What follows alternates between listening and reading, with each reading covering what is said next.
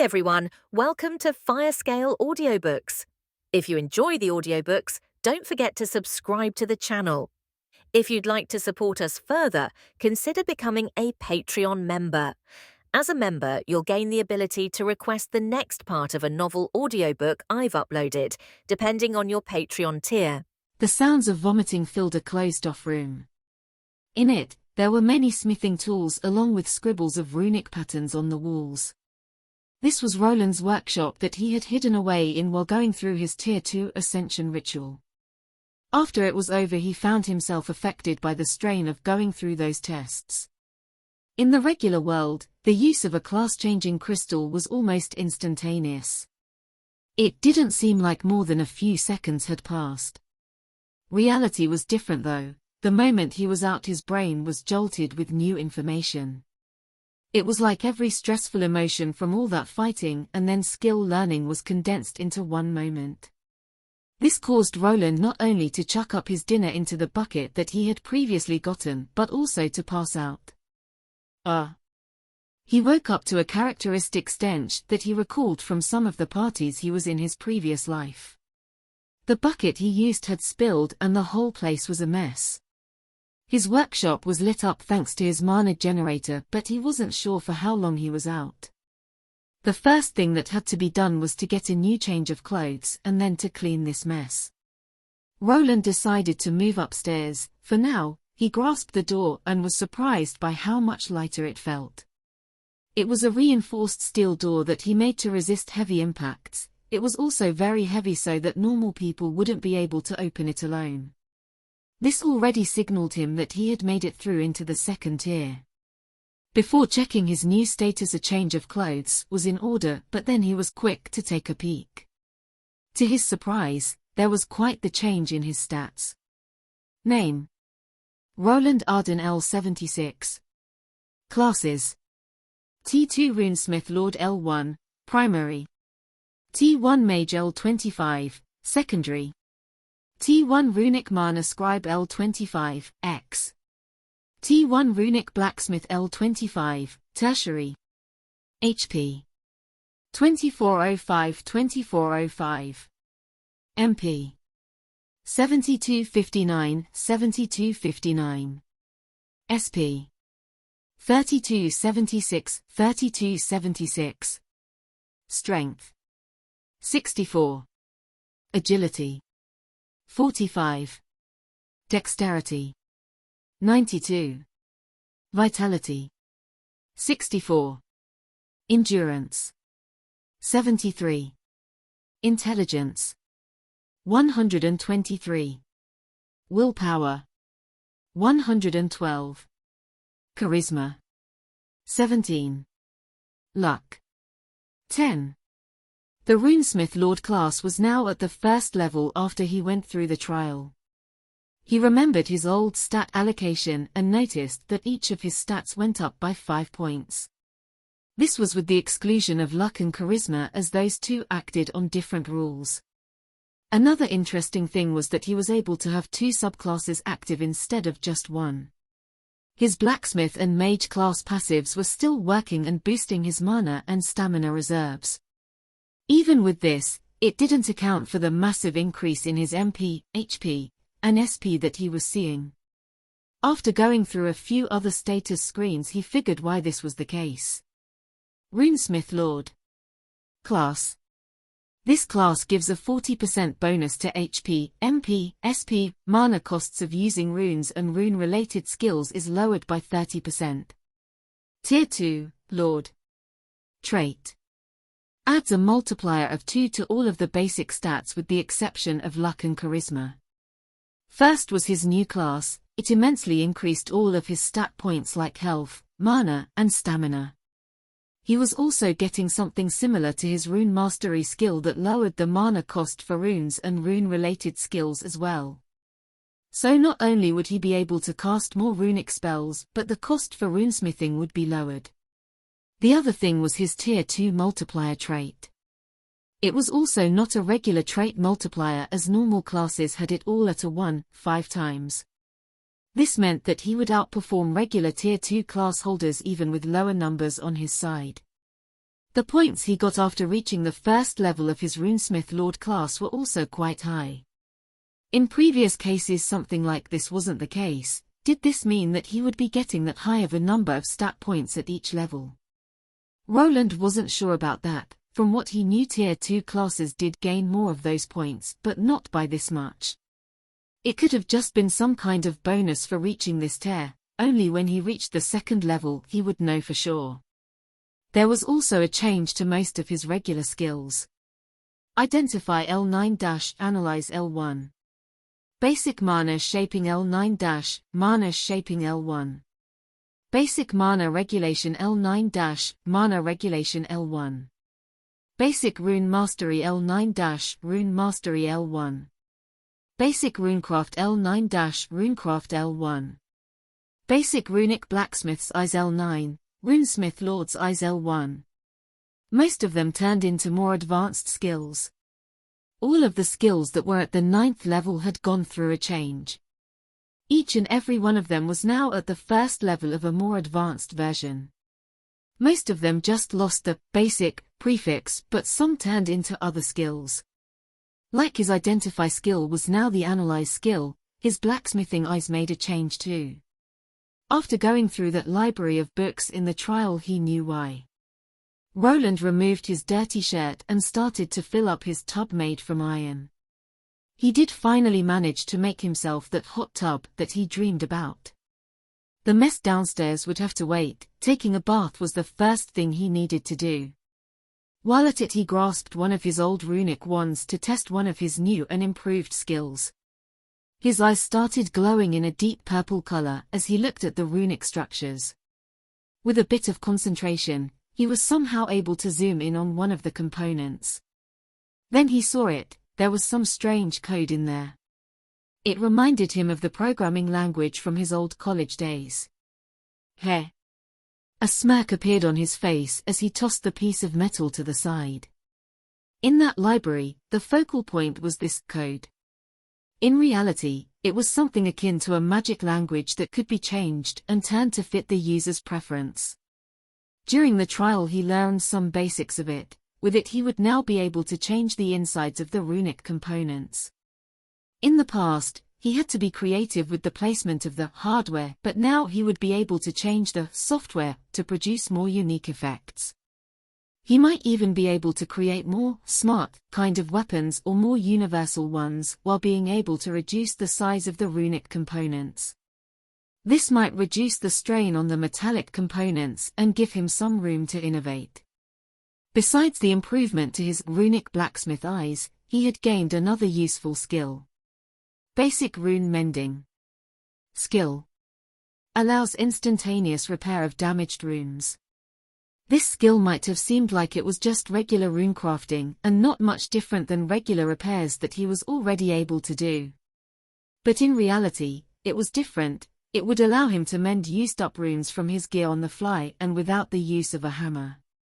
The mana usage was quite high, but with all his passives lowering it and his own large mana pool it would be quite handy. If any of his weapons ran out of runic charges he would be able to repair them in an instant. Thus one of his biggest weak points of running out of charges would be fixed with this one skill. There was also another skill that he received which was heat resistance. This was a lesser form of the fire resistance skill and allowed him to somewhat cope with high temperatures. From what he knew, it would level up the longer he stayed in areas with high temperature and this skill could transform to the proper fire resistance later on. This would come in handy for the dungeon that was heating up at the lower levels. It was time to not look at the system screens. He found himself dozing off in the hot tub that was heated by his runic generator. Now with his new skills and increased knowledge, he would have to go over the whole thing again. This was a challenge for another day as he found himself falling asleep in the tub and waking up a few hours later while almost drowning. After a cleaning drive and sleeping, he was good to go. With this, he was now a proper member of society. In this world, before you reached the second tier you weren't considered a respected adult. He would also be able to get a silver adventurer grade now, of course after passing a little test and paying a small fee. The guild was laxer on the bronze and steel adventurers, but from silver, they got involved more. This was the first larger bump in the road of an adventurer. When he advanced to steel grade, he didn't really need to do much. It went up just by him continuing to kill monsters and doing missions. With the advancement to silver grade, the guild would now get involved. Wonder what kind of mission they will give me. Roland was now down in his workshop. He was still getting used to his increased strength and agility. His stats didn't look like they went up by much, but with the 2-time multiplier, he was twice as strong and fast.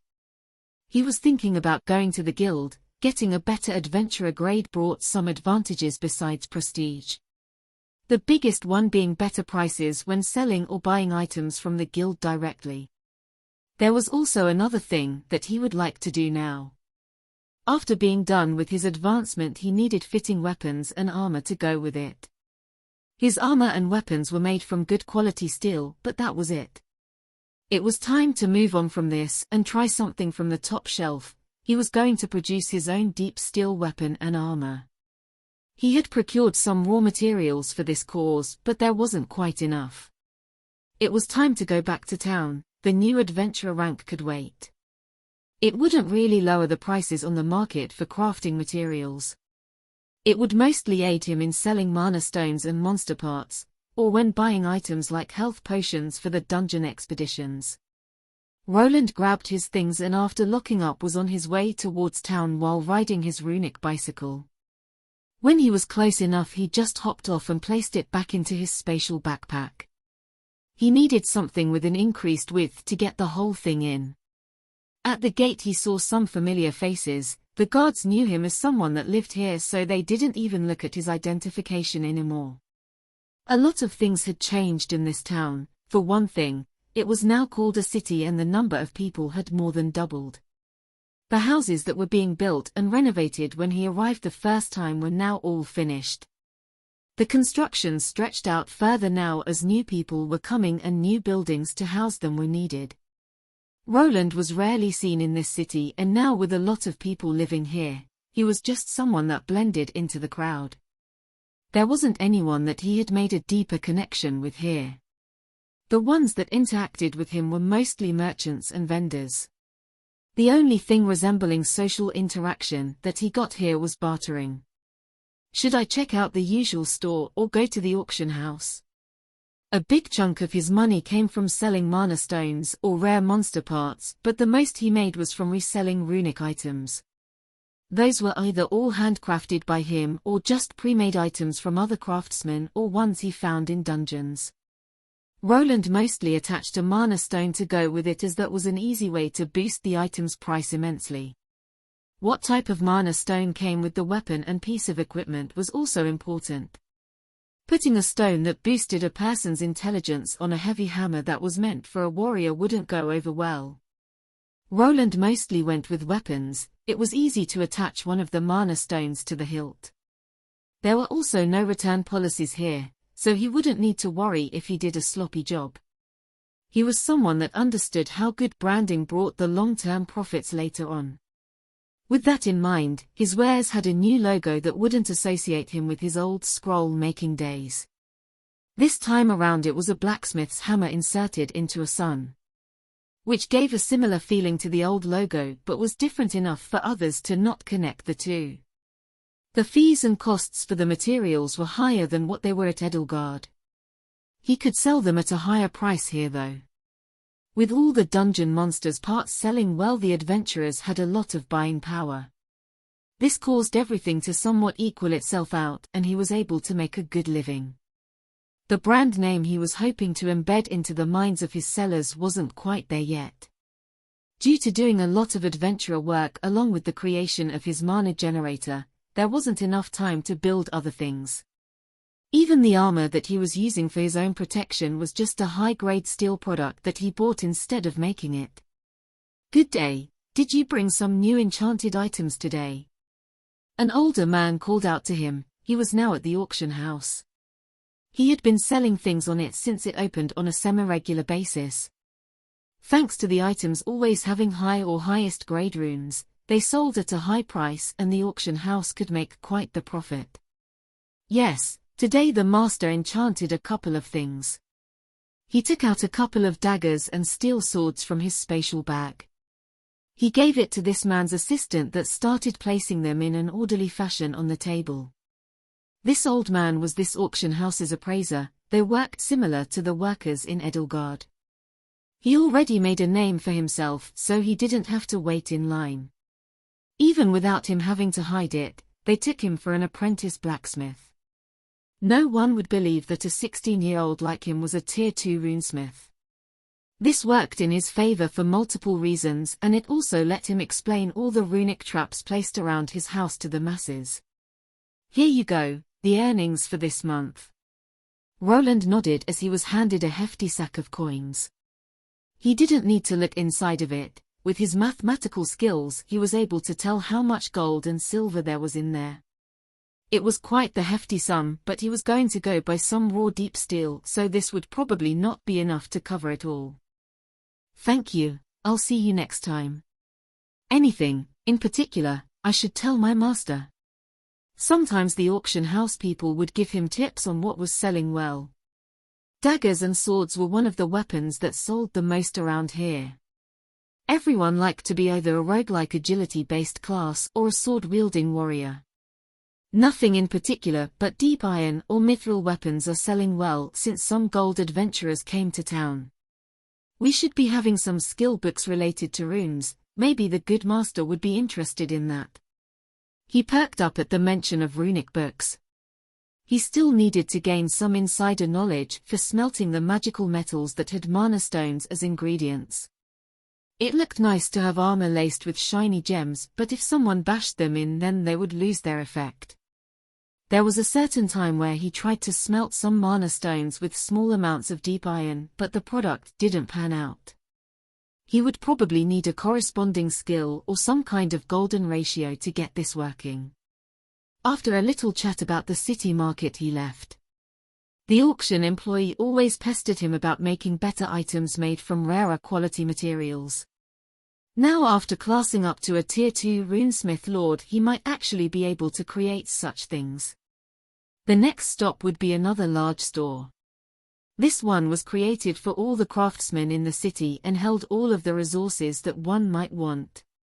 There were even shipments of mithril that could be gotten at a really high price that was still a bit above his pay grade. Roland was now standing outside this building. In his head he was doing some math. He needed to consider how much money it would be necessary to spend. Even if he went over his budget a bit, he could probably salvage the excess material in one way or another. While walking past the door, he found himself not paying attention. Due to this, he didn't notice a person walking out. The two bumped into each other. With these increased stats, he didn't feel much of an impact, but that wasn't the case for the person he walked into as he tumbled backward after giving out a rather silly yelp. "Oh, sorry about that." He snapped out of it and looked down. He saw a youth that was about his age, maybe slightly older, but it was hard to tell due to his unique facial features. From the first look, the young man looked to be similar to a dwarf, but after looking at his body you'd think otherwise. He was obviously larger and also slimmer than a dwarf, which made him look like a mix between two races. The other characteristic thing that he noticed was the comedically large backpack that he was wearing. It looked to be one of those enchanted ones where you could fit in many items in, but there were even some tools hanging out from the many side pockets to boot. "I'm sorry." The young man started apologizing while squirming on the ground. It looked like he had trouble standing up due to the weight of the backpack. Roland stood there without doing much for a moment before leaning down and grasping the young man by the shoulders and lifting him up. With his now increased strength, this was quite easy. It felt like he was lifting up a child, even though his target was close to 170 centimeters of height. After more apologizing, he was gone and out of the store. Roland just scratched his head and moved inside. It was time to spend quite a big sum of money on his new gear. A certain runic craftsman was speeding back home with a large backpack strapped to his back. He was sitting on his runic bicycle, to which people that were going back from the dungeon farming still weren't used to. He had just gone through some of his savings to buy up crafting resources, most of them being from the top shelf and meant for people at the Tier 2 classes. It wasn't that easy to procure everything he wanted in just one day. After going back and forth several times and waiting a few days, he was finally ready to give his new crafting skills a try. Roland didn't just sit on his hands through this time. While everything was being sorted out at the stores, he was busy with his research. There was his new mending skill. He had tested its applications in combat. It sounded really good at first. Being able to repair runes on the fly was probably everyone's wet dream that owned a limited-use runic weapon. There was one big drawback: it just used up a massive amount of mana. Even with all the skills that allowed him to lower the requirements for any runic skills, it took out quite a chunk. It would certainly not be possible to just continually use this skill. There was also another problem: the runic structure degraded with each time it was mended. Roland attributed this to the skill's low level. He gave it a test, and after 2 uses a rune that was rated at highest degraded to high. There were some drawbacks, but it would extend the uses of these runes during prolonged combat. While being a somewhat hybrid class like this, Roland also intended to purchase any mana-related skills that would boost his regeneration even further. The constant headaches he got when his mana ran low was something that he didn't want to have to put up with anymore. Then there was the upgraded version of his runic blacksmith's eyes that was the Runesmith Lord's Eyes. The previous version only let him see some imperfections during crafting, thus allowing him to be able to avoid or fix them during the crafting process. Now, on the other hand, this skill had more features while also retaining all of the previous benefits. The most interesting characteristic of this skill was allowing him to peek at the inside workings of the runes. To someone new, it would look like some chicken scratch of strange symbols and numbers, but he could tell that it was very similar to a programming language. Previously, he was only able to work on the hardware. Now, on the other hand, he was able to fiddle around with the software. The strange symbols with time started making sense as they looked similar to computer code. With this skill active, his runecrafting also evolved as he was able to alter this language. The biggest problem now was figuring out more of the commands that he would be able to use. His class change gave him some basics, but most of it still remained to be checked. For now, he was able to segregate this code into 2 sections. One was different and quite familiar to him, as it was just magical language that a regular mana scribe would use for making magic scrolls. It looked like the runes also used this universal magic language in their structures, but it was buried deep inside their software. These spell structures were just regular basic spells. It wasn't hard to figure out which parts he could copy and paste to get an effect. For instance, he was able to replace a spell structure that was for an easy light spell with one with a different color. The rest of the runic components were the same, so it activated without a problem. Previously, he would need to find a corresponding rune and exchange the whole large component. Now, on the other hand, he would be able to fiddle around with the code and alter it. This was possible on an already created magical item. He had a good idea how to use such a thing in combat. If he placed a flame sword rune on his sword, he might be able to change its elemental characteristic to something else. Through some changes in the coded spell, a flame sword could change into an ice sword. This would help him out tremendously against enemies with specific weaknesses. If he ran into a monster that was resistant to fire, he could just switch it to something else. It also didn't require that much hammering and mana force to change the code, which made this plausible yet not that probable. There were certain aspects during combat that would make concentrating on changing runes quite hard. Exchanging runic code could potentially ruin the whole item if it was done in an unfocused state. There was an option to get around that though. This would be by including more code in the rune from the start. He would need to just give a jolt into the runic system of which code he wanted to use. It would be similar to old programs from his world with pre-programmed commands. If he learned the ins and outs of this magical programming language, he might even be able to make a multi-spell structure. Maybe he could switch between a massive array of spells while not having to cover his crafted items with so many runes. While Roland's head was filled with future research and innovations, he finally arrived at his house.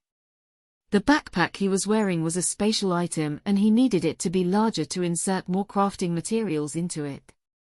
After getting inside, he placed his bike into his shed that he then closed up. While being here himself, he wasn't that worried if someone would try breaking in and stealing his stuff. Even less now after he crossed the Tier 2 threshold. With the Tier 2 boost that was above regular classes, he was already stronger than most adults in this world. He made his way down into his workshop and started unpacking. Today he would be making a specific part of his armor, mainly the gauntlets. They would be made from a special monster leather glove that he would cover in deep steel. It wouldn't quite reach up to his elbow as the part that covered the arms was separate. Roland considered just purchasing a set of completed deep steel armor, but the costs were quite high. This material was mostly sold with completed generic enchantments or runic ones that increased the price even more. He tried asking around, but all the smithies were busy with their own work. He would need to wait months, even up to half a year, to get a fresh suit of armor with no enchantments on it. Then also contend with erasing all the old enchantments, which would cause loss of materials. By making his own stuff, he would also increase the levels of his skills. It was also good to train skills. With them maxed out, there was a possibility for other class options being unlocked to him. Sometimes even some hidden skills required a certain skill to be at a given level before it became available. This was also what he would be doing for a week or two. A person without any smithing skills would need a lot longer, but with skills and eyes that told him where to strike, it would be much easier.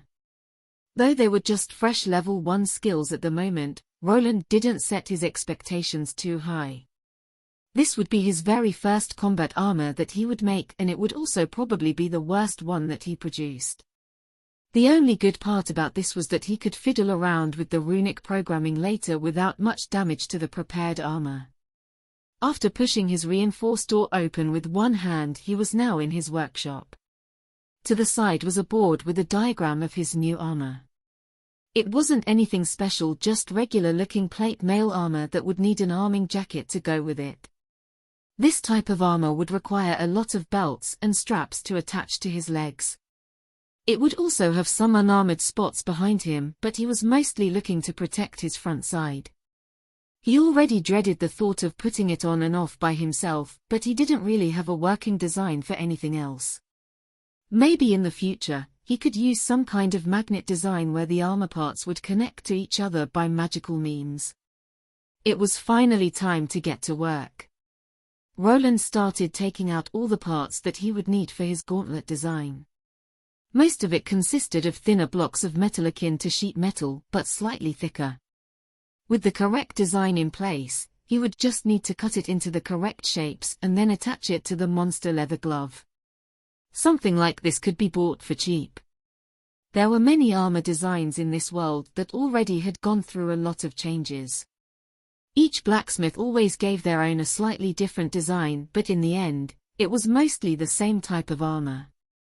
Roland was planning to go with a flame design for his. It would go well with the crimson color that he liked to use.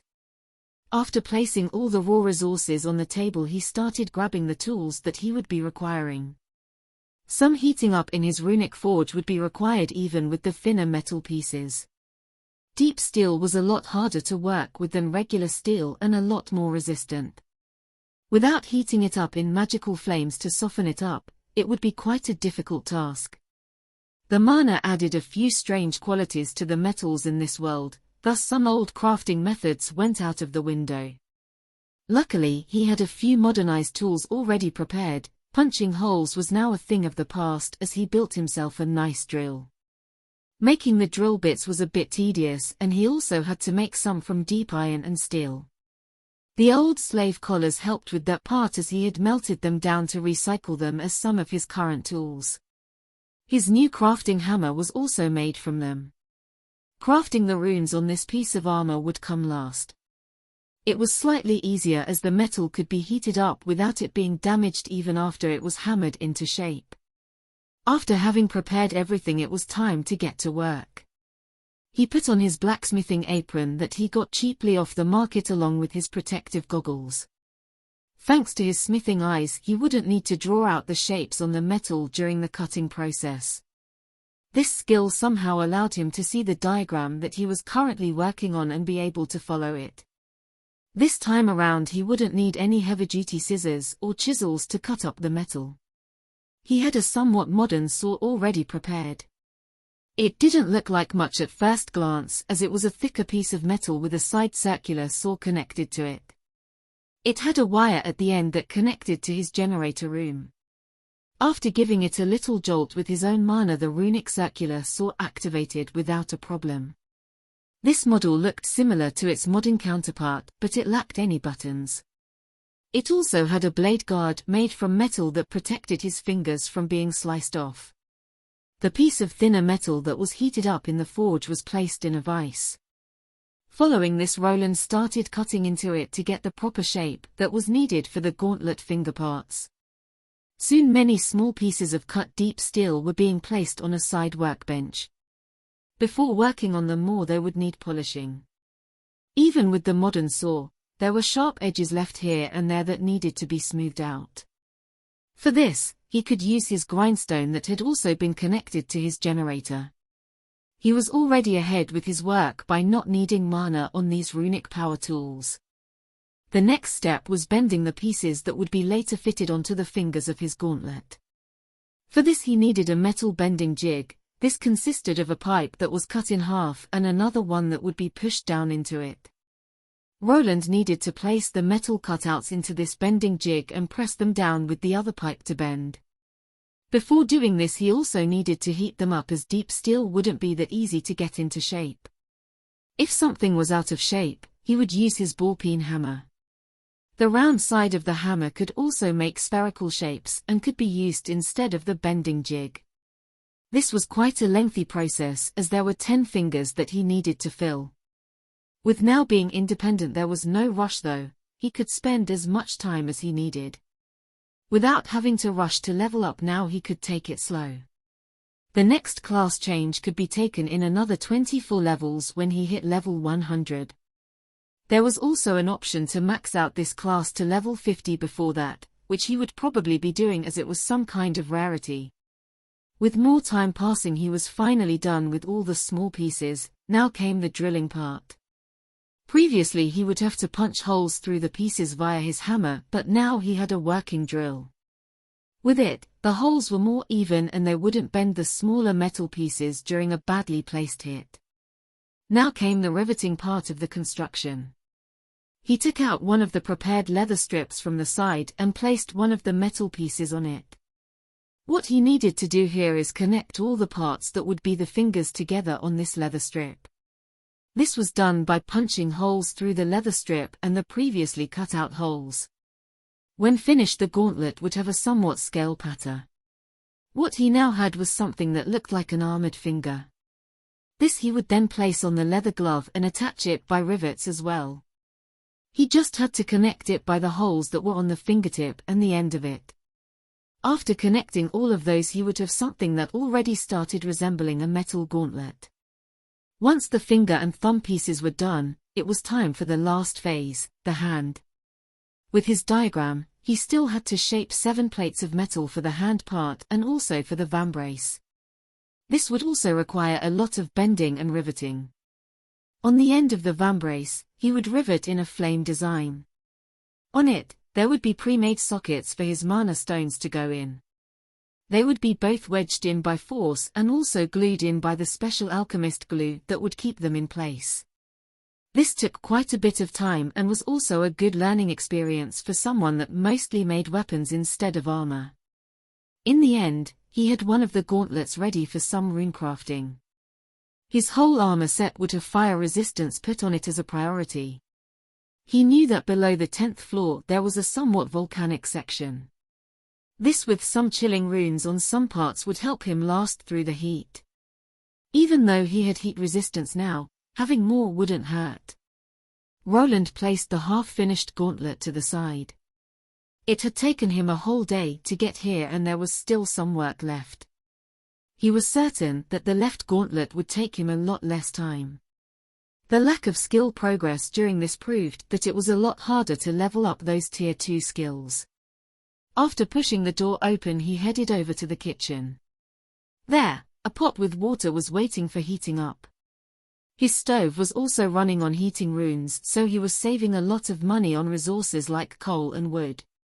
While resting, he looked outside his window. The moons were already up in the sky.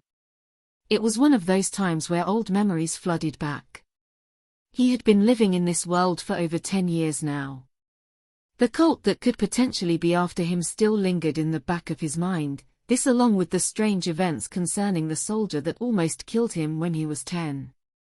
I wonder what those three are doing. He thought back to his first adventurer party that were the first people that were actually nice to him. About 5 years had passed since then.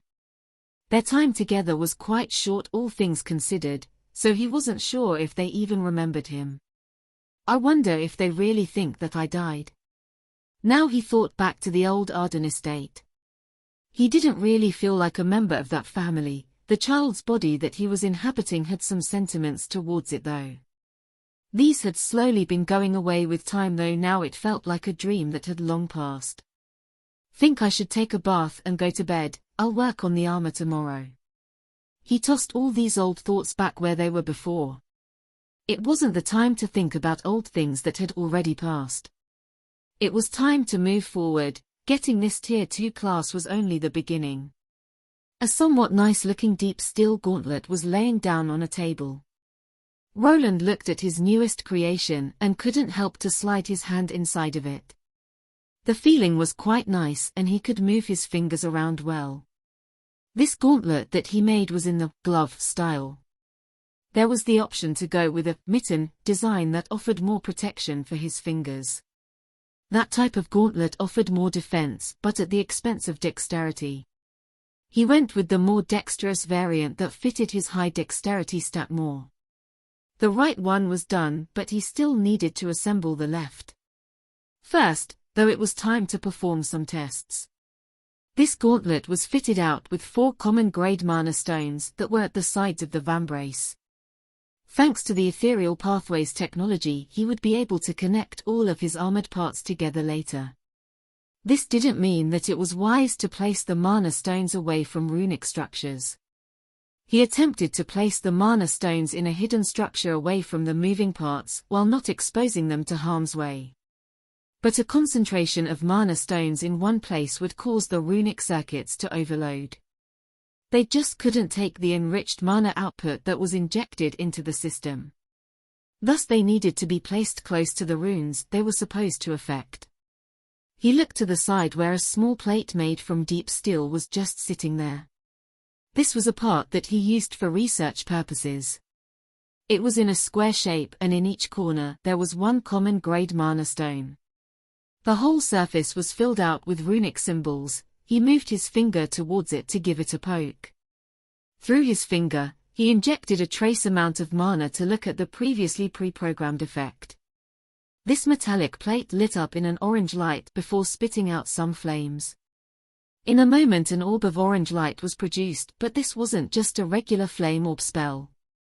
The blob of light started to change shape and soon words started appearing.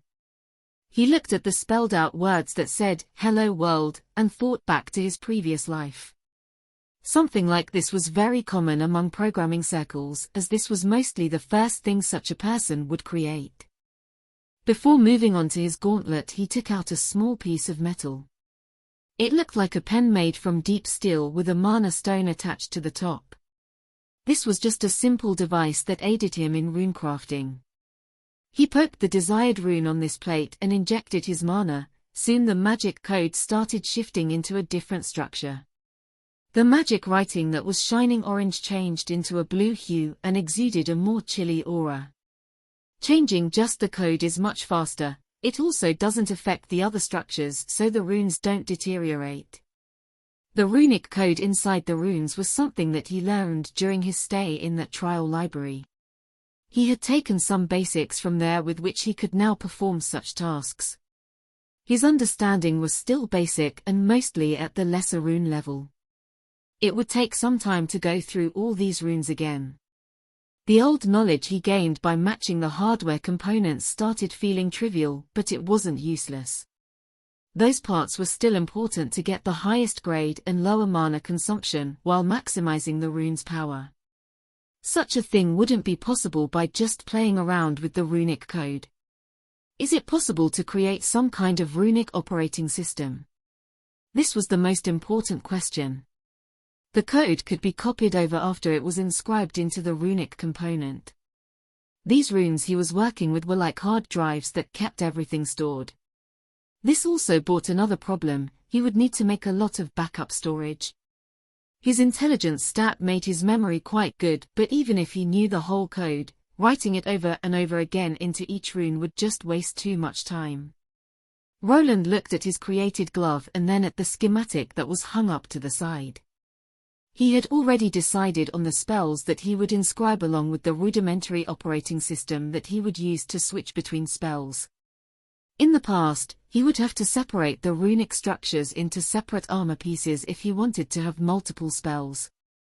That or fit more separate structures on one piece of equipment and then inject his mana manually into the one that he wanted to use. Now on the other hand, he could connect everything into one big grand runic circuit. He would store the pre-programmed spells in strategic locations. If he wanted to activate an ice spell through his gauntlet, he would just jolt the corresponding runic program. The icearrow.exe would then activate and shoot out the spell it was assigned to. At this point in time, this was the most he could do. This wasn't quite that proficient, as with more of those executables the tougher it would be to activate them. It was like opening up a folder and having to manually click on each executable. He would have to do it each time to produce what he wanted, then if something was wrong with the code, the whole thing could explode in his face. There was also one other big weakness of such a system. It would only require his enemy to sever one of the runic traces that went towards his glove. If it was broken, the signal from the program would not be able to go through to execute the spell. The only way for him to then cast this spell would be to use his mending skill to fix the structure or repair it with runecrafting. In the middle of battle, this would be quite a tough thing to do, which would force him not to take many hits. Luckily, deep steel is quite resistant. The runic pathways shouldn't just break that easily, could also attach some auxiliary runes on the inside of the armor. He rubbed his chin while contemplating his design again. He really didn't want to do this again, but he didn't feel like he was quite experienced enough to account for everything in advance. This is going to take a while. He grasped his hammer from the side and resumed his work. Time flew by, and in about a month his creation was ready. Now for the finishing touches. A full set of deep steel armor was placed on his workbench. It was fitted out with runes and the shiny mana stones were sticking out from a few places. It was nice and shiny as he had polished it to perfection before finishing up. This was also the problem: it was a bit too metallic and out there, but he had just the thing for this occasion. Roland took out a small bottle of red liquid and slowly brought it over to the breastplate and placard. He was sure to let a drop of this strange red liquid drop on the breastplate. The moment it collided with the metal, he could see a change. The whole metallic plate started changing color. From the spot the drop fell, it began to turn into a crimson color. Alchemists sure make some handy stuff. This was an alchemist concoction that was used to color metallic parts. It wasn't paint, it somehow changed the color of the metal it touched. This saved a lot of time as he never had to give it a paint job. His new creation was ready to be worn and tested. He had made it specifically for the silver grade adventurer test that he would be taking soon. There was no way of knowing what they would ask of him, but it would either be a quest down in the dungeon or a one-on-one battle with another tier 2 adventurer. If it was up to him, he would rather go with the dungeon run, as he didn't really want to interact with others or show his hand yet. After the paint job was done, another annoying task was before him. Now I have to get this thing on. He had already worn heavy armor before, but it was still annoying. There were many straps and procedures he needed to follow to get armor like this on. Normally knights that used armor like this would have squires to help them get dressed, but he had only himself. While grumbling, he began putting the whole thing on. He also used some pre-bought chain mail to cover some exposed parts. In time he was ready. Deep steel was slightly heavier than regular steel. Even with this, he didn't feel very restricted by the weight. His stats were already quite superhuman, so walking around in heavy armor wasn't much of a problem. His choice of weapon was an arming sword like before, along with a kite shield. The sword looked like his old sword, but it was made from deep steel. With everything accounted for, he left towards the city, shield on his back and the sword to his side. This time he would just go on foot to see how comfortable this thing was during prolonged walking. He had tested the runic spells before coloring already, so this was the only stress test remaining. The guards at the gate didn't react to him anymore. He was one of the only people wearing crimson heavy armor wandering through the streets. This world had far more peculiar things than men in edgy armor, so no one really thought it was that strange. Even if he changed his helmet to one that looked like a skull, they wouldn't even bat an eye. While passing through the gate, he noticed a party of adventurers walking out. They looked like they were battle-ready, and they had more members than a regular party had. From a quick glance with his improved analyzing skill, he could see their levels. All of them were close to level 50, but none of them was quite there. Probably soon they would be able to reach Tier 2 status and, just like him, take the advancement test to a silver rank adventurer. While passing, he also noticed someone with a large backpack trailing behind this six-man party. But being a bit preoccupied with his own things, he didn't really care.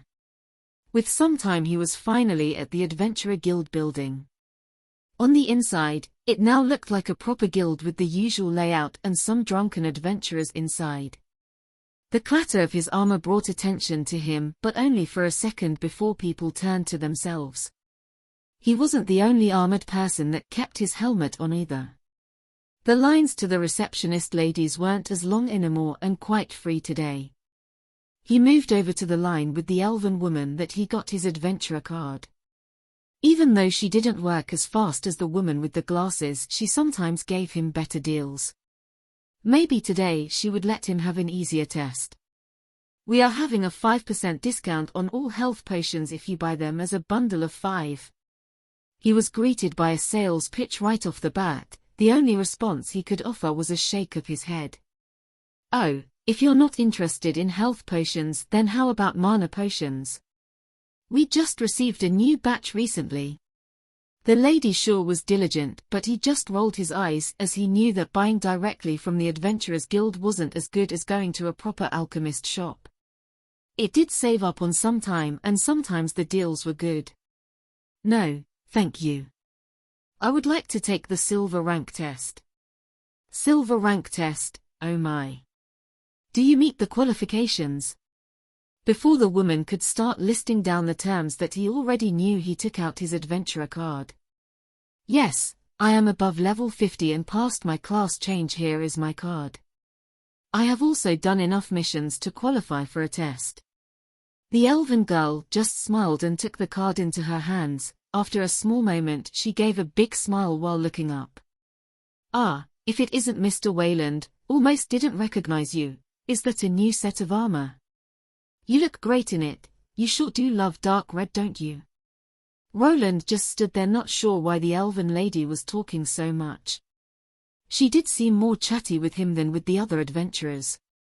He wasn't sure why was she interested in him in some way.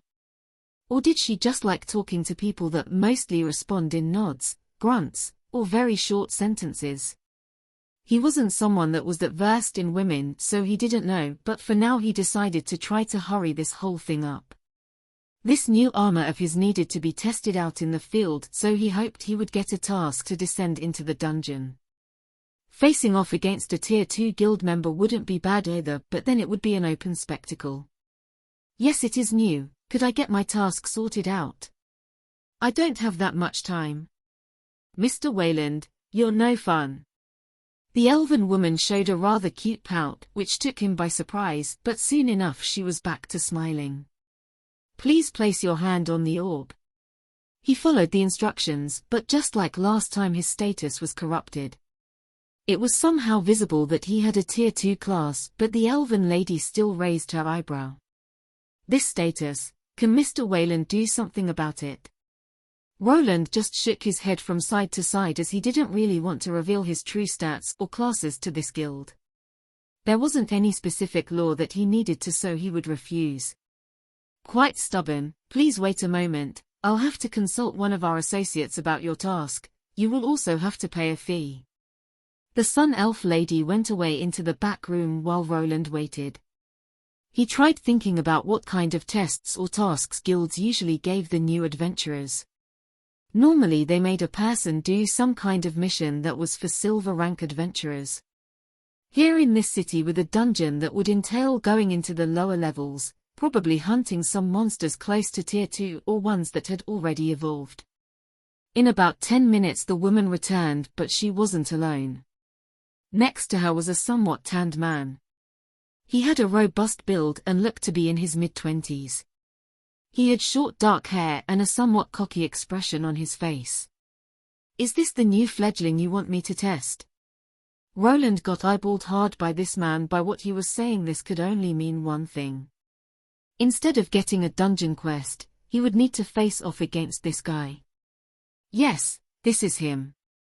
Mr. Wayland, let me introduce you to Armand. He will be your sparring partner for your guild advancement test. This man was about the same height as Roland, which was close to 190 centimeters. His frame was slightly larger, and it was obvious that he was some kind of warrior.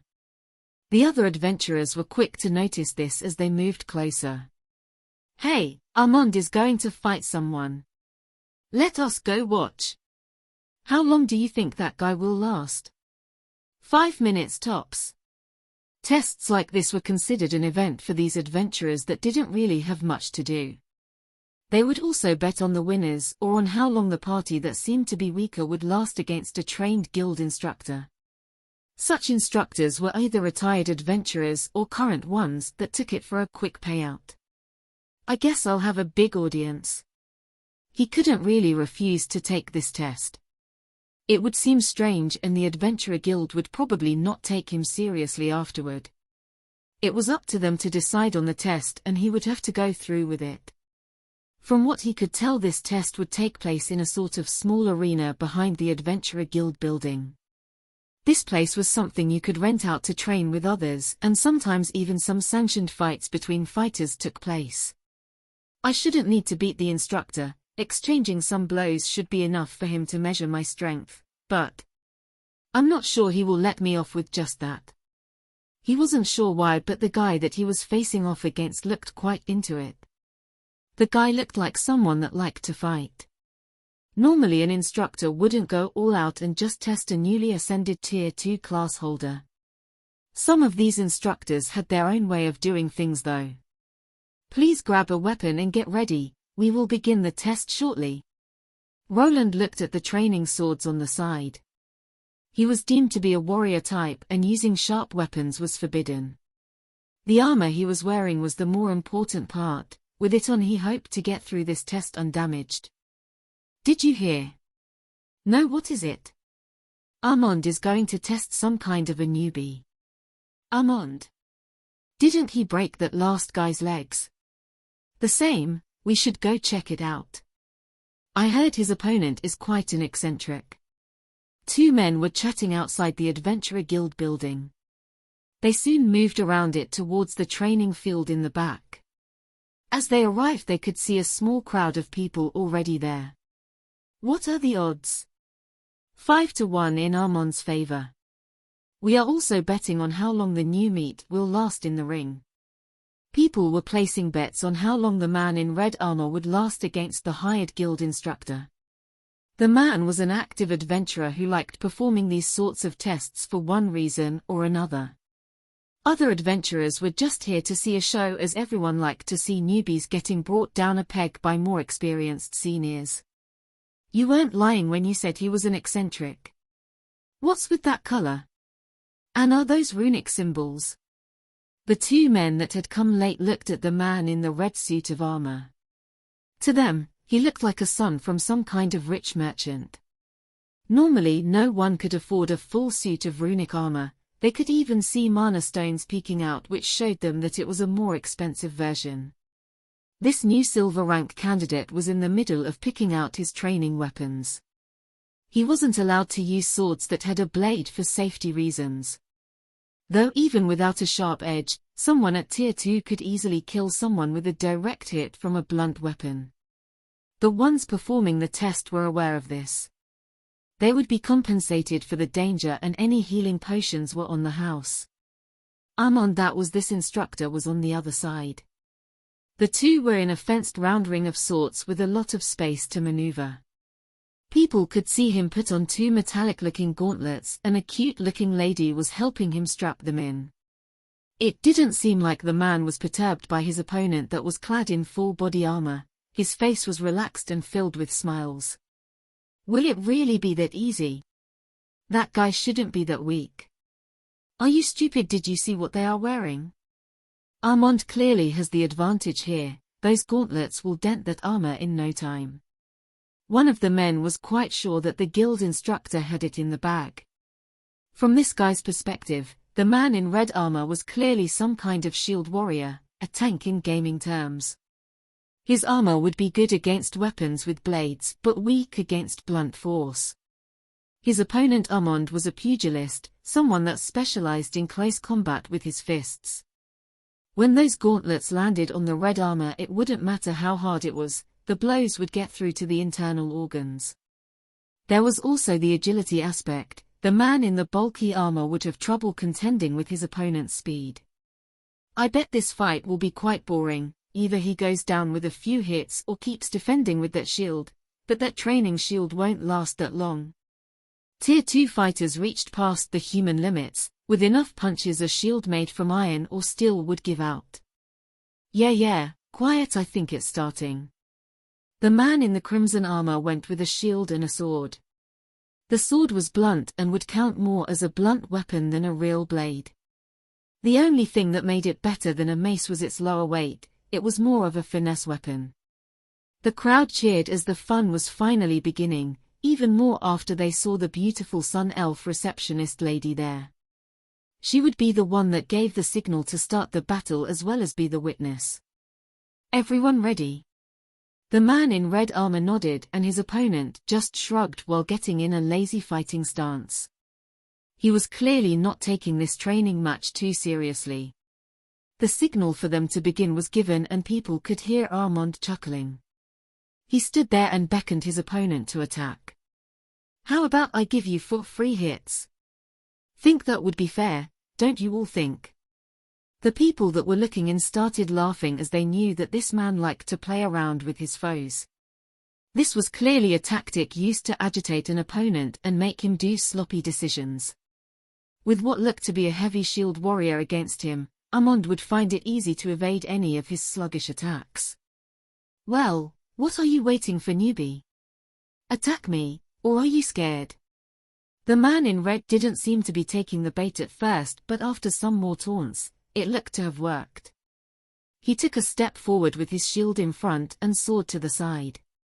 The people around expected some kind of blind rage-filled charge, and they got something similar. That crimson armor started glowing in green color. This glow was mostly coming from the embedded green mana stones. Anyone that was able to sense mana opened up their eyes wide at this phenomenon. This was just the beginning, as their curious faces quickly turned to ones of bewilderment. The man took off in a sprint, but in reality, it looked more like he was flying forward. The speed at which he was going was not something a Tier 2 beginner should be able to produce. Armand barely reacted by dodging to the side. His expression was similar to everyone else here as he felt something graze his cheek. A long streak in the ground was formed as the man in the armor zoomed by. It looked as if this person had trouble containing his own speed. The greenish glow that the red armor produced faded away, and the silver rank candidate turned to Armand that rubbed his cheek. Even from here, everyone could see that he was bleeding. They weren't sure how, but it didn't look like this would be such an easy fight for this instructor. People started moving closer as now everyone was interested in what this person had to offer. Was it some kind of special class or was this armor responsible for this sudden speed boost? Only time would tell. Soon the bout resumed as the armored man glowed green again and charged forward. This time around he was even faster. Armand was unable to keep his word and defended himself against the practice blade with his metal gauntlets. A quick exchange of sword against fists took place. Sparks started flying, but it didn't seem like anyone was giving an inch. The clash ended after the pugilist landed a hard hit on the armored man's shield. The impact caused him to slide back and a small dent appeared on the slab of metal that the armored warrior was holding. This trade-off was followed by a pause. It seemed like the two fighters were about equal, but the man in the red armor didn't take any hits. He managed to slip in a couple of sword strikes here and there while also skillfully defending himself with his shield. The crowd that was looking at this was quite astonished. What was supposed to be a quick little training exercise that should have already ended in Armand's favor was still in full swing. It even looked like the fresh Tier 2 adventurer was winning as his agility was above this trained pugilist. Did he lie about his level or something? Are we getting scammed? The people that bet against the warrior in red were now worried. This could have been some scam that pitted someone that was above Armand in levels and in experience. That red guy's movements did seem a bit sluggish in the beginning. Was he playing it off? Some of the adventurers noticed that the armored man had started off slow. He even fumbled around a couple of times. Now on the other hand it looked like he was slowly gaining the upper hand. It was as if he was someone that was just learning to use a new weapon and only now was he getting the hang of it. Armand doesn't seem to be in on it at least. One of the adventurers pointed at the tanned man that took on a different fighting position. His darkish skin started changing color into a more reddish tint. This color shift was accompanied by bulging of muscles. While the adventurer was already muscular before this, now he just looked like an overpumped bodybuilder. All kinds of veins could be seen coming off those rippling muscles. It was clear that he activated some kind of pugilist skill. The effect showed as his speed and strength were at a different level than before. A punch connected with the borrowed shield that almost instantly collapsed onto itself. The man in red armor had to abandon it while jumping back. He did it by throwing it at his opponent. The pugilist just smacked it to the side, but it looked like it was just a feint from the armored man's side. His armor changed its hue to green again as he tried to deliver a sword strike to his opponent's back. The hit went through, but the result that he was probably hoping for wasn't there. The flimsy steel sword bent backward after it connected with that muscular body. The adventurers that bet against the man in crimson cheered. It looked like it would be over soon. There was no way for a knight type to win against a martial artist type in hand-to-hand combat. It's over, fresh meat. Armand had already forgotten that this was just a test of strength for a new silver rank adventurer candidate. The elven lady started even shouting out to stop the fight, but the man wouldn't listen. He was already charging forward with his fist aiming for his opponent's head. The armored man responded not but evading but by blocking with a cross-arm block. Everyone expected the man to just be sent flying with a broken forearm, but this wouldn't be happening. The armor glowed in a blue hue right before the fist connected with the block. He slid back slightly but he stood his ground. Armand had overswung a bit so he was left open for a counterblow. The armor glowed in a red hue now before the punch collided with those rippling side muscles. The crowd shouted out as they saw the hit connect with Armand's liver. It was clear that this hit hurt. Armand was clearly in pain as he stumbled backward. He had some air knocked out of him for sure and his opponent wouldn't let him regain his footing that easily. For the people here it was strange to see a slugfest between a martial artist and a man dressed in full body armor. It didn't look like he was even that good at it, but whenever Armand tried to retaliate, the kicks and punches that he threw and that connected didn't seem to be that effective. Each time a flash of blue would cover that armor and somehow cause those huge fists to not be as effective. Just by attrition, it looked like the newbie was winning.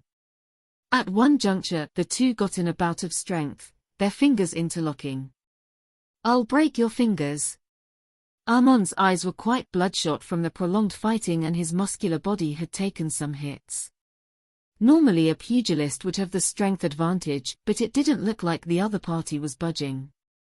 The armor turned red again and the adventurers could hear a crunching sound. This appeared to be poor Armand's fingers that were getting pushed in by his opponent. The man gritted his teeth and was quick to deliver a headbutt to the armored man. Both of them jumped back while glaring at each other. Before the fight could continue further, a womanly voice called out from the side. "That's enough, stop." The elven receptionist woman jumped into the ring to stop the test. The crowd that was on the sides out started shouting and booing as the victor was not decided. "Why are you interfering? This isn't over." Armand called out while trying not to flinch. His hands didn't look too good after some of the fingers were broken. He was quick to set them in place though. It didn't look like this was his first rodeo. "Mr. Armand, please calm down. This was only meant to be a test." "You too, Mr. Wayland, please stop." Roland gave out a sigh of relief after the elven lady jumped in to stop the fight. He wasn't sure how long he would be able to keep this up. The man he was facing was well over his level and had higher physical stats to boot. It was all thanks to his armor that he was able to survive this long. He didn't want to stand out too much, so he decided not to use obvious mage spells during this whole bout. Testing out his new gear in the field also caused him to go with another approach. The constant color shifting was an indication of his switching to certain preset programs. This was an idea he came up with after remembering an old game he used to play. The green color would cause a massive boost to agility, the blue color would be the defensive mode and red would increase his strength. By switching between these modes on the fly he was able to somewhat overpower this higher level opponent. This was just a runic program that switched between buffing spells and the corresponding mana stones that increased certain stats. Thanks to this he could either switch between specialized boosts in one stats or spread it out evenly. It took him some time to get used to the agility boost the most, but luckily his opponent wasn't taking him that seriously. This allowed him to field test this armor of his, which he thought was a big success. There was some lag between switching the various modes and he accumulated some damage as well. This was something that he expected and now he just needed to work out some kinks. "No, I won't accept this." It wasn't his own strength, it was all that armor. You saw it. Roland wanted to go ask if with this he would get his silver rank, but it seemed that his instructor wasn't seeing it his way. It was clear that the man didn't take the draw well. Roland knew that if he started to use some of those common grade attacking spells he had, that his opponent would have probably been down for the count a lot sooner though. He also wasn't able to use his own shield and sword. Those two wouldn't have been trashed that easily. Would you tell that to a monster that used an enchanted sword? What? After getting closer to the elven receptionist and the man that was his instructor he had to chime in. From Roland's perspective, this armor was a part of his strength, it was something he made and there was no shame in using it. The man was clearly acting immaturely, trying to shift the blame on the use of magical gear. "You know what I mean, do you want me to take you on with my bare fists?" Roland's point was easy, each class had its strong and weak points. Him using magical gear was clearly acceptable. Though it didn't seem that other people saw it his way, probably because no one knew that he made this armor himself. In their eyes, he looked to be some spoiled rich kid that was using magic equipment to come out on top. He could clearly see some disdained faces from the side, but after his show of might, not many people would speak their mind in front of him. Before another fight could break out, the elven lady was quick to pull Armand away. Roland on the other hand was told to wait in the guild building. Back there he could see the gazes of the other adventurers, this was something that he had hoped to avoid. The only good thing that came out of this was that he was able to test his new armor. In about 15 minutes the elven lady was back out again. He was even handed a healing potion on the house. What she told him afterward only cemented in his mind that people here looked down on individuals that used runic equipment. Due to the test being inconclusive, you will be given a secondary mission. For a moment he wanted to go find Armand and shove an ice arrow up his behind. Luckily the request was something that aligned with his own plans. It was to go to the dungeon and get some Tier 2 monster materials. With this in mind, he left the Adventurer Guild. His armor didn't suffer that much damage, so he could finish this up in one day. Haha, did a group of mole rats have their way with you? Screw off. A large burly man with no hair was laughing at Armand, the instructor that just faced off against Roland. The pugilist was in a sorry state. He was holding his hands that were slowly healing after some of his fingers were broken. This wasn't the actual cause of him looking pale though. The skill that he activated took quite a bit out of him. It wasn't something that could be used for a prolonged amount of time. It was mostly there for a short burst of power to finish off an enemy. He didn't win. It was all because of that armor. If he didn't have it on, I'd crush him with one hit. The older man walked over closer. He was really tall, not something that a human could achieve. There was a total lack of hair on his head and his body looked like it was carved out from stone. This man was clearly from the Goliath race, which was quite the rarity in this warm climate. This race of smaller giants preferred mountain regions and more secluded areas. Is that so? I wouldn't be so sure about that. It felt like he was holding something back. What? Armand looked quite pissed. His fingers were still numb and the potion would need some time to heal his bones. Things like cuts could be mended faster, but when getting down to the bone, the quality of the potion had to increase for it to work faster. Why are you even here? Don't you have a guild to run or something? Can't a kind old man check up on one of his best prospects? One that lost so beautiful. Wait till the others hear about it at the pub. Maybe now you can start taking things more seriously. A wooden chair flew towards the large old man. It connected with the wall next to him, which caused him to laugh more before walking out of the room. You shouldn't tease him so much, Guild Master. He'll be fine. He needs to be taken down a peg. Good that we have some promising young warriors coming in. What do you think? You watched the entire fight, right, Salona? The man that was called the Guild Master asked the elven receptionist that was responsible for Roland's test. Both of them walked through one of the guild's corridors after Armand had to be brought in for some healing. That youth, how should I put it, normally someone of his level shouldn't be able to use runic armor like that. You noticed it too? Yes, sir. The mana that the armor was emitting was staggering. I'm not sure how he did it, but even a high-level Tier 2 mage would have problems using that many runes and mana stones at once. The old man rubbed his chin that was covered by a short beard. Must be some special class. Those weren't the movements of a scrawny mage. Well, keep an eye on him and report anything unusual. Should I update his card or? The old man turned to the smaller elf and shook his head. No, have him get us some monsters that live below the 10th level. Otherwise, he might also grow a big head like our little Armand. Let's see how he handles unjust setbacks. The elven lady nodded while the two parted ways. The man that was the guild master had quite the grin on his face as he left. She returned to inform Roland of the second mission that he needed to fulfill. Salona couldn't see how well he took that decision, but she could have sworn that she heard a grunt behind that visor. The moment the armored man left, the guild went abuzz. The people that bet on a tie were laughing out crazily as they made quite the coin. Most of them were cursing though, as not many believed that Armand could lose in any way or that this fight would take this long to finish. Through this, Roland had made some hidden enemies along with increasing his fame. Didn't the receptionist call that person Wayland? Do we have someone like that living in the city? Some people that were interested in the Crimson Armored Man's identity were quick to gather information.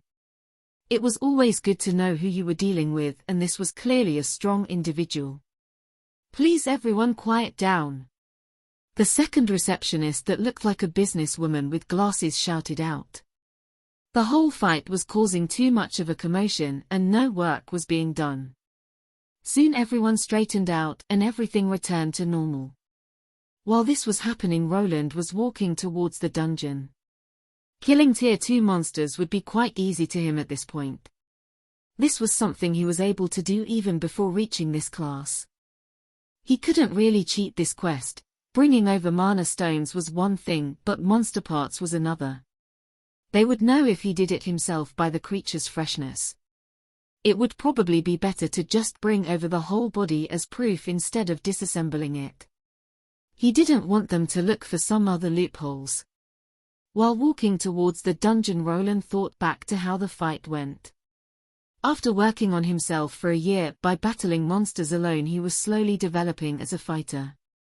With the help of his gear, he was now somewhat able to contend with higher-tier opponents. Though, if that guy took me seriously from the start, he would have probably won. He wasn't foolish enough to believe that he would have come out on top in a proper fight. Even though he didn't have his shield or sword, the other guy was the same.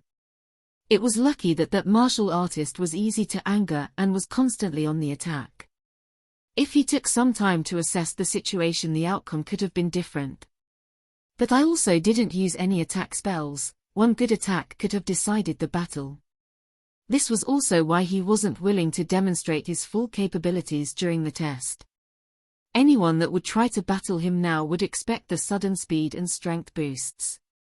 They wouldn't expect a flamethrower coming from his hand though. He had managed to squeeze in a few attacking spells here and there, but also onto his shield or sword to not strain his armor too much. I should probably increase my pace. He looked at the road ahead. There weren't many people around, as most of the adventurers would be already at the dungeon. There wasn't a set time for people to be there, but most went there in the morning and came back before sundown. It was similar to a full-time job, but you had the flexibility of taking a break whenever you pleased. Roland left his larger spatial bag that could actually hold his bike in it back at home. Though he would probably look strange riding it around with his armor on, so it was fine to just walk there this time around. With a small jolt of his energy, the crimson armor's runes started flashing in green. His agility stat was boosted instantly and he felt light on his feet. So he ran. His speed was higher than a pro sprinter from his old world would be capable of, and this was only a steady jog towards his destination. It was a strange sight to see a man at about 190 centimeters of height in a full set of armor just running. His strides were large and it looked like instead of sprinting he was jumping small distances forward. This was the type of enchantment that lowered the user's mana by a set number without burning through it. Thanks to this, he would only need to keep watch over his stamina. The way he constructed this armor allowed him to switch between these buffing spells. Thanks to this, his mana wouldn't go below a certain point. These buffing spells only activated the corresponding mana stones that increased his stats while taking a small number of magic points to activate. Most of the time he had it running where all the stats were equally distributed, with an emphasis on physical stats as his willpower and intelligence were already high enough. He put on the brakes before arriving at the usual dungeon entrance. People gave him some glances here and there due to the new armor. There was some danger in wearing such costly-looking gear, mostly from the thief guild types. This establishment was slowly creeping into this new city along with others as it expanded. He wasn't hit hard yet, only some small-time burglary attempts by lower-level thieves. It was unknown to him if they would ever try to rob him blind. There was that one time in Edelgard, so he was prepared. He didn't feel like he would lose to normal thieves now, even without traps. While on the inside he pulled out his shield and sword. The enchantment was switched to a more all-around stat boost. After spending close to a month playing around in this forge and procuring new materials, he felt like going wild. His first opponent was a little flaming skeleton that went down with one quick slice of the sword. There wasn't really anything left for him to do on these upper levels. Nothing up here could survive even one slice from his sword. Roland even decided to check out his favorite grinding spot with the troglodytes. He wouldn't be tossing any magical grenades or wide-area spells into their tiny room. Instead, he used the old-fashioned way by walking into the large wide-open room where they would descend. This time around there were no other adventurers here, so he had free rein. The passages slammed shut and the ugly lizard monsters started crawling out. This reminded him about the trial area where the monsters came at him in the arena. These lizard-men-looking monsters were a lot weaker at most at the levels of the imps that he faced during his class change. They charged at him with their claws and teeth but found themselves unable to hit their target. Each time a clawed hand descended to slice him apart, he stepped out of the way. What followed after was a quick slice through the neck which decapitated the creature in one quick move. His sword was also made from deep steel and shining in a blue light. The sword that he used also had some advanced runes on it. The default was the strengthening rune along with the sharpness rune. One would help him cleave through his enemies while the other would allow a minimum amount of damage to occur. From what he could tell, the strengthening rune worked in increasing the blade's density and structural integrity while the spell was activated. Roland went with this as he didn't think that an elemental spell of any kind would be that worthwhile. Even if these creatures were mostly fire-based, it didn't mean that they wouldn't be also resistant to other magical elements. Putting a non-elemental enchantment on it was more than enough. He ran out of materials for now, but he was also planning to create a multifunctional spell staff later on. In the future, he might put everything into his armor, but external casting weapons still had their uses. They also would lower the deterioration factor of his armor if he saved up the charges for tougher enemies. Was that the last one? After looking around, he could only see dead lizards without heads. It took him almost no time to take care of them even in an open field battle. He was clearly far stronger than he was before, but it would be unwise of him if this fact made him arrogant. It was a common thing amongst adventurers and people in this world. The boost from a Tier 1 to Tier 2 class was quite large. Some people allowed something like this to cloud their judgment, thinking that they could take on monsters far stronger than they were actually capable of. This was also why Roland was slowly measuring his strength against enemies that he previously faced off. Should I try fighting the boss alone? While going through the monster's remains and removing their mana stones, he started thinking. On the 10th level, there was the chamber with the boss inside. The monster would respawn after getting killed after 2 days. After being defeated, anyone could venture through the room it was in and go into the next dungeon area. The monster that appeared was also random. Most of the time it was a Tier 2 evolved form of one of the many monsters that could be found in the upper levels. Sometimes it would be some kind of rare variant that could prove deadly for anyone that wasn't prepared. Due to this, it was always risky to venture in alone. The door would close behind anyone venturing inside. The only way out would be to defeat the monster inside. Running away was not an option. Though there was no way out, it didn't mean that it was a hard foe to battle. Everyone already knew what to expect inside, so it was rare for any casualties to occur. Though there was always a risk of a rare variant appearing. Some monsters were harder to kill than others while still being at the same level. His target wasn't really the boss monster this time around, as he needed to get to the area below the 10th level. The boss of that level was also considered stronger than a regular Tier 2 monster, so it would be better to just evade it for now. He descended further below from the 7th level. The monster bodies without the mana stones were left alone as he continued. Enemies that were further down didn't pose a threat to him at this point. Before ranking up to his new class, he had already ventured all the way to the boss chambers, so he knew the way. The boss room is around the corner. Someone should have cleared it out by now.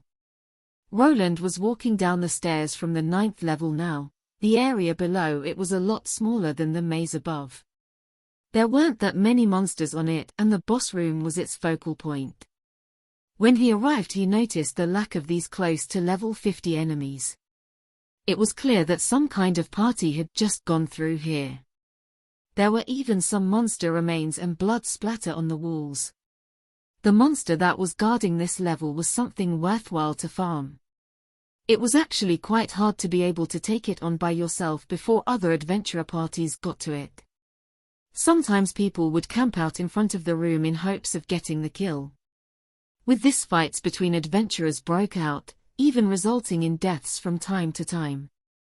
This was the reality of this work. It was a rat race for resources. The boss monster would drop a better mana stone than a regular tier 2 beast. There would also be a small treasure chest with free items that appeared as a bonus. This was what people were mostly aiming for, as sometimes deep steel or deep iron weapons with enchantments appeared. Closed her. He arrived at the large gate that was the entrance to the boss chambers. This brought a bit of a smile to Roland's face, as for some reason every big monster was apparently locked away behind some kind of large gate. Must have gone in recently. The monster remains here are still fresh. There were a few large monster bodies cut up in the corner. There was a set of monsters that always guarded this room even when the boss didn't respawn yet. Without having anything to do, he decided to sit down on a nearby rock. He needed to wait till the people inside were done with their run, only then would he be free to venture past this chamber. So he waited, but something was off. 10 minutes passed, then another 10. This wasn't an amount of time that would be required to clear out that room. What is taking them so long? Was it really some kind of rare variant? He moved closer to the closed gate and tried to listen in, but there was no sound coming through. When he tried to pull on the large chain that was attached to the gate, it didn't budge even with his increased strength. If it's taking them this long, they might die. This wasn't normal. A battle with a monster in there shouldn't take more than 10 to 20 minutes. The chamber wasn't that large and there wasn't really any place to run away, so there was something off about this. While thinking, he activated his improved sight along with his debugging skill. While going around the side, he noticed something. There was some kind of enchantment on the side. Could be a way inside, a trap, or a shortcut to the levels below. He didn't consider himself much of a hero, but he wouldn't just let people die in front of him if he could do something about it. Though he also needed to consider his safety first, it might have not been that wise to go inside. After a moment of contemplation, he remembered the time where his old party members saved him from certain doom. If it weren't for them risking their lives, he would probably not be there. I think I watched too many superhero movies. There might be something good inside though. Roland gave out a sigh before going over the runic component on the wall. With some time he got through it and a small human-sized opening appeared. There was a narrow tunnel leading inside and it looked like it was going towards the boss chamber. He placed his kite shield in front of his body and moved forward into the unknown. This wasn't the first secret room that he ventured into, so this wasn't his first rodeo. Roland looked back to the door that shut behind him. His eyes glowed in a purple light as he scanned the surroundings. There didn't seem to be any runes on this side of the passage. It looked like there was no way of going back. He grimaced under his helmet before turning around and moving forward. The shield that Roland made had a boss in the center that was protruding slightly. A boss or a umbo was a round, convex or conical piece of material at the center of a shield. This shield had all of the mana stones on the inside as to not let them be crushed during combat. The shield was held out toward the empty corridor while he looked around. Thanks to his skills he was able to detect magical traps, but that didn't help against the normal ones. Roland moved forward slowly. He had no idea of knowing if he would even come out in the boss's chamber or if it was the way to an entirely new location. It could be a hidden treasure trove or another secret passage to a lower or an upper level. There was also the possibility of this passageway being swarmed with monsters. He was slightly regretting his decision, but there was also the adventurer part in him that told him to move forward. This was a new part of him that had been slowly awakening through the constant monster battles. Now he was even starting to enjoy this adrenaline rush. This wasn't the first time that he ventured into a secret chamber either, so this wasn't all that new. Most of the time there wasn't really anything dangerous in these rooms. The most important point was to go in slowly and assess the situation with a clear mind. After treading forward some more, he came up to a wall. This one was also locked behind a runic lock. At first, he was surprised that other adventurers weren't able to discover these hidden chambers. But the only reason he was able to do this is due to his debugging skill and rune affinity. A regular mage wouldn't be able to do anything, and other runesmiths didn't really venture down into dungeons. That should do it. With some fiddling, the passage was opened and the wall started to shift. A big slab of rock started sliding up to reveal some light. When he looked inside, he discovered a larger chamber. The first thing that he could feel was the increase in temperature. The boss chamber was surrounded by lava from all sides. This was something that he already knew, as he had brought up all the information from the guild that he could. When someone entered this room, they would be greeted by a narrow bridge going toward a large platform in the middle. The adventurers needed to move to this platform, and then the bridge behind them would shift back into the lava. Only then would the boss of this place appear. After the monster was dead, another bridge going forward would show itself. The path to go back would also open up, and now other people could travel through this room. Where Roland came out, he found himself above this chamber. He was walking forward, but with the lack of light, it was a bit confusing. He didn't notice that he was going upwards slightly, and now the boss room was almost right below him. Damn, are they all dead? He could see some dead bodies, crushed into paste, and some caved-in heads. There was quite the large monster moving slowly in the middle of it. He recognized the type that it was instantly, and this would be quite the troublesome foe. After glancing at it with his analyze skill, he had some more information. Ruby Golem, L69. It was a rare variant of a golem that appeared in the lower levels. Normally it would be a golem made from stone and magma called the volcanic golem. That one was already hard to kill due to being made from molten rock.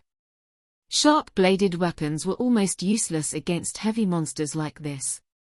A massive amount of strength and energy would be required from a person to slice through something like this with a blade. The easier tactic would be to apply heavy hammers or maces to crack the rock bit by bit. Fuck, Roland said while looking at his brand new deep steel sword. Even though it had some protective enchantments, it didn't really possess the weight to do much damage to this thing. This ruby golem wasn't fully made from rubies, it was similar to a volcanic golem that was made from hard volcanic rock. There was even fire and magma coming out from some cracks in that rocky hide along from its small head that was similar to a human skull. Besides that, there were rubies plastered all over its body. These rubies formed spikes. Those spikes were on its tree trunk-sized arms and legs. They were used to puncture through its opponents in various ways. Before moving forward, Roland decided to abandon his blade. What he would use for now was his old mace that went through some reforging. It wasn't really on the level of his blade, but it would have to do for now. The rune that increased its weight during a fight was something that he needed for this bout. He could see that not everyone was dead yet.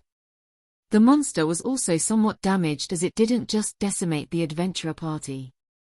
What the monster was moving towards was a person that was wearing a large backpack.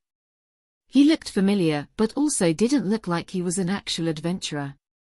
It was probably someone hired to carry the monster remains and distribute healing potions during the battles. No good, he is going to die. The ruby golem was in the middle of rising up one of its giant arms. Where the hand was supposed to be was a spike made from ruby crystals. It was clearly winding up to deliver a killing blow against its defenseless enemy. If he didn't act, the person down there would surely be dead. To save up on some runic charges, he went towards one of his backup items.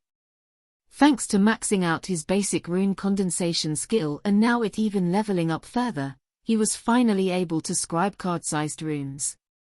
Roland had some side pouches strapped to his belt for that reason. After pulling out one, he held it between his thumb and index finger. The card-sized scroll glowed in blue light before changing colors to brown. An arrow made of densely packed rock shot out almost instantly. It whizzed through the air and collided with that raised ruby hand. The collision caused a small explosion to occur while also causing some of the rubies to shatter. This was enough for the monster to turn its hulking body around. At this moment Roland was still standing above the boss stage. He wouldn't just give away his high ground advantage. There were multiple attack scrolls that he possessed, so he decided to use this safe spot to pelt the ruby golem with his spells.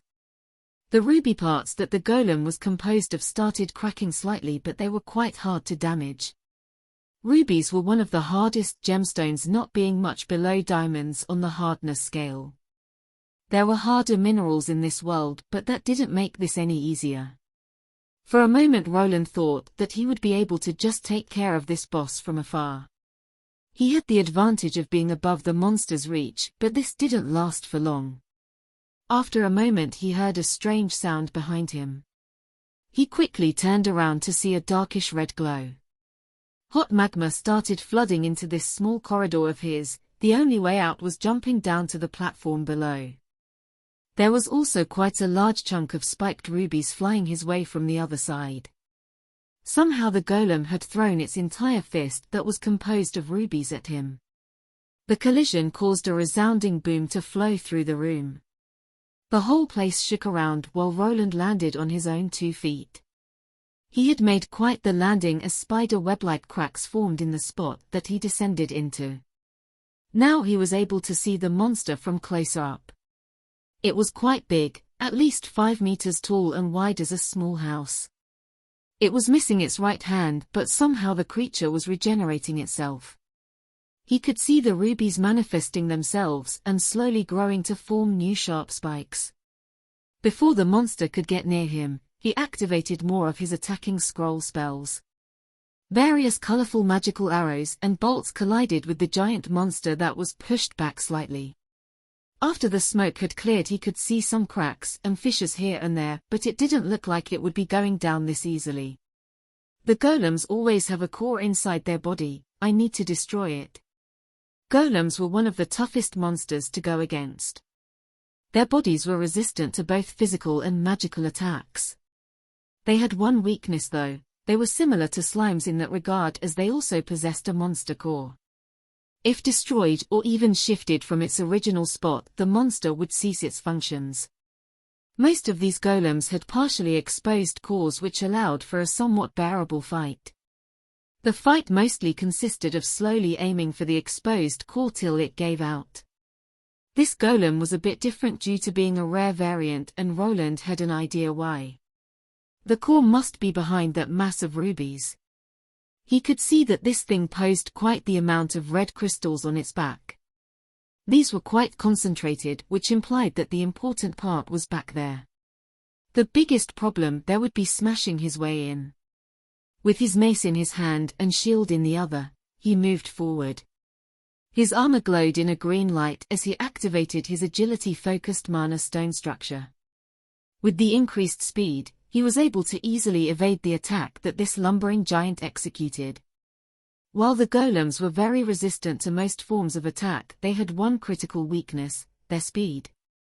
They were like slow tanks that could barely react to their enemies.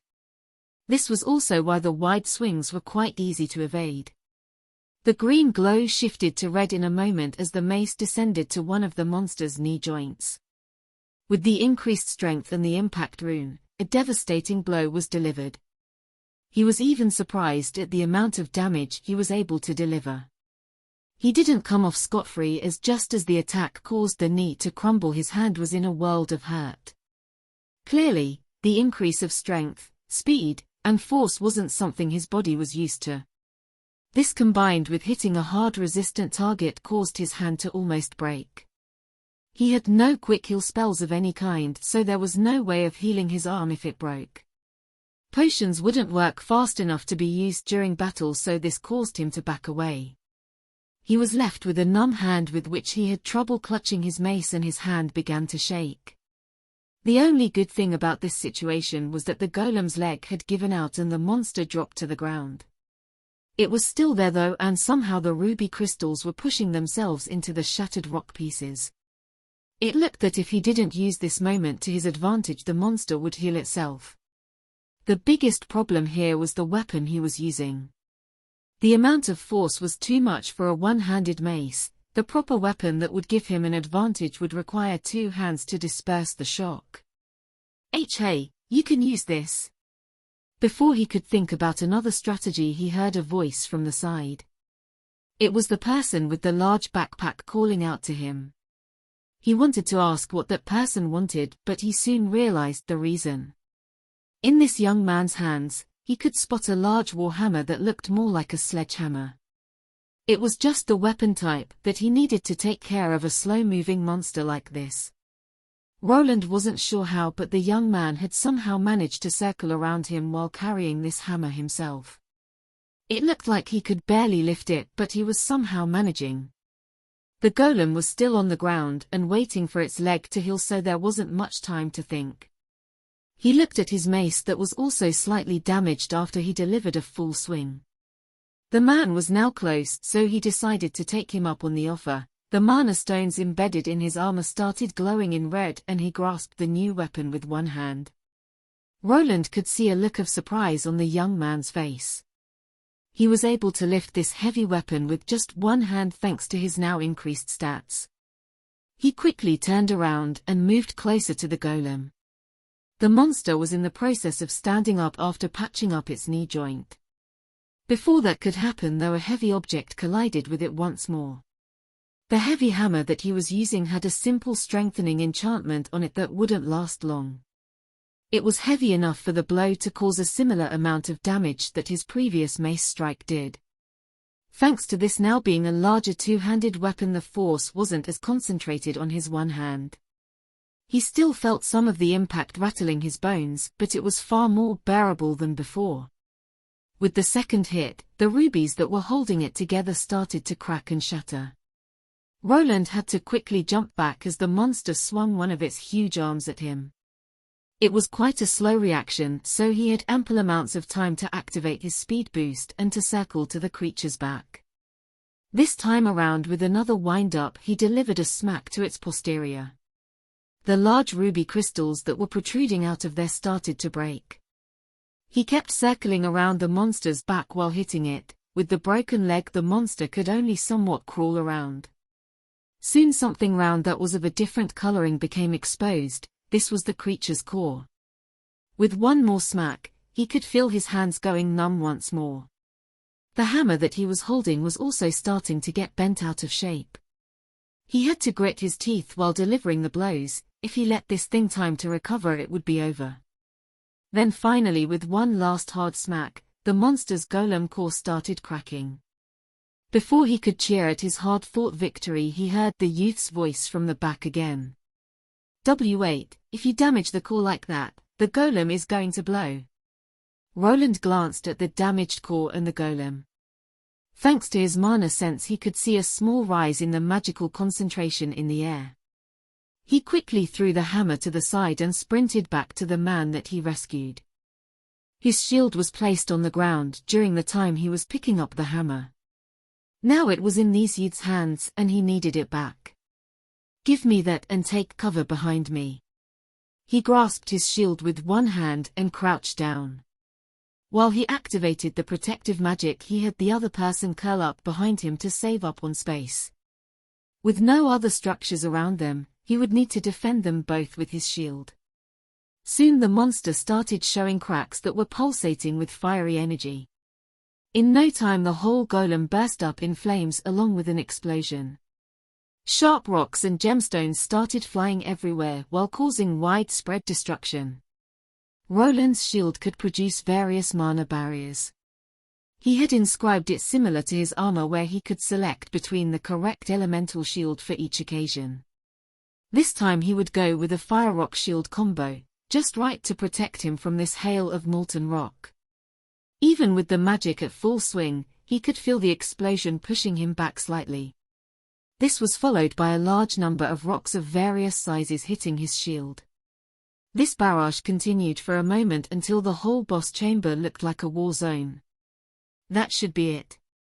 The light from the runes on his shield started to dim as he stood up. What was left from the monster was a large pile of rocks. Most of its remains had exploded and flew into the river of magma below. This meant that there wouldn't be many rubies that he would be able to salvage from this.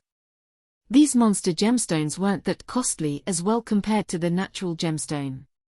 The battle was over and he was victorious. The party of adventurers that had arrived here in hopes of riches was now no more.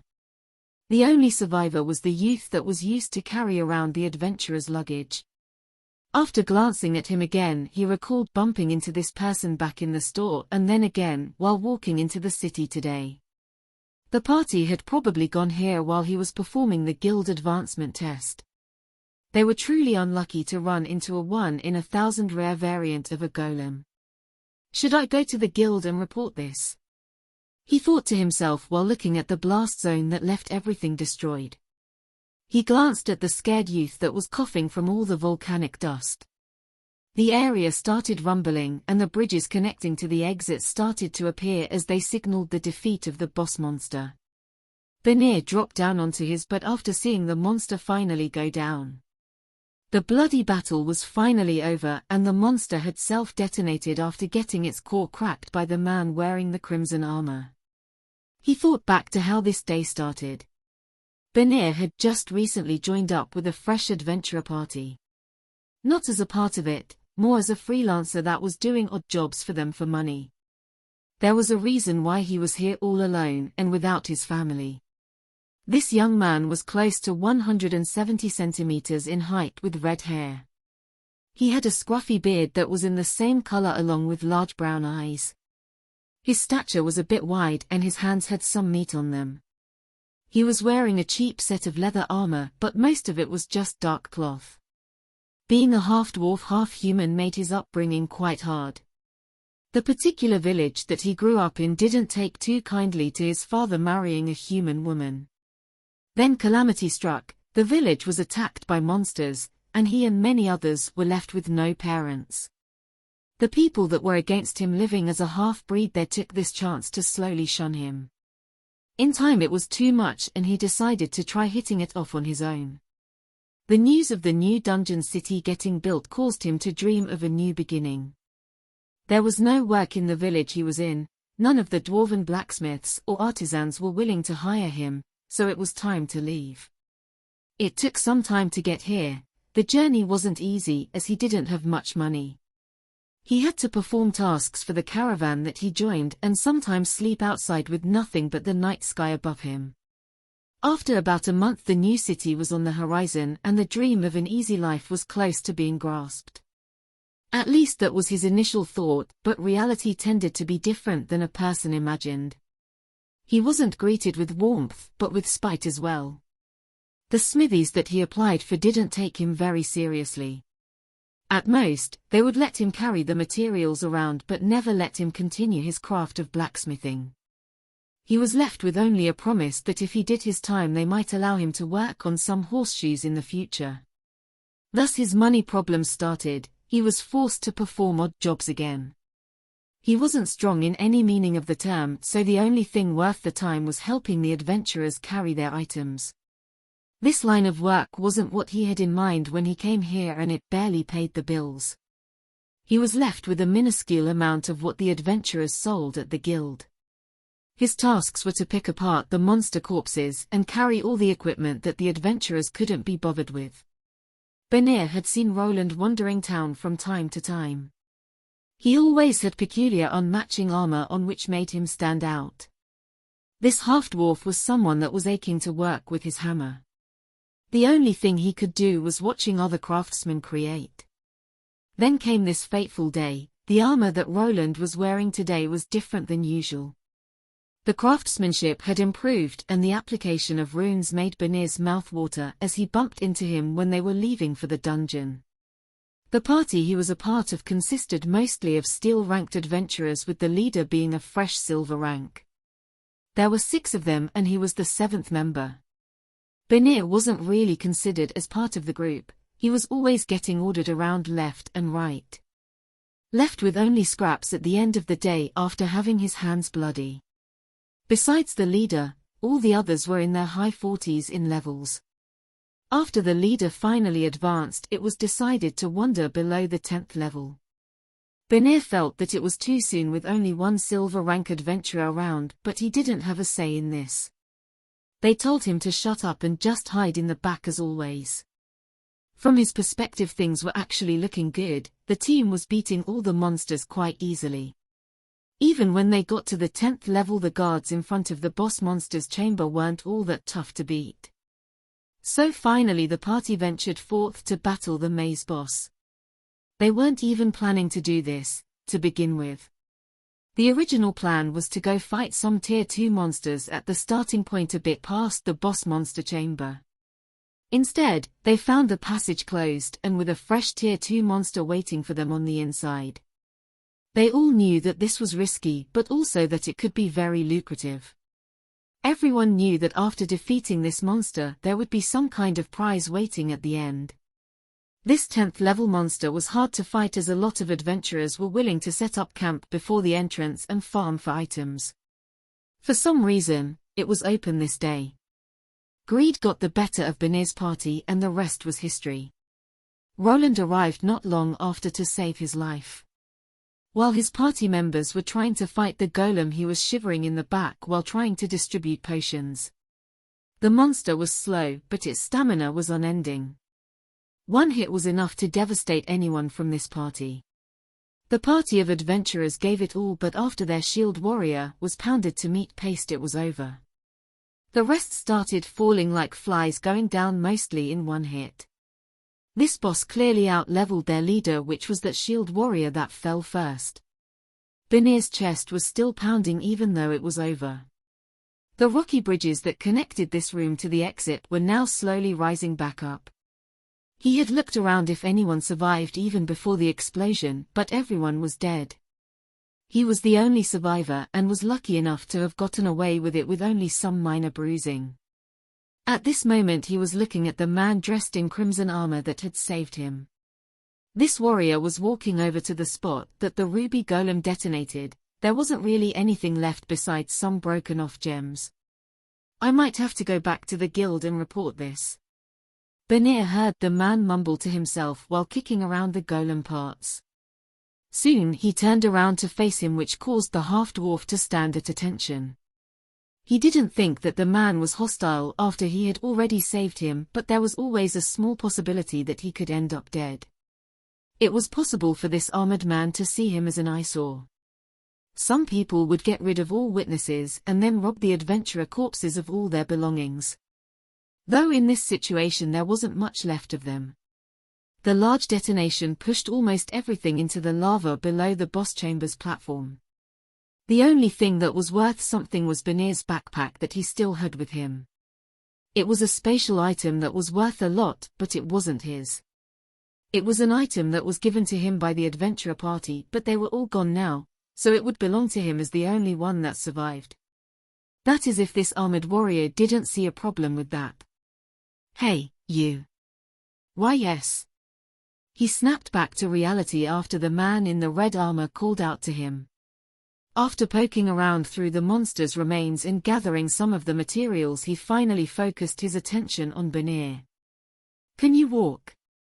Why yes.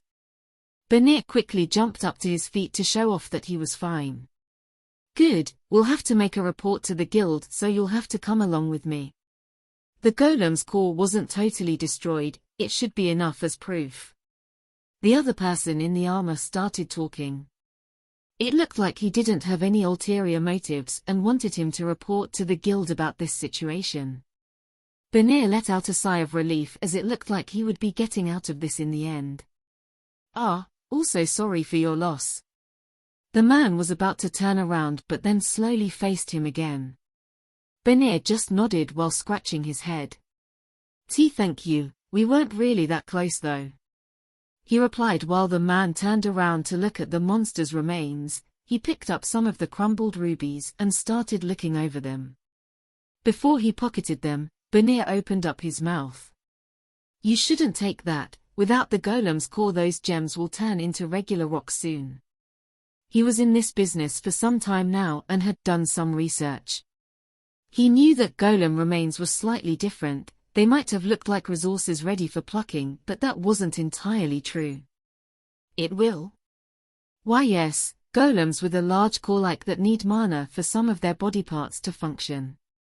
If it was a regular iron golem, then the ores it was made from could be reused. What about these volcanic rocks then? They could be refined into special fire-resistant metal, not as good as deep iron but better than regular iron. The man in the crimson armor looked at the ruby that he was holding and tossed it to the side. He then picked up one of the larger rocks that was previously a part of the golem and started to examine it. After a moment it looked like he came to some conclusion as he started pushing the rock into one of his spatial bags. Benir looked at this and could see that the bag that he had was a bit small. I could help you with that. His gratitude to the man that saved him was big. He wasn't really very invested in his old adventurer party. They never treated him like one of their own, so finding a new job would be paramount. He was now looking at a powerful adventurer that was able to defeat a golem all alone. Maybe if he played his cards right he could come up big after this loss. The man in the red armor turned around to look at Benir again. He started looking through the entire room. There were pieces of this golem everywhere. Even though a lot of it was tossed in the lava, some raw materials still remained. If you want, go ahead. Benir smiled before moving towards the monster's remains. He knew that maybe if he did a good job he could be hired by someone like this.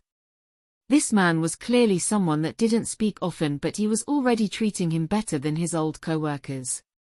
Those guys would shout at him constantly and even sometimes force him to be monster bait.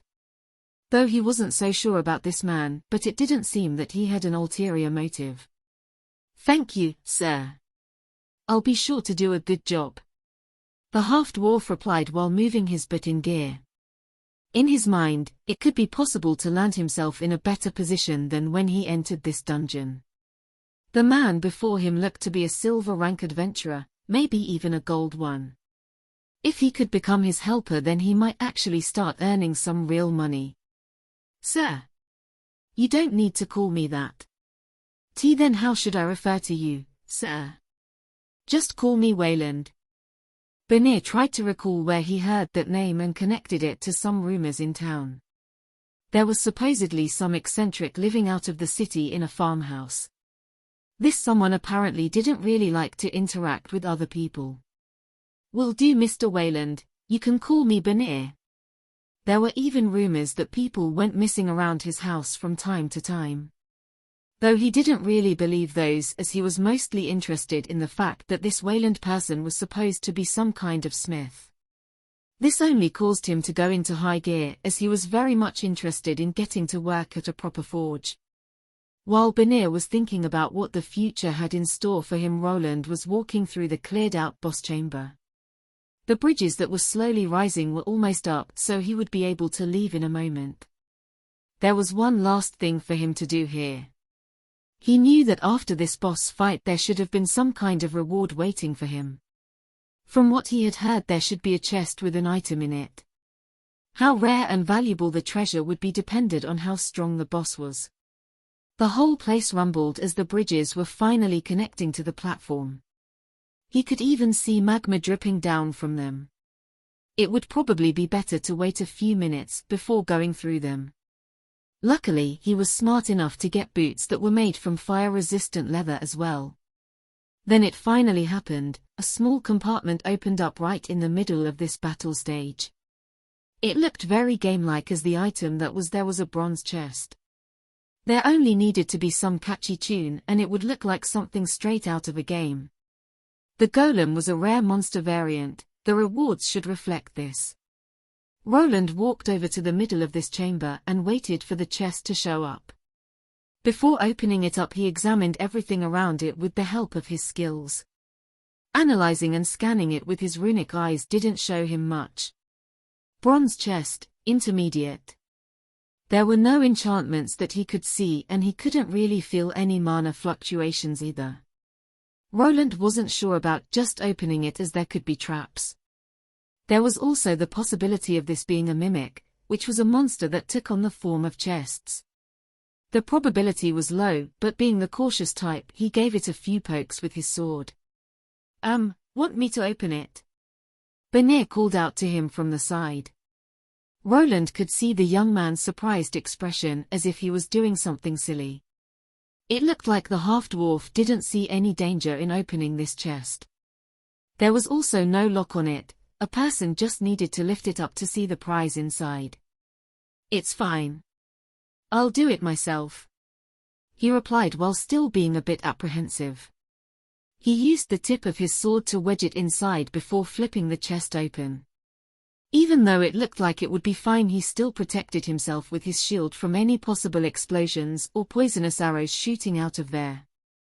The chest was opened and there was no trap inside. There was also no weapon or armor piece in there either. Is that? Roland reached into the bronze chest and pulled out the item that was inside. Benir, that was picking up the remains from the ruby golem, looked in with interest as well. He also was wondering what the prize for a strong boss monster like this would be. Is that a monster egg? Benir called out from the side. Roland was holding a large egg. It was far larger than a regular chicken egg, close to what an ostrich egg would be. It was a darker shade of red with some black stripes that weren't uniform in length or width. Monster egg. Roland's analyzing skill wasn't high enough to give him any specifics on this thing. It was clearly an egg from some kind of monster.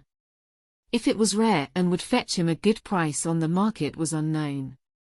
He knew that there were tamer and summoner classes that could do things with eggs like this, but he wasn't sure if he would have a use for it. He looked to Benir with the egg in hand. He knew that there was a living creature in this item, so placing it in a spatial bag wouldn't really work. The half-dwarf picked up on his intention and was quick to walk over. Here, hold on to it for now. The bridges that were raised were now cool enough to go through, and the large doors that were previously locked were now opening. It was time to report to the guild. He could resume his silver adventurer quest later. The man that he saved was now his responsibility, and he would see to it that he returned safely above ground. Roland's journey back up was mostly uneventful. The monsters at the lower levels were far too weak, and his new partner was actually being helpful. Any monster that he slew, the young man was able to disassemble quite fast. He was also good at pointing out which monster parts would sell for the most coins. There was only one downside to this, as it took him more time to return, which left Roland prompting him to hurry it up. When the two survivors were out, it was already late at night. The Adventurers Guild wasn't something that was open 24/7, mostly closing at about 10 p.m. It seemed that he would have to return tomorrow to make his report. The biggest problem was this half-dwarf that was following him around. He had a strange submissive look on his face whenever Roland looked his way. Whenever he praised him for giving him some valuable market information or about the monster parts, he seemed ecstatic. It was as if the man had never been validated in his life before. But now they were out of the dungeon, he could just meet up with the guy on the next day. There wasn't really a need to have the half-dwarf testify with him. He was mostly doing it for peace of mind. The adventurers that died could have families. They might have wished to know what happened to their dead relatives. Roland was unfamiliar with them, so the explanation would be left up to the half-dwarf. There was also the info about the rare golem that could be actually sold for money, which he was aiming for. This and him slaying it could help him get through the silver rank quest if his new friend confirmed his story. Bernie was it. I guess I'll see you at the Adventurers Guild tomorrow. It's Benir, but sure thing, sir. Wayland. Stop calling me sir, I'm not a knight. Roland continued walking as they passed the dungeon guards. They wouldn't really care about the report, as that wasn't their part of the job. They were only there to keep untrained people with no adventurer cards from wandering into the dungeon below. His house was between the dungeon and the city of Albrook. It took him about 30 minutes on foot to get there from this spot, then another half an hour to get to town. The walk directly from the city took about 40 minutes, his house wasn't directly between the two landmarks. so it was time to head back. The path towards his home split off from the main road, which made his bike a bit hard to use. This time around he didn't have it with him, it needed a larger spatial bag that was more of a backpack for him to be able to remove it. He had gone down into the dungeon thinking that he would only need to defeat a couple of tier 2 monsters. Without his bike, he would need to make the walk back home the old-fashioned way. Roland was able to test his new armor extensively and it worked a lot better than he expected. There was a bit of a lag between the runic spells activations, which he would need to work on. Other than that, his mana stone armor was working just fine. He didn't get to test out some of the inbuilt attacking spells as he was trying to save up on charges. If I can lower the size of these wands further, maybe if I attach them to my gauntlet or vambrace, I could use them as disposable magic tools. This was one of the ideas that he thought up while fighting with this armor. He remembered when he was blasting the monster from afar while using his small scrolls. His rune shrinking skill was now leveling up further. If he managed to minimize the design even further, he could start adding small rods or plates with disposable runic structures. Maybe even add a holster for disposable runic scrolls for one-time use. He wanted to design them in such a way that during a prolonged fight he could just pop a used-up plate out and insert a new one. There wouldn't even be a need to make these ammunition-type spells from better metals, he could use plain steels that would hold a couple of charges. This would be good for my armor's longevity and would cut the costs significantly. Roland was walking towards his house while Banir was behind him. The half-dwarf liked to talk, but it seemed that he had given up on it after Roland started thinking about improving his gear design. In reality, this wasn't why Banir was being quiet, he started to slowly fall behind while walking. At first, he thought that the half-dwarf was just going his own way, but then he heard a thud sound behind him. After turning around to see what the noise was about, he could then see Banir face planted on the ground with the large backpack covering most of his body. "Hey, Bernie, you okay?" He called out, but after a moment of silence, it was clear that his new acquaintance was far from it. Roland moved over with haste and flopped the young man onto his back. His eyes shone with some light as he used his identification skill on him. This was the fastest way to see if something was wrong. With the new levels in this skill and after it advanced to the higher tier, he was now able to see people's MP and SP numbers. It was clear after one glance that Banir had no stamina points left. He had remained silent and never asked him to take a break during the whole journey back from the dungeon. Was he just being stubborn? Why did this guy not tell him that he was close to passing out was unclear. He might have been afraid that he would be left alone to fend for himself, or he was just trying to be tough. The reason wasn't really important, now Roland had another problem on his hands. I can't just leave him here, some stray monsters could get to him. I don't have any stamina potions either. Banir passed out after they walked for 15 minutes from the dungeon location. They were still close to the main road leading to the city, but it was very late. Other adventurers might run into the sleeping half-dwarf, but that didn't mean that they would help him. There were also monsters living out in these lands, the forests were dense in these parts, so some of them hid there.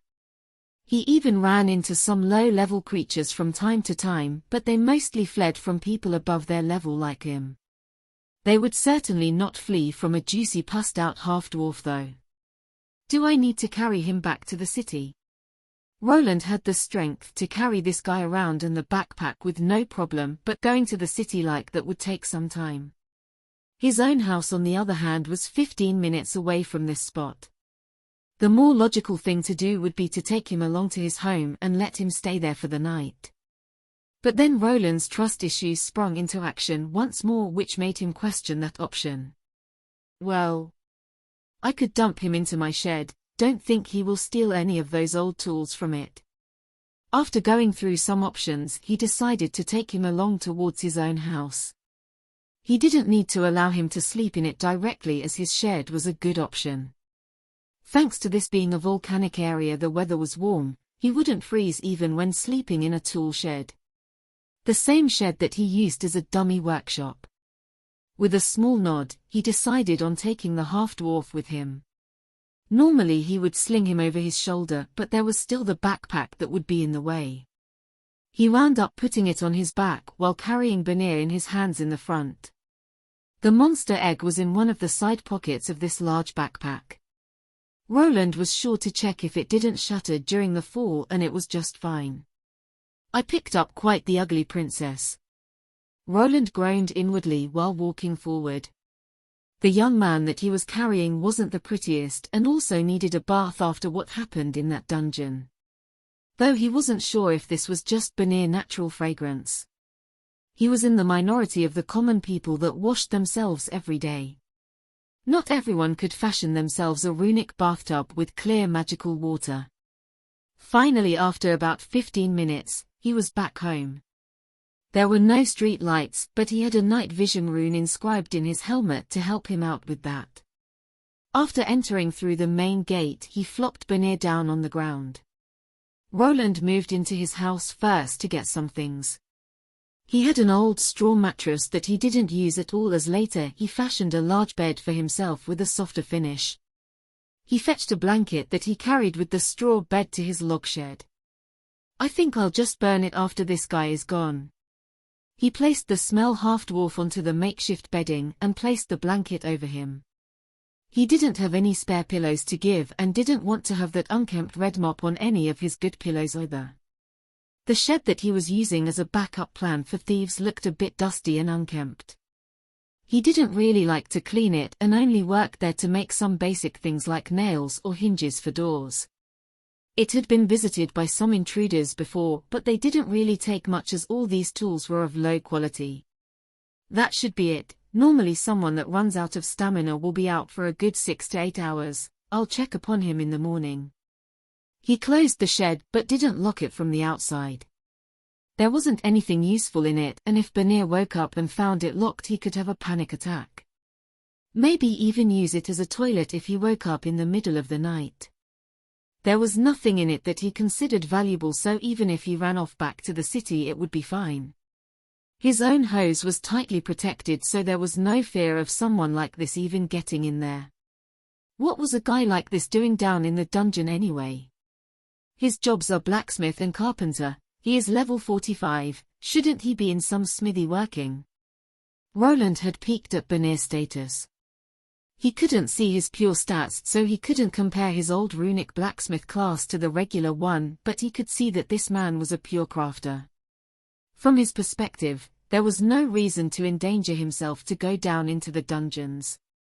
With his skill set, he should have joined the construction company or one of the many smithies in town.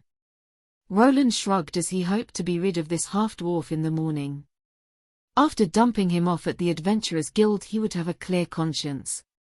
It was already late and he was still wearing his crimson armor.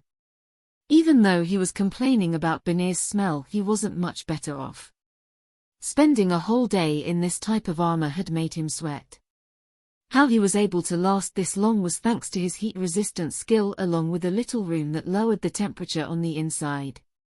First, he made a trip to his secret workshop where he started to remove his armor. This was a bit easier to do than putting it on, so he was done with it faster. He had made a rack from some wooden logs beforehand. It was quite basic but was enough for hanging this crimson armor. After being done with that, it was time to take a bath. He was tired after a full day of work, but not enough to not clean himself. While on the way here, he noticed the backpack that belonged to Banir. The red color brought his attention back to the egg that he received from the boss battle. For some reason, he felt like playing around with it. After taking it out from the large backpack side pocket, he carried it over to his bathroom. While the magic water was filling up his tub and while the magic runes heated it up, he was looking over this ostrich-sized egg. I wonder if this thing is edible. It looked like a giant egg just with a strange pattern. It could be some kind of rare delicacy. The monster inside wasn't like the other dungeon monsters or the ones living out in the wild. This thing worked on some different laws. He could even find a goblin inside of it. There wasn't really a limit on what could be hiding inside, and it defied the regular monster breeding and birthing norm. Read that you could even get vampire babies from these things. He moved into his large tub of water while still holding onto the egg. This tub was quite large to fit his own large frame that was getting more muscular with time passing. He could easily submerge his whole body while being in it. For now, he left the egg floating in the warm water while he washed himself. All the sweat and dirt started to mix together with the soap that formed bubbles around the water surface. It was already midnight at this point, so Roland found himself leaning back in his hot tub while closing his eyes. The monster egg continued floating between his legs without a care in the world. While thinking about the plans for tomorrow, he found himself closing his eyes. Due to his heat-resistant skill, he now needed to increase the temperature of this water by a few degrees to feel comfortable. It was probably well beyond what a normal person would be able to stomach, but for him, it was just right. The egg was taken from a volcanic dungeon, so he also didn't think that hot water would cause any long-lasting damage. 10 more minutes and then I'll go to bed, he thought to himself while relaxing, but like times before, Roland found himself dozing off in the warm water. This happened from time to time whenever he overworked himself. The previous day he also didn't get much sleep as he was giving his new crimson armor the finishing touches. Bork.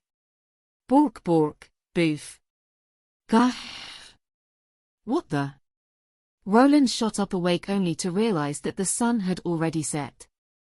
The water had gotten cold just like last time when he spent the night in this tub. He was awoken by a strange shout that sounded like his new half-dwarven acquaintance. Did he activate one of the traps? Did he not read the note on the door? Before standing out, he heard another thing, a sort of whining noise hit his ears. He looked down to see something red floating around in the tub along with him. Heh! It took him some time to notice that the egg had cracked and that something had popped out from it. This something was now floating in the tub and looking up to him. It was quite fuzzy and its fur was quite red. It had a large black nose and its face was covered with some black stripes here and there. Before he could take another look, the monster started barking again. It was clear that this was some kind of canine monster similar to the hellhounds he faced off during his class change quest. It was quite small, no more than a puppy. Roland quickly removed himself from the cold water while also grabbing the puppy that seemed to have just hatched from the large egg. He held it up with both his hand and used his identification skill to get the name. Ruby Wolf Puppy, L1. Can I still sell this thing? He could hear the puppy whimper the moment he uttered those words, as if it knew what they meant. Roland was left now with another problem, but first, he would need to put on some clothes and see what the idiot outside was up to. It seemed like he had activated the electrical trap that gave him quite a jolt. It was the dawn of the next day. After falling asleep in his bathtub, he was greeted with some new problems. The monster egg had hatched and produced some kind of dog-like creature. If he had to describe it, he would say that it was similar to a wolf puppy with long-standing ears and a longer snout. The other characteristic thing about it was its tail that had a sharp ruby tip. This same tip was now slamming against one of his wooden chairs while the pup was wagging it around. After checking, he also discovered that this child was a male. Hup. He set the passed-out half-dwarf on another chair. This guy had activated the trap at his door, which shocked and paralyzed him in the process. It would take a few minutes till he could move again, so he was nice enough to bring him inside for now. What will I do with you? While Benir was indisposed, Roland took a look down at the small animal. It was clear that this monster had gone through the imprinting process the moment it hatched from the egg. All of these monster eggs had different requirements for hatching. Probably with the increased heat of his hot tub and maybe the close proximity to him through the whole night, it could have triggered the hatching process.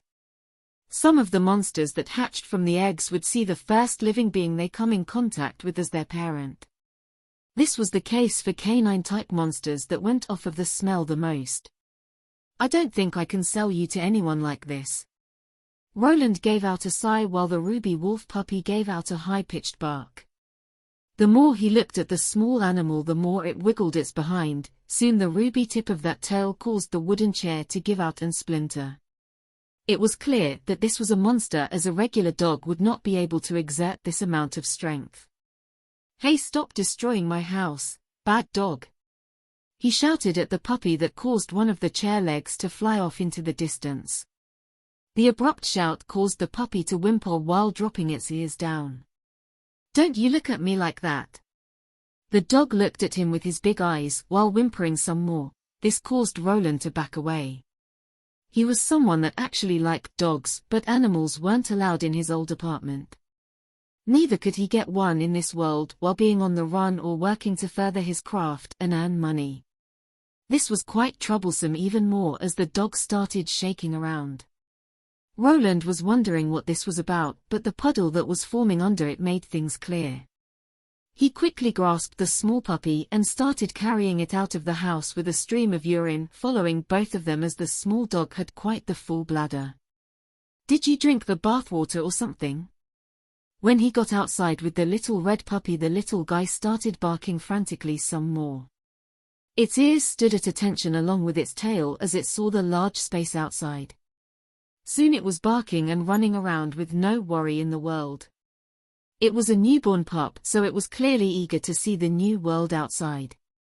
Roland had quite the large backyard that was fenced off, so he wasn't afraid that this small puppy would get outside. The problem was with the hidden runic mines buried in some strategic locations. There would be one dead puppy if it stepped on one. "You'll have to stay with me for the time being." He grasped it with his hand and carried it close to his armpit. The little wolf was then stuffed into a closet so it wouldn't cause more damage. He himself got some water and a mop to clean the urine. The water was filled up with one of his magic wands that produced it. The problem was that he underestimated how long the half-dwarf would be out cold. "Is that an enchanted item?" Benir was now sitting upright and looking as Roland poured water into a bucket with a magic tool. "I guess it is. What of it?" "Ah, nothing, it just has a unique design. And are those runes? Did you perhaps make it?" For some reason, he could see some sparkles appearing in Benir's eyes. It was as if he was looking at him as if he was some rare animal. "No, what makes you think that?" He tried to deflect the question, but it seemed that his secret was out. Benir kept staring at him with that strange look before shooting up to his feet. He quickly ran over to the bucket of water and then just as quickly dropped down to his knees and started bowing. "Please, sir. Take me in as your apprentice." "Heh? Apprentice? What are you on about?" The surprise in Roland's eyes was clearly visible as he looked down to the prostrating half-dwarf. The youth was also calling him sir even though he was only 16 years old. Though looks were deceptive in this world, as old people could look very young with enough vitality or some special skills. "I'm a great worker. I can clean your house, cook, wash your clothes, and..." Benir started listing off things that he could do for him before quickly grabbing the mop that he brought over. He soon was cleaning the urine trail that the puppy created for him, scrubbing everything as if possessed by some kind of cleaning demon. Roland was quite astonished by how proficient this young man was at cleaning. Perhaps he even had a cleaning skill that made things easier. "I'm not looking for an apprentice. What could I even teach you?" "But sir, you are Wayland the runesmith, right?" "The runesmith?" Roland's heart skipped a beat the moment he was called a runesmith by Benir. He was hoping to stay hidden from the world, but he also knew that sooner or later people would associate the wares that he was selling in the auction house with him. "What makes you think that?" he asked while going to the side while wondering who was talking about his identity. "I overheard some blacksmiths talking about new runic equipment in the auction house. I also saw Sir Wayland deliver some items into the auction house. It really is surprising that you were actually the runesmith yourself. Think everyone thinks that you are just an apprentice working here." "Don't worry, sir, I'll be sure to clear things out in the city and tell them everything." Didonti. The half-dwarf was quite chatty while finishing up the cleaning. Apparently, he was the first person to put two and two together. Sir. I'd like that part to remain private, and stop calling my sir, I'm not that old. Who do the people in the city think that I was? This farce had kept on for quite a long time, mostly because people didn't think that a young man like him could be someone producing runic equipment. There just had to be some kind of craftsman working in the background, and this was confirmed by Benir here. Most people thought that Wayland was him as a runesmith that for some reason liked playing around as an adventurer. But I don't think many people know about you that much, everyone is concerned with their own things. That might not be the case anymore. He murmured to himself while rubbing his chin. After the little fight he had in the Adventurers Guild, his name would probably be starting to get known around the city. Wayland the Adventurer and Runesmith might become the talk of the town soon, even more now when he could finally produce deep steel and deep iron items semi-proficient.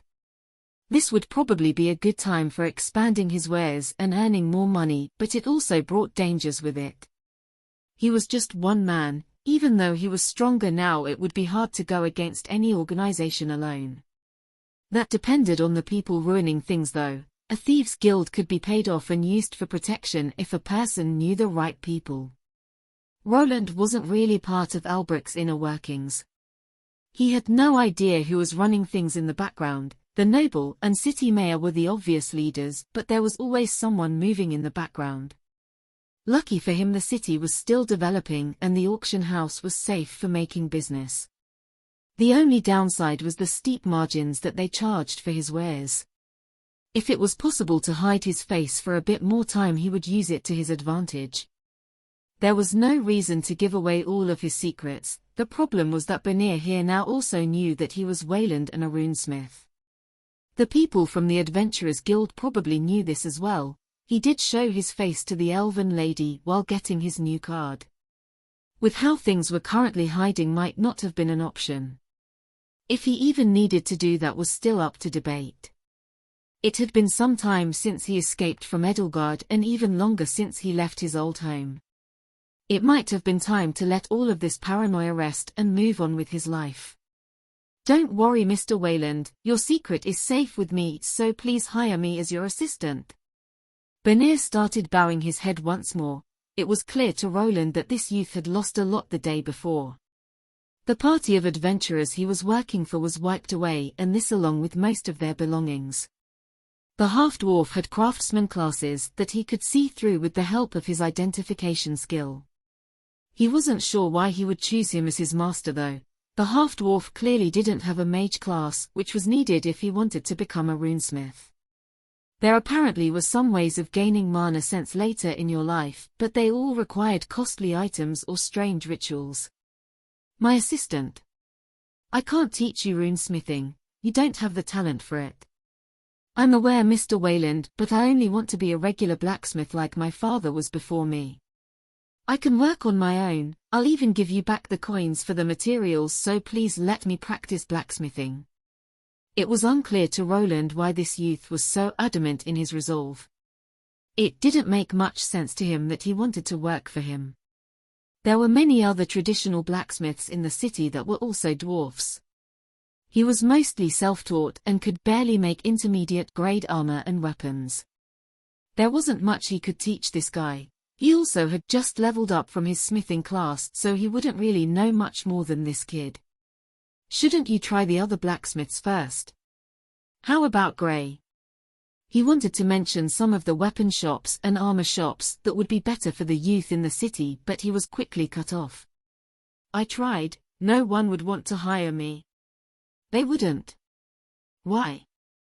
Roland was a bit surprised by this fact, as the youth did have a good class distribution for a craftsman. Benir would make a nice addition to any smithy and could probably be developed into a weaponsmith or an armorsmith soon. No one would want a half-blood like me. Benir slumped his shoulders forward while dropping his head while silence filled the room. I see. I forgot about that. There was a certain purity undertone in these lands.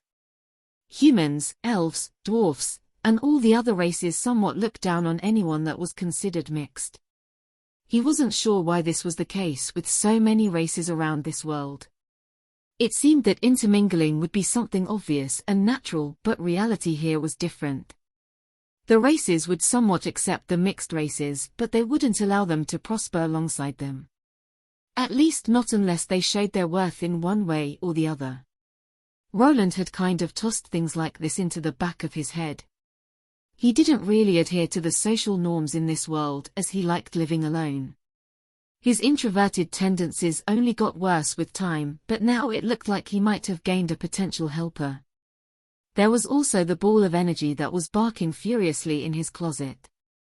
He decided to finally open it and could only see a red blur. It was clearly not used to its own body, which caused it to collide with its new master's leg. Roland just looked down after feeling a small impact against his shin. The ruby hound's head collided with his leg, sending shivers of pain down his spine. The dog flopped on the ground with a wide-opened mouth. Its tongue was right out and it was panting furiously. It clearly didn't react to hitting Roland's leg and causing him pain. This only made him want to punt this unruly dog out of his house. Though after looking at its silly face he wasn't able to go with it and ended up just grumbling. Let's forget about this apprentice nonsense, we should report to the guild about that rare boss. You will probably be able to keep the items of your old party members. I apologize. Roland trailed off but stopped himself from continuing. It's fine, we weren't that close, I wasn't really part of that party. The moment of silence was quickly halted by more barking from the small monster dog, which was then ended by Roland giving the big black nose a prod with his finger. Be quiet. Surprisingly, the dog listened to the order while sitting down. Did it hatch from that egg? Yes, regretfully. Why? It looks like it likes you, Mr. Wayland. Benir smiled a bit while leaning down. He reached out towards the monster puppy while trying to pet it. The red wolf pup didn't react in kindness though. It bore its teeth at the person trying to pet it while quickly hiding behind Roland's leg. This caused the half-dwarf much pain as he felt something shattering deep inside his little heart. I need to finish that guild quest. Roland gave out a sigh while his house continued to be invaded by foreign sources. He had been living here for quite some time now, and the silence was the good part. Now he had a loud dog constantly barking and a half-dwarf that looked like he could jump off a cliff any minute now. If I want to go to the guild, I need to put my armor back on. He had disrobed and placed his armor down in his workshop. He had somehow been able to put it on the last time, but it was a hassle to get all the straps in. While thinking about this, he looked down at the sad Benir.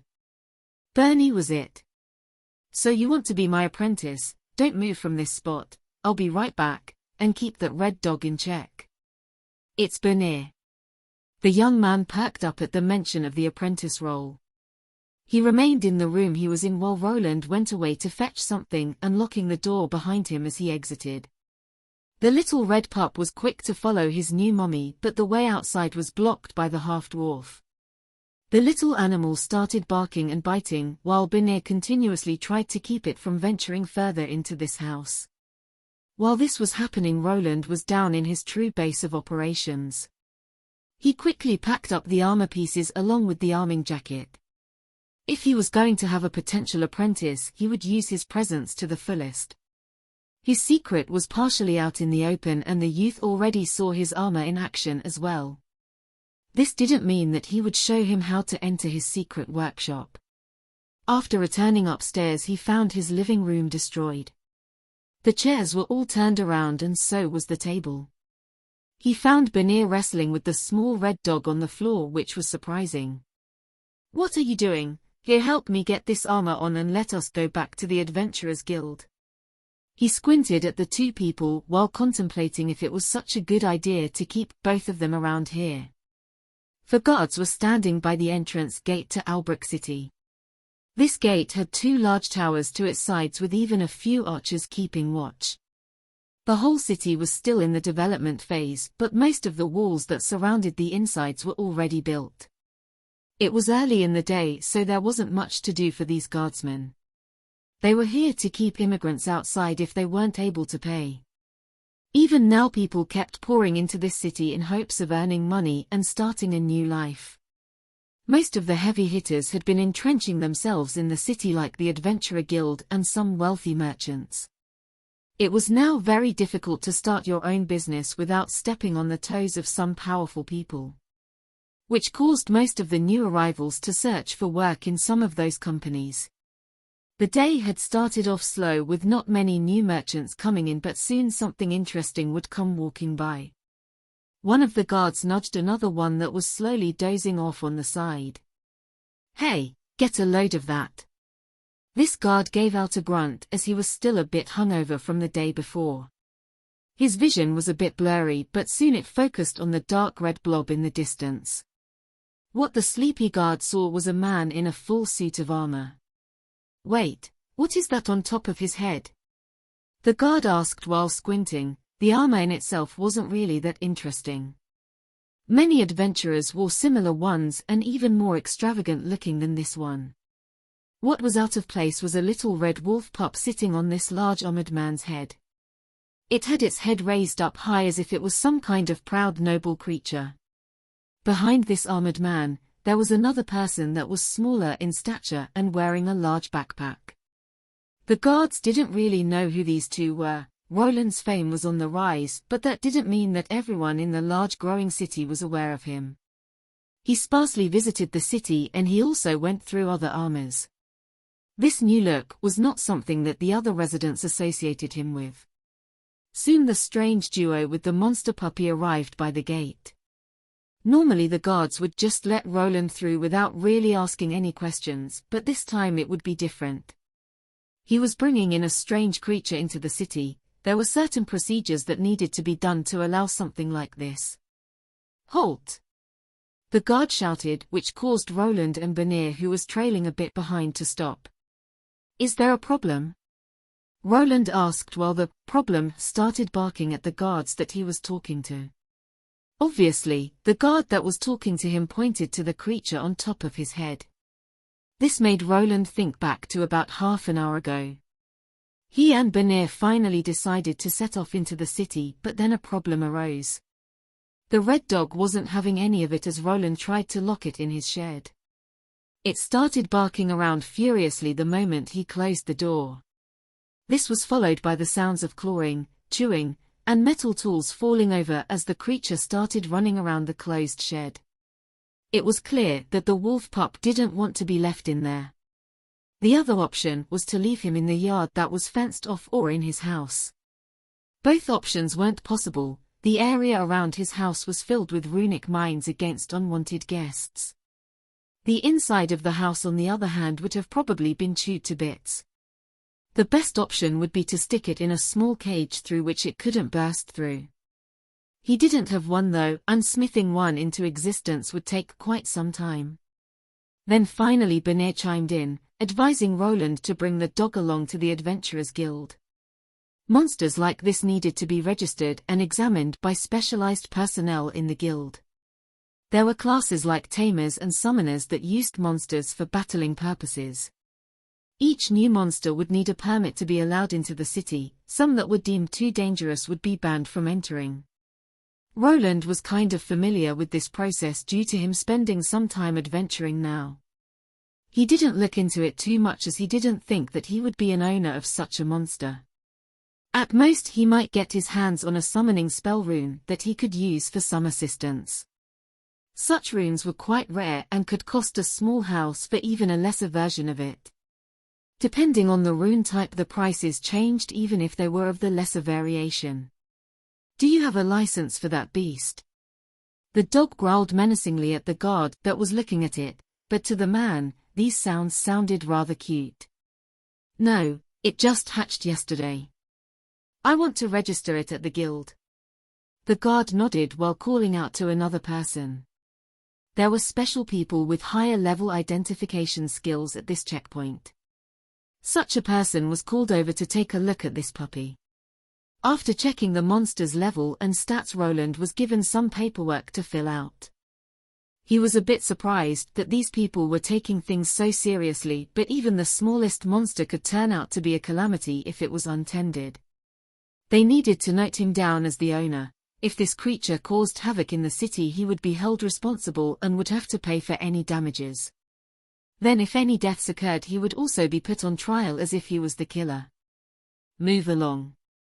Something like this would happen each time he came by. Getting that license would be the only way to hasten this process.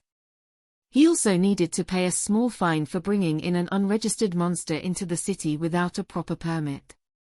The only reason it was allowed in was due to it being only at the first level. In this world, monsters had danger levels applied to them, and this creature was judged to be on the lowest of low. That went well, though they didn't need to charge Mr. Wayland a whole silver coin for it. This is clear extortion. Is that so? Bork. Roland replied. His sense of money was a bit skewed compared to the other people here.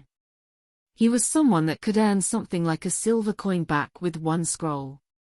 It only took him a few minutes to get it done. He actually thought that it was quite cheap to bring in an unregistered monster like this into the city. What if it was some kind of rare poisonous creature that caused a plague?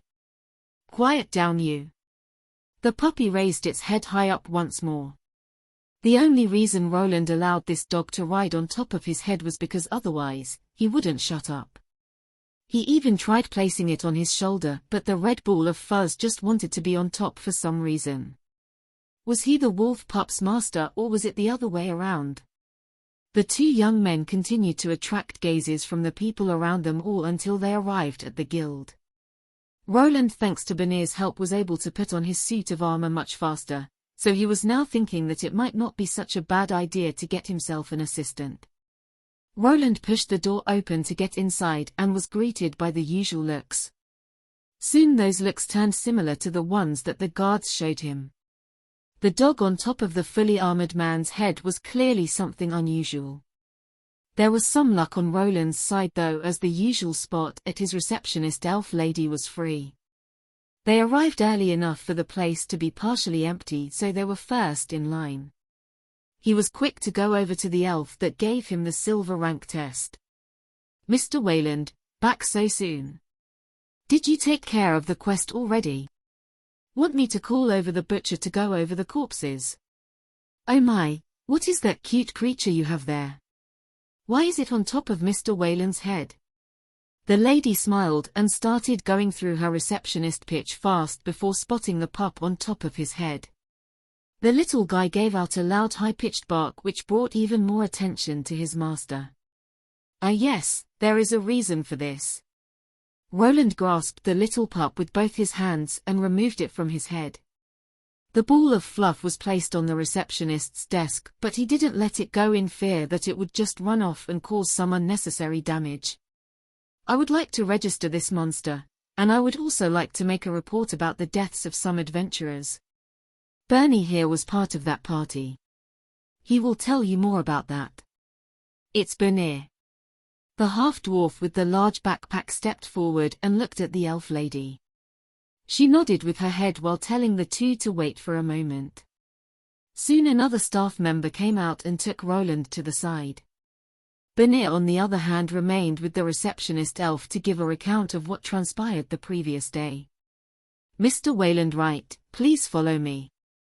Roland looked at the new person. It was someone that he had never seen before.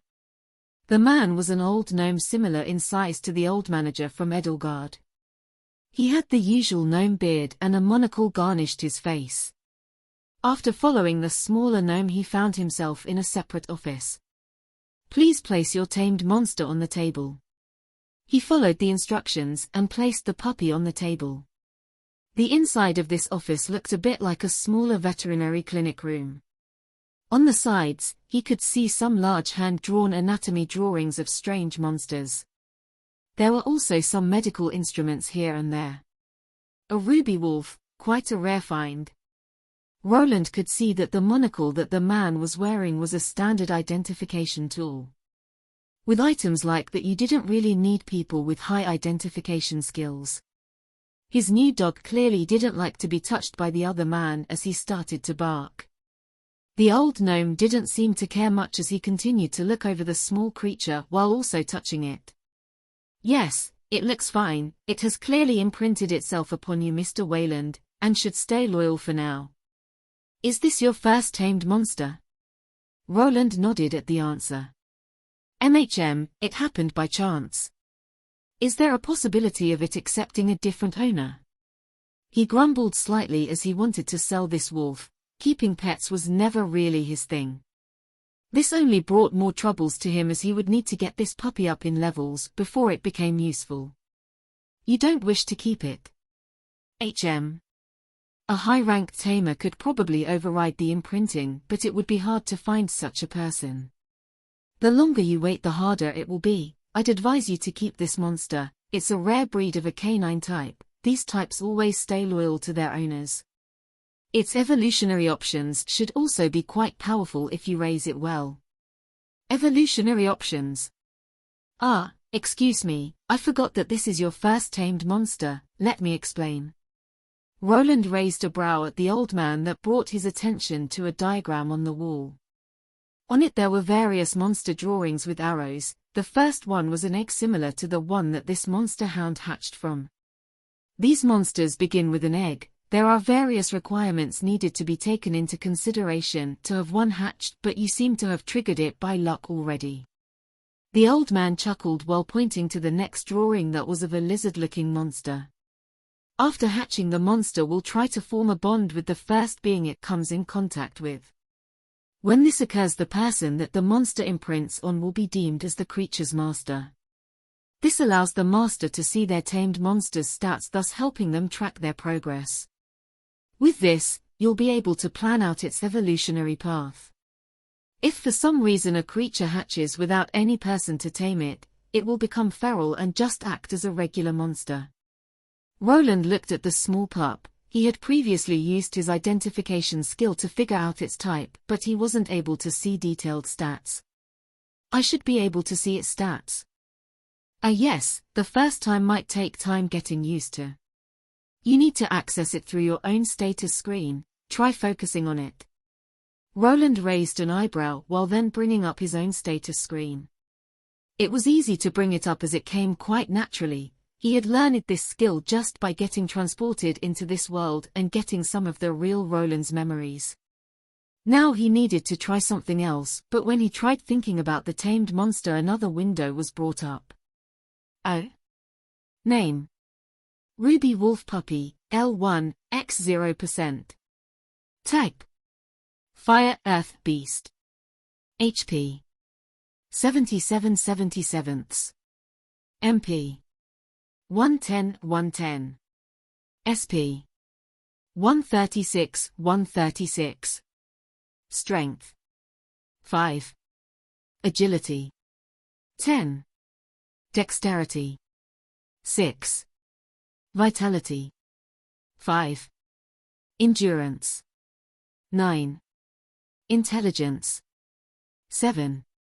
Willpower. 10. Charisma. 16. Luck. 14. I see that you have figured it out. Roland could see all of the advanced statics of this monster. There was also something like a type attached to this puppy, but no classes. This was probably due to the monster's name containing its type, which was also more or less its version of a class. Only intelligent beings of the various races in this world were able to have classes. Monsters, on the other hand, would get evolutions, which would always change their appearance in one way or the other. It could be something minor like a change in the color of its fur, or something grand like a more than twice increase in size. Besides the main statics, he could also see the little guy's resistances. His resistance to the fire element was at 40%, while earth was the second highest at 25%. The creature also possessed elemental affinities. He himself still had them on 0%, while this little pup surpassed him in almost all of them. Elemental affinities. Percentage. Fire. 50%. Wind. 10%. Earth. 30%. Water. 1%. Things like the elemental affinities could later be improved with further evolutions. Higher affinities would empower various skills and magic attacks for the corresponding element. It also looked like the higher tier element affinities like lightning were not showing up at this point in time. He also has some skills. Bite L1, passive skill. Increases the strength of biting attacks. Fiery Bite L1, skill. Discharge of flames during a bite attack. Ruby Tail Whip L1, skill. Skill can elongate the ruby tail of the monster, which then can be used as a means of attack. Enhanced Sense of Smell, passive skill. Enhances the sense of smell. Roland squinted at the explanation of the last skill that didn't really add anything new. His pup already had some good skills that he could use. The discharge of flames looked like a good skill as it probably added magical properties to the attack. He wasn't really sure about the tail attack though. The pup was a bit too small to do much damage with that ruby tip. Though it might work against smaller creatures like monster rats. I think we can safely give you out the license, Mr. Wayland, but if you wish to sell this creature it would be good to part with it now. The longer it is around you, the harder it will be to break the imprinting. I'm sure we could agree to a good price. Sell it. Roland looked at the red puppy that stared at him back. It was as if the creature knew what the two people were talking about here. Roland could see those big puppy eyes watering up and it even started to whine. Don't you look at me like that. The more he stared into the eyes of this small monster, the harder it was to make a decision. Soon he finally spoke up while being unsure of what to do. I'll think about it, for now give me the license. Sure, you'll have to fill out some papers, I'll bring them over. The moment he spoke out, the puppy started wiggling its rump side to side. Its ruby-tipped tail started even smacking into the table the little monster was sitting on. When the old gnome left the room, the puppy decided to jump on Roland's head once more, looking proud and victorious. Stop climbing on my head, you red potato. Borf. The puppy replied while Roland's head rattled from getting his helmet hit by the puppy's ruby tail. Is it too late to sell it? Bork. Welcome back, Mr. Wayland, we are finished here as well. The busty elf lady smiled at Roland as he returned with the puppy. He had taken it down from his head by now. This was done out of concern that the puppy would grow up thinking that he might be the leader of the pack. He couldn't just let his tamed monster literally walk over him. Benir was to the side waving at him as well. He looked happy for some reason after looking at the puppy that was now in Roland's hands. Welcome back, Mr. Wayland, did you decide on the name? Not really. The old man that explained how taming creatures like these had informed him about this. The monster contract wouldn't be fully complete unless he named the monster. This was done through the system window and he just needed to concentrate while looking at the wolf pup status. How about I just call it Potato? The wolf pup gave out a menacing whine the moment he mentioned the name. It clearly didn't like Roland's naming sense, but he had no idea how to call the red creature. It looked quite cute at the moment, but when it grew up it would look closer to a wolf. Little Potato. That would be a cute name for such a little cutie. The elven woman looked down at the barking dog while chuckling. Sure, so everything has been cleared up. Then can I get my adventurer card updated?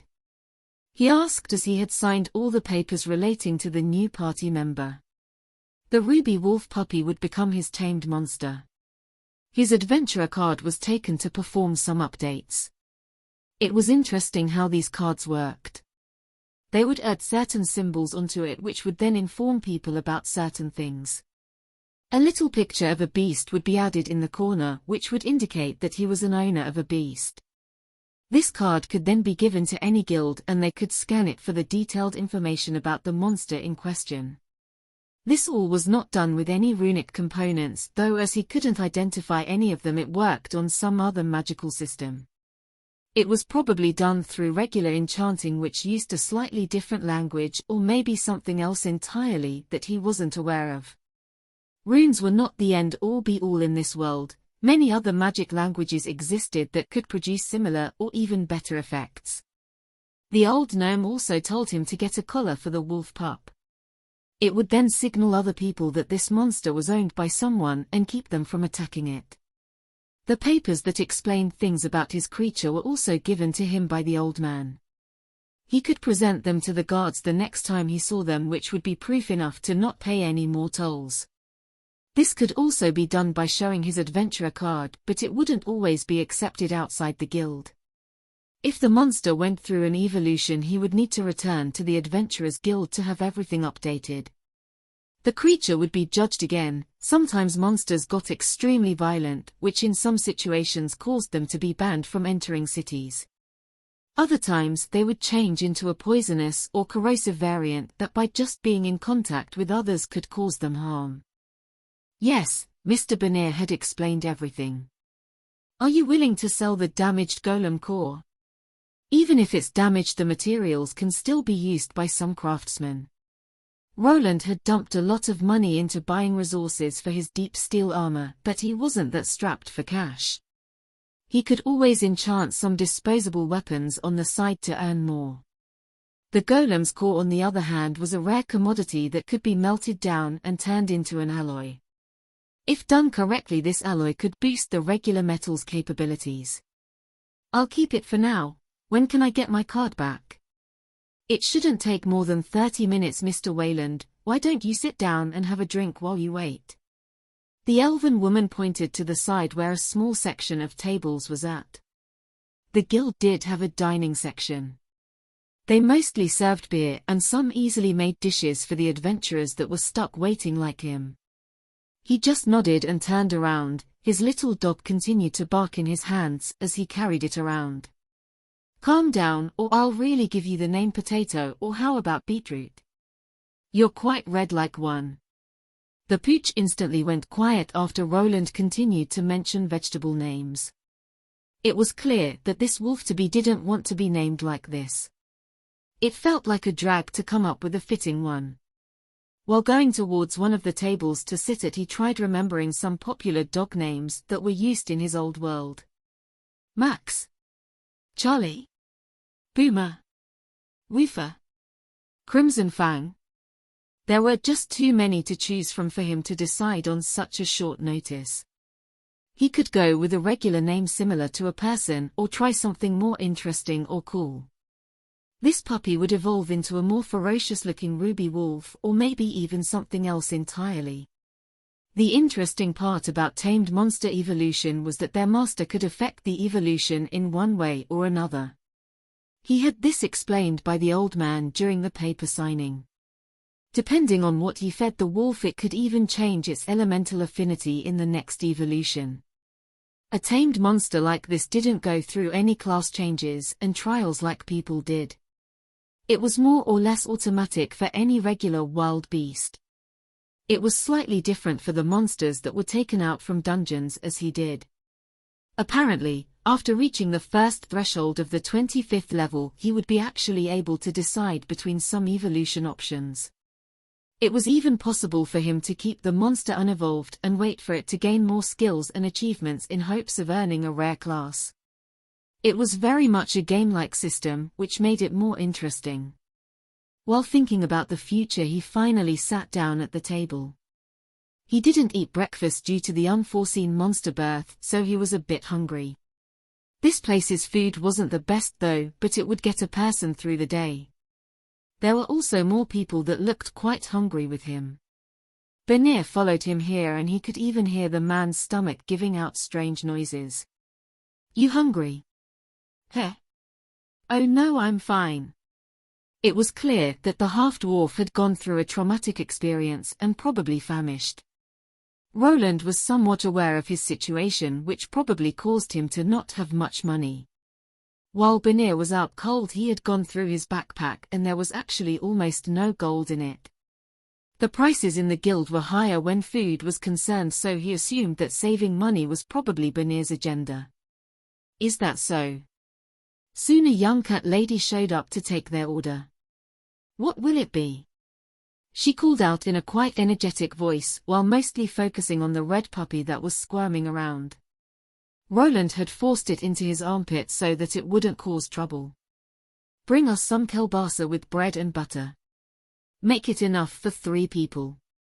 Then give me 2 glasses and a bowl with water. Coming right up, mister. The waitress nodded at the order and then promptly walked away into the back room. There she would bring it to the cook while getting the glasses for water faster. For 3 people? Benir asked from the side while swallowing some of his saliva. Roland didn't answer as he waited for the waitress to return with the glasses.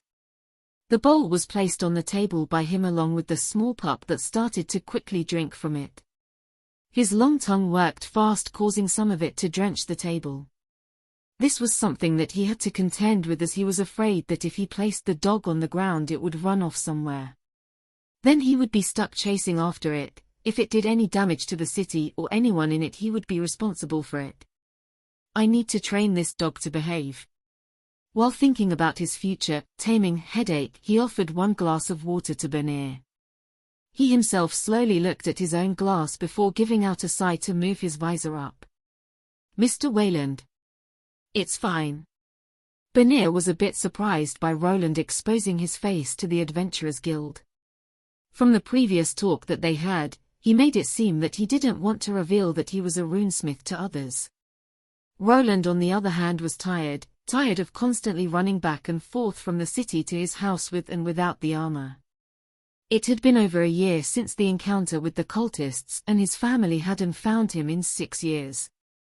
It was safe to assume that no one knew where he was or cared if he was alive. His face had changed with the years, long gone were his childish features. Now his face was more adult-like, and with every day his physique was getting bulkier due to all the fighting and smithing. Even his brothers might not have been able to recognize him if they met him out on the street. He had thought about it hard for the past year and arrived at the conclusion that he might be sticking out more by hiding his face constantly. If he actually wanted to live in this city, he would need to take part in it. That would require him to work with other people and depend on others in one way or another. With that, he gulped down on the water, but when the waitress walked back he quickly moved his visor down so that she wouldn't see his face. The sausages were brought over and she left after giving the 2 a nod. Well, I don't need to reveal everything today. Benir looked at him a bit taken aback by how quick he hid his face from the guild worker. He was too busy devouring the kielbasa sausages to take it to heart though. The little wolf pup received his share of food as well.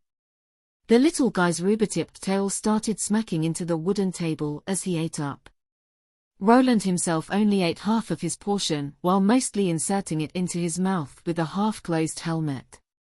It was still hard for Roland to let go of old habits. It would be a slow process to relearn how normal people operated, but he hoped that he could let go of his fears in the coming future. The half-dwarf looked quite happy after eating the meal. The puppy on the other hand started going into snooze mode.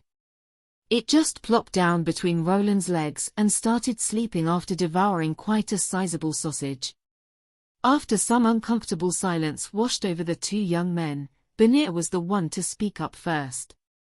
Roland was a person of few words, never really speaking out without a purpose behind it.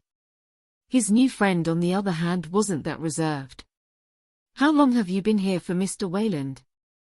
For about a year. Oh, did you make that armor yourself or did you buy it somewhere? Did you decide on a name for that little pup? Will you be going to the dungeon again? Do you need help carrying things? I'm pretty good at disassembling the monsters, my skills are quite high. What followed was a series of questions to which Roland replied in either a nod or a quick sentence. Luckily the receptionist from the Adventurer Guild waved him over as he peeked to the side. After getting an earful from Benir, he wanted to run up and kiss her from saving him. Ah, is your card ready? Benir asked while Roland stood up. The half-dwarf looked a bit saddened at the quick end of their conversation. He was still worried about his future prospects. Working for Roland as an assistant was something he was aiming for. All the smithies were taken over by dwarves that liked to stick to old customs that wouldn't let any outsiders in. Only after many years of doing side work would they ever consider him as a valid apprentice. There were many people looking for work, so there wasn't really anything holding them back from keeping their traditions running. Roland was made aware of the half-dwarf's predicament during their walk here. This did explain why such a promising craftsman was carrying gear for adventurers instead of working in his own field. It does seem like it is. He left towards the lady elf who returned his adventurer card for him. He could clearly see that he had the little symbol for the tame beast included in it, but there was also a little bonus. Silver rank. The card had switched from the steel grade to silver grade as well. It looked that defeating the floor boss was enough to prove himself. Yes, congratulations, Mr. Wayland. The ruby golem's core was enough. I hope you will continue to do business with our Adventurers Guild. Would you like me to list all the benefits of being promoted to the silver rank? Or would you like to take the pamphlet instead? Roland looked over his card. It had a distinctive silver hue to it. He wasn't that informed about jewelry, but silver, platinum, and mithril rank cards looked a bit similar to each other. The silver one was a bit darker than the other two, with the mithril one being the brightest. I'll just take the pamphlet. That will be 3 large copper coins. Roland's eyes narrowed when asked to pay for this pamphlet, but he also didn't really want to stay here and have this woman explain everything. He had already been here too long due to his tamed beast. Here. Thank you for your support. Remember to look at the notice board, you'll find all the silver rank listings there. Right, thank you. After saying his goodbyes, he turned around to leave. With the puppy in his hand, it was time to go home and figure some things out. There was no reason to look at the notice board, as even without taking specific missions, he could just hunt tier 2 monsters and sell items to the guild. Sometimes there would be specific listings that offered more money for some body parts. Those were mostly placed there by people like alchemists that needed them for potion brewing. Depending on the recipe, some monster parts sold better than others. Sometimes other adventurers placed offers for new members or for temporary help. He reached out with his hand to the Adventurers Guild door and pushed it open. Before leaving, he turned around as Banir had stopped in his tracks. Normally this would be the moment that these two would part their ways. Roland had delivered the information and also received his card upgrade, but after thinking some things through, he had come to a decision. For now, I can offer you free lodging and food. If you prove yourself, we can talk about a set wage. But you'll have to show me how you work with a hammer first. Roland called out to Banir from afar. The red-haired youth's gloomy expression quickly changed as he moved forward. Thank you, I won't let you down. You'll be sleeping in that log cabin though. Now let's go, there is still some work left to do. The two young men soon left afterward. The day was still young and Roland had some tasks for his new apprentice. He would need him to prove himself before being allowed to be part of his workshop. Then a proper employment contract would need to be produced, a similar one to what he had signed back in Edelgard. Woof. Quiet down, Tomato. Roland and Banir were in the process of returning to the workshop. After getting breakfast out of the way, both of them were ready to work on some things. The crimson armor that he wore needed some tending, and his shield did take the brunt of that attack. Before any repairs could be made, he would need to clear up some things with his new worker and also his new tamed beast. The little puppy had woken up halfway through their trip and was now running circles around Roland. From what the old man said at the Adventurers Guild, he knew that the wolf pup needed to be named.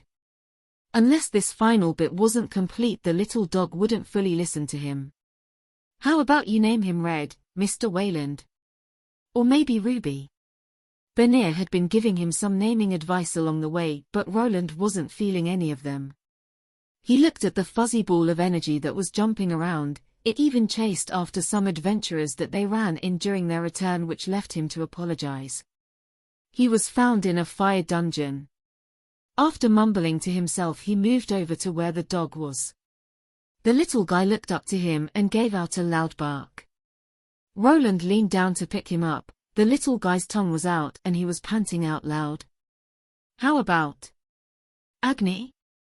With his love for old mythology, he came to the conclusion that he could go with one of the fire gods from his old world. Agni was the name of the ancient Hindu fire god, which would fit the theme of the fire dungeon that he got this puppy from. After looking through the wolf's status screen, he did possess a high affinity for fire. Oh? Benir called out from the side as after Roland mentioned the name something started happening.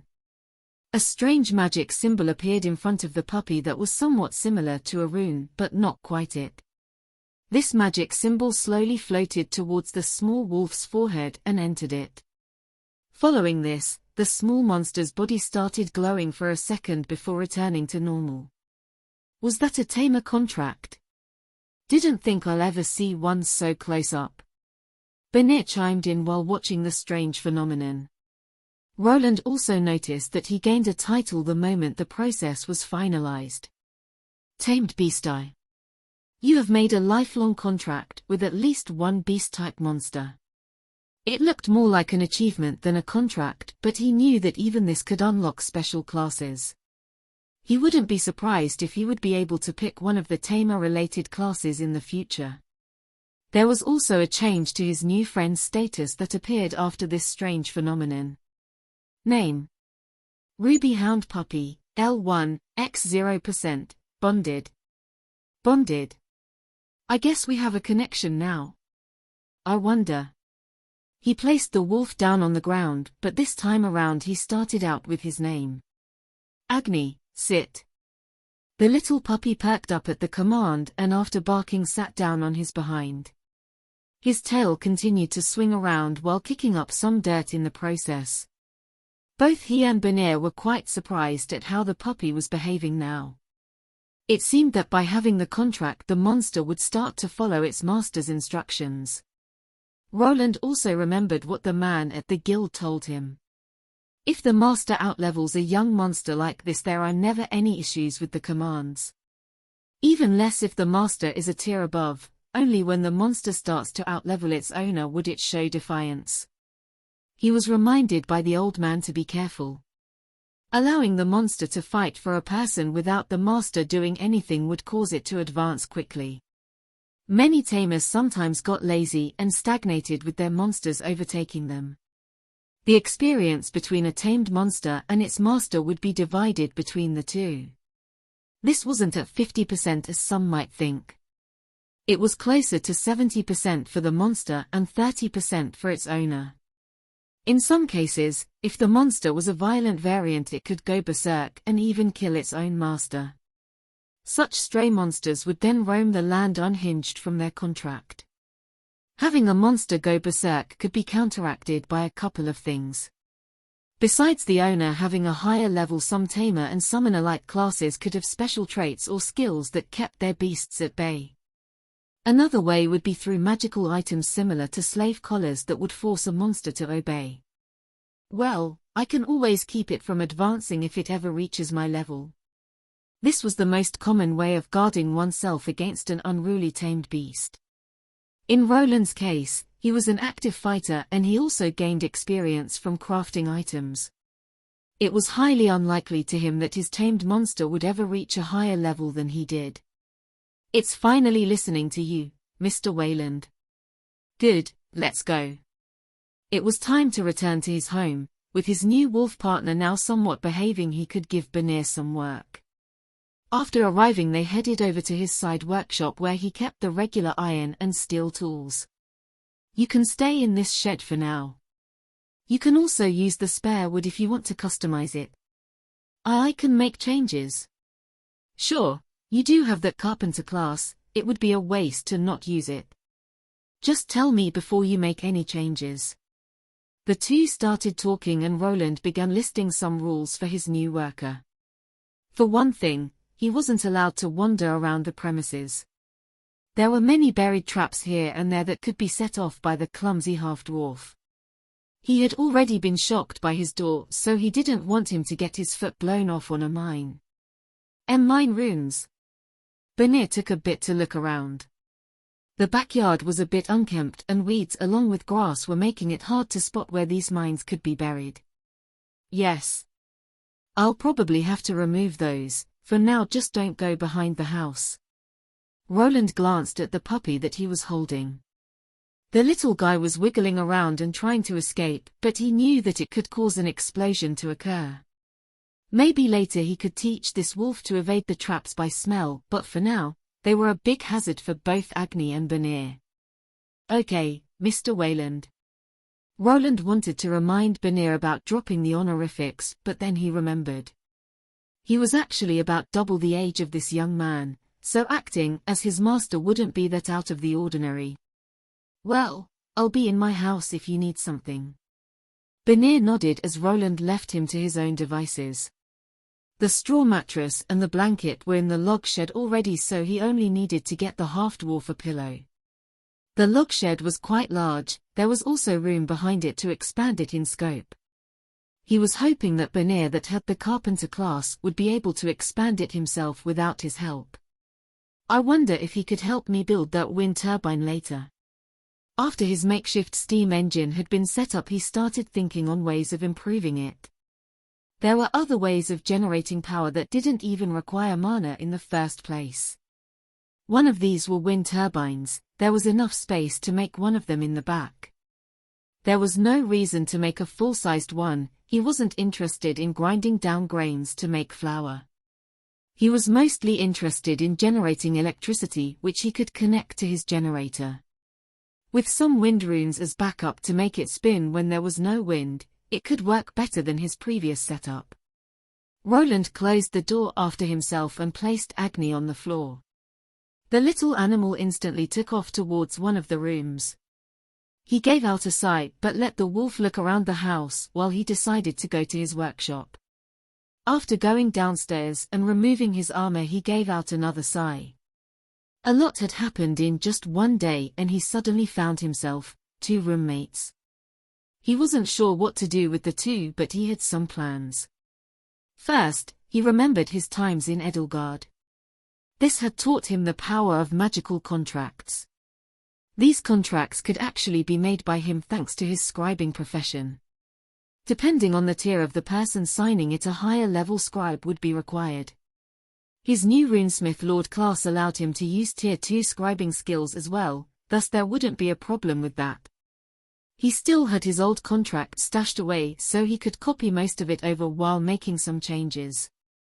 I feel that Bernie will sign anything that I put in here. He seems desperate. It was clear from how the half-dwarf acted that he wanted this job offer badly.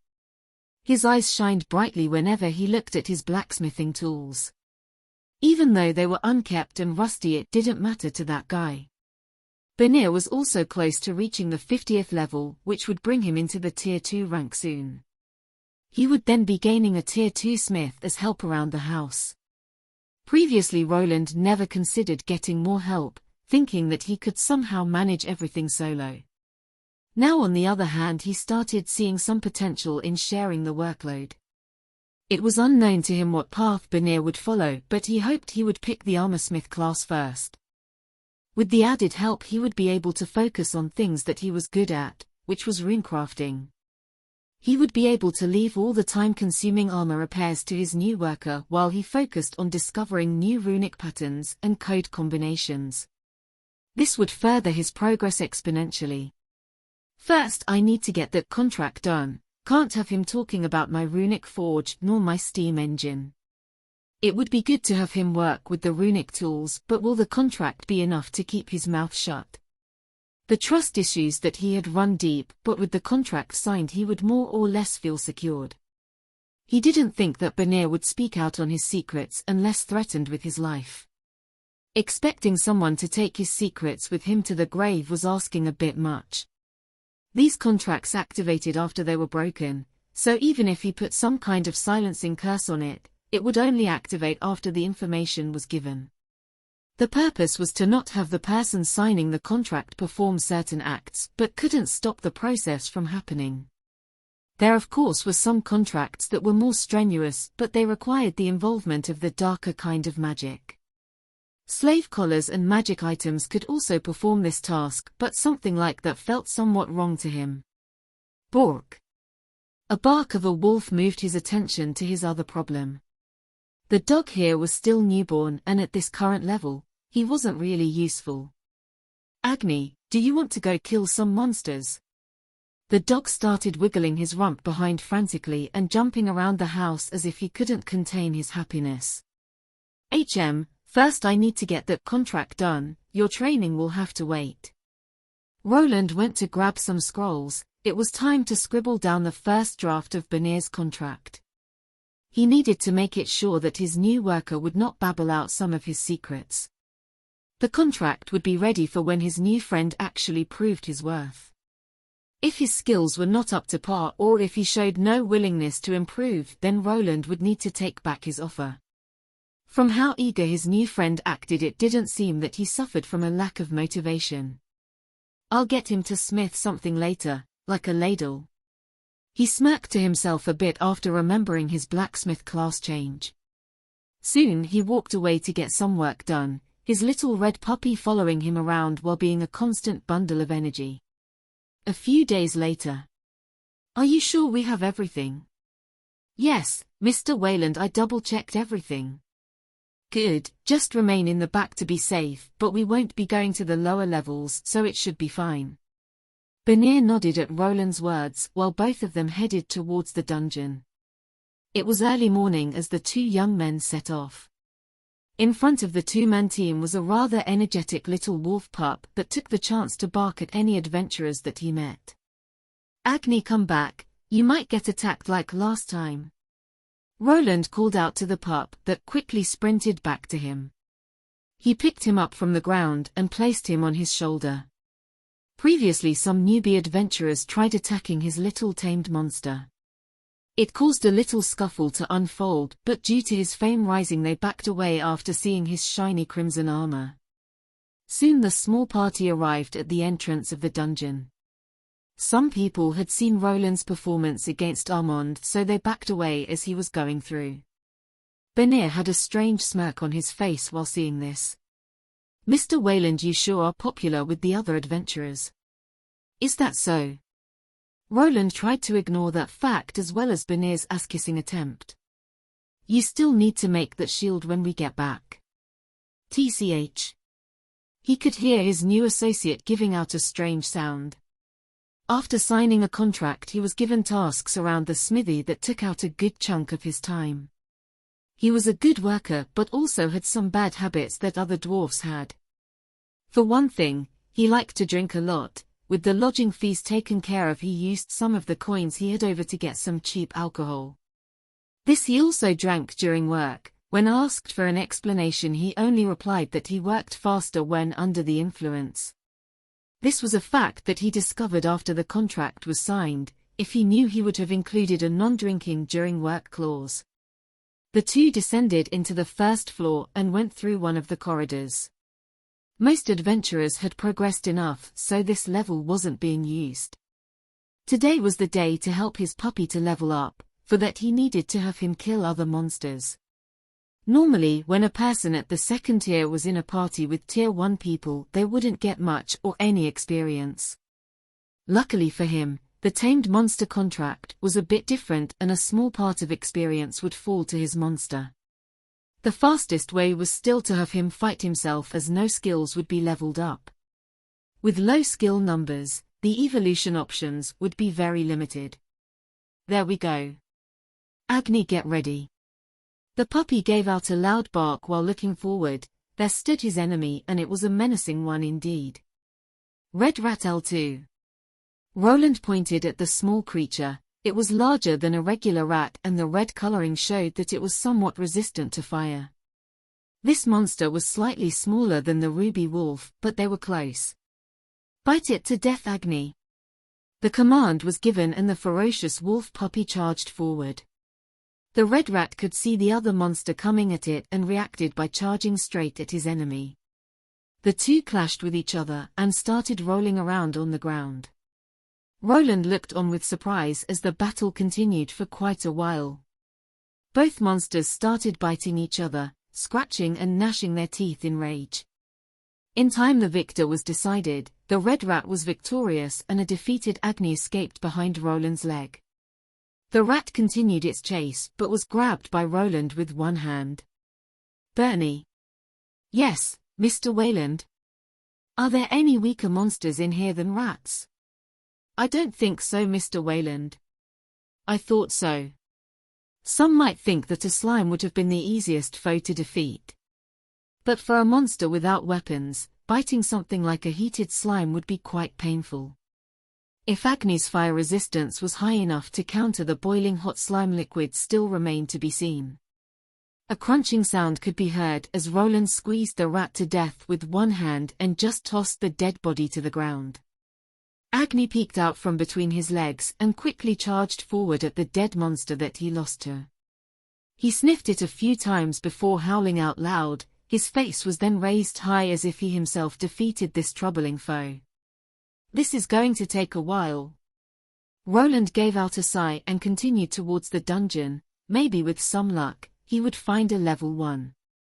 Go for the neck. Roland shouted while trying to cheer. Both he and Benir were a bit to the side while two monsters were battling. One of them looked like a red-colored salamander while the other one was a ferocious wolf puppy. The reptilian monster was a bit bigger than the puppy, but the wolf didn't seem to care. It danced around its foe while biting into its flesh. The moment the salamander tried to retaliate, the small wolf was gone and to the other side. With time these small nibbles added up and the final blow was delivered. Agni jumped on top of the half-dead salamander and pressed its fangs into his opponent's neck. The moment the teeth sunk into its flesh, a surge of flame was injected into it. The ruby wolf activated its special skill to deliver the final blow. The opponent went down, dead and unmoving. Woof. Great job, he really is improving really fast, boss. Benir called out while moving over to the dead monster. That he is, there is a small mana stone close to the lungs. Roland also moved closer. His little monster had been training up his skills. It had been about a month since they all ventured inside of this dungeon now. At first, Agni was barely able to contend with a L1 rat, but after he started leveling the progress picked up. The little guy was quite smart and his forte was speed and agility. With the increase of his stats, he started to get smarter. With this intelligence also came wisdom, as Agni was able to learn from all of his fights. Sometimes he won, sometimes he lost, and Roland had to assist him. Now he was able to safely combat monsters at his own level and even ones a few levels above. Good boy. Roland leaned down to give his puppy a pat on the head. He was on the fence about this whole predicament, but now he was glad that the egg hatched. The puppy wasn't hard to bring up as it only required food and shelter. After 2 weeks he also stopped peeing in the house and now even had his own dog hose outside. Though that didn't keep him from trying to sleep inside. You are improving at a high pace, luckily we can somewhat share our experience. Roland glanced at his own and Agni's status screens. Name: Roland Arden L77. Classes: T2 Runesmith Lord L2, Primary. T1 Mage L25, Secondary. T1 Runic Mana Scribe L25, X. T1 Runic Blacksmith L25, Tertiary. HP: 2478, 2478.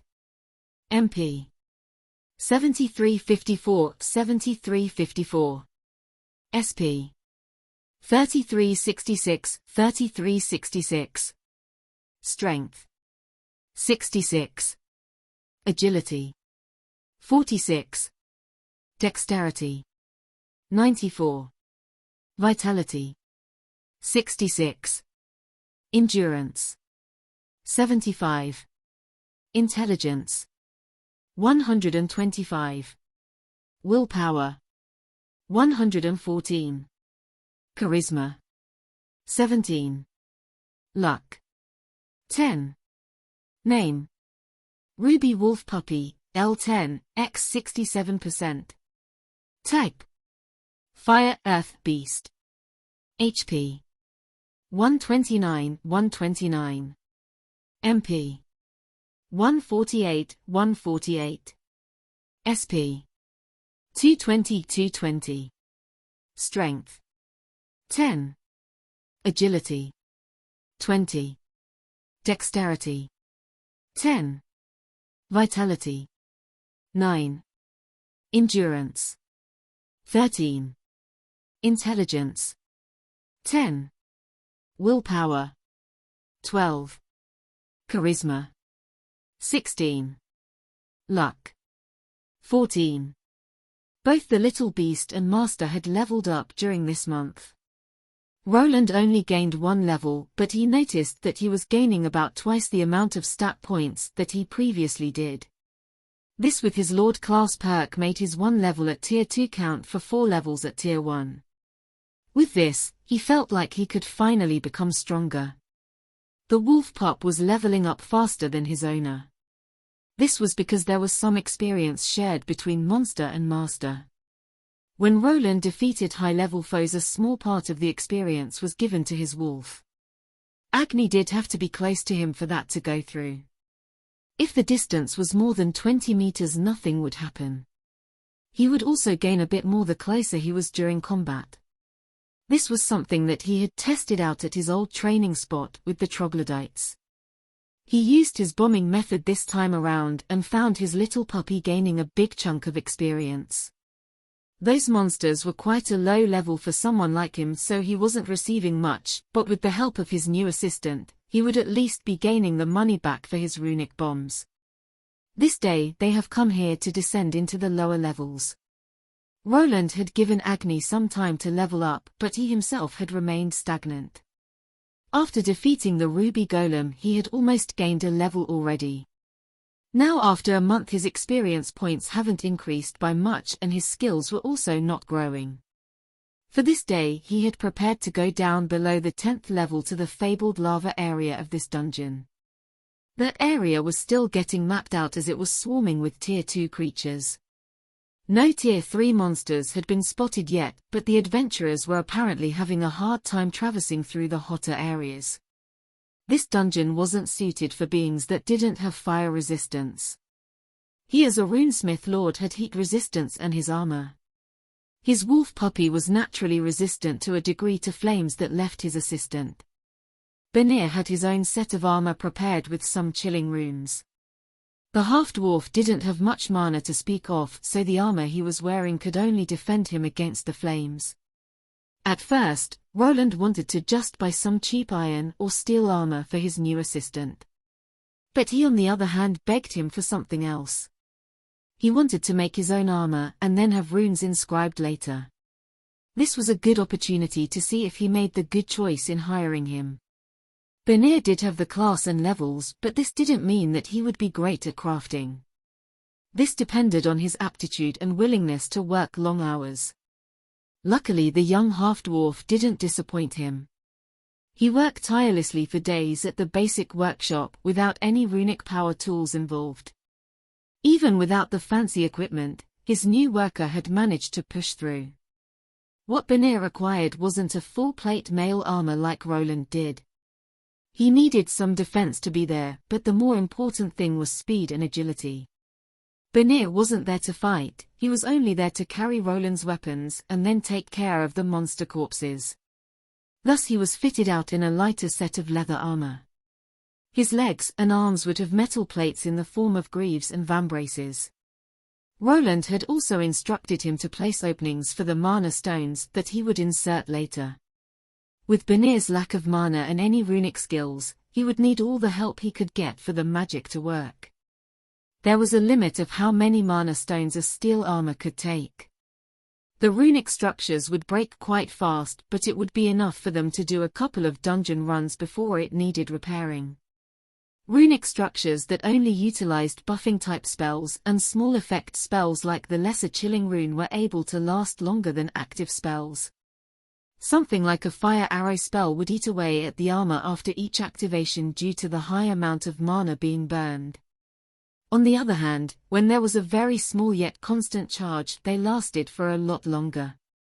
This was also why Roland's own armor that was made of deep steel would barely suffer anything when he just activated his mana stones to give him a stat buff.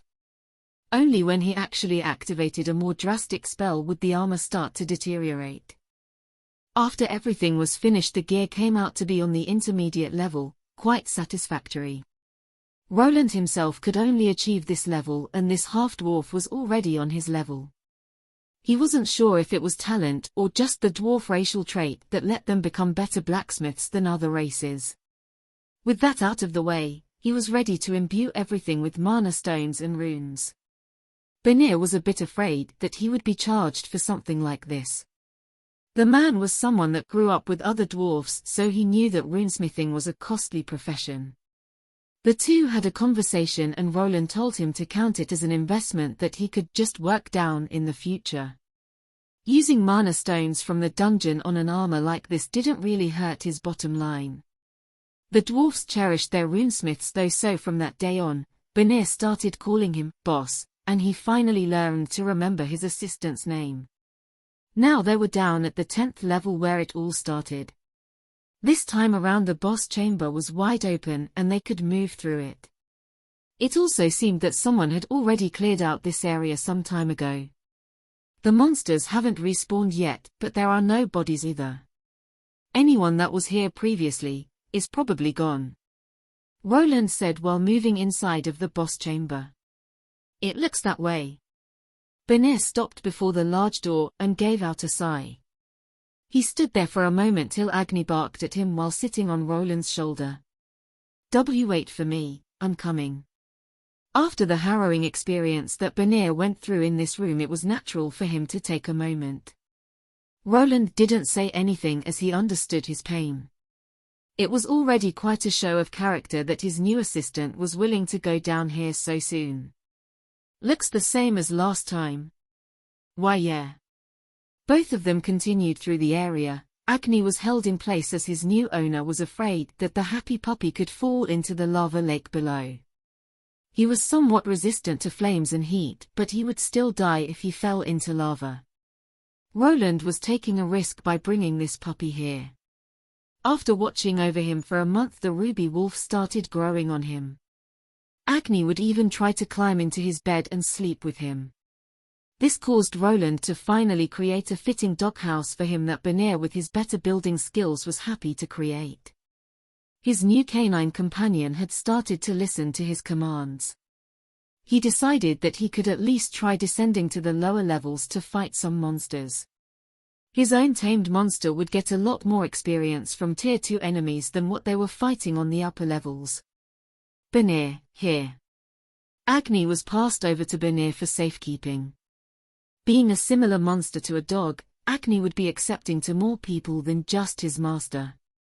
From what Roland could tell, he was seeing Benir as part of the pack with his master as the alpha. Stay in the back, the monsters below shouldn't be able to go above the stairs. After leaving the boss chamber, there was another flight of stairs leading to the next section. The moment the small group reached it, they were greeted by hot air. Roland was wearing a full helmet with a closed visor, so he didn't feel it. Benir, on the other hand, who was only wearing a simple metal headgear with his face exposed, was taken aback. You can activate the rune now, it should alleviate the heat. Following Roland's instruction, the blue mana stones that were inserted into Benir's armor started to glow. A thin veil of blue ice energy covered the half-dwarf's whole body and made the whole thing bearable. Agni didn't look too happy about the change in temperature though, as he gave out a rather cute sneeze. Well then.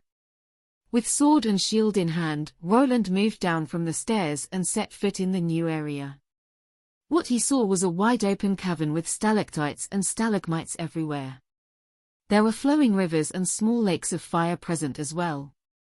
The lava seemed to be pouring from the walls and into those streams and lakes alike. There were many pathways leading in various directions. Some were wide, while others could barely fit one person. This was a large open area that stretched for many kilometers in all directions. There was only one known exit to the top, which made traversing the whole area difficult without anyone with directional skills like a tracker. Be careful, boss. Yeah, I know, there could be monsters in those lava pools. The sector where he was in now had a larger piece of land on it with some smaller lava pools spread around. In those sizzling hot pots, there could be monsters hiding, ones that were resistant to flames. He came prepared, knowing the weaknesses of the foes an adventurer was facing was the basics. With the degree of fire protection that he was wearing, he felt rather content at venturing forward. SSSSSSSSSSSS. There it was, his first opponent that was crawling out of one of those smaller pools of lava. Some of them were connected to the larger lakes and rivers that were flowing in the back. Luckily none of the larger monsters would be able to fit through the smaller openings. Volcanic Salamander L54. It was an evolved variant of the salamander monster he saw in the labyrinth. This one was quite larger, more the size of a smaller horse but with shorter legs. Its scales looked more robust and had a more brownish tint to it that let it blend in with the darker volcanic soil here. The monster slammed its elongated tail into the ground, causing it to crack in a few places as it noticed Roland looking at it. The large salamander started hissing while looking at its target.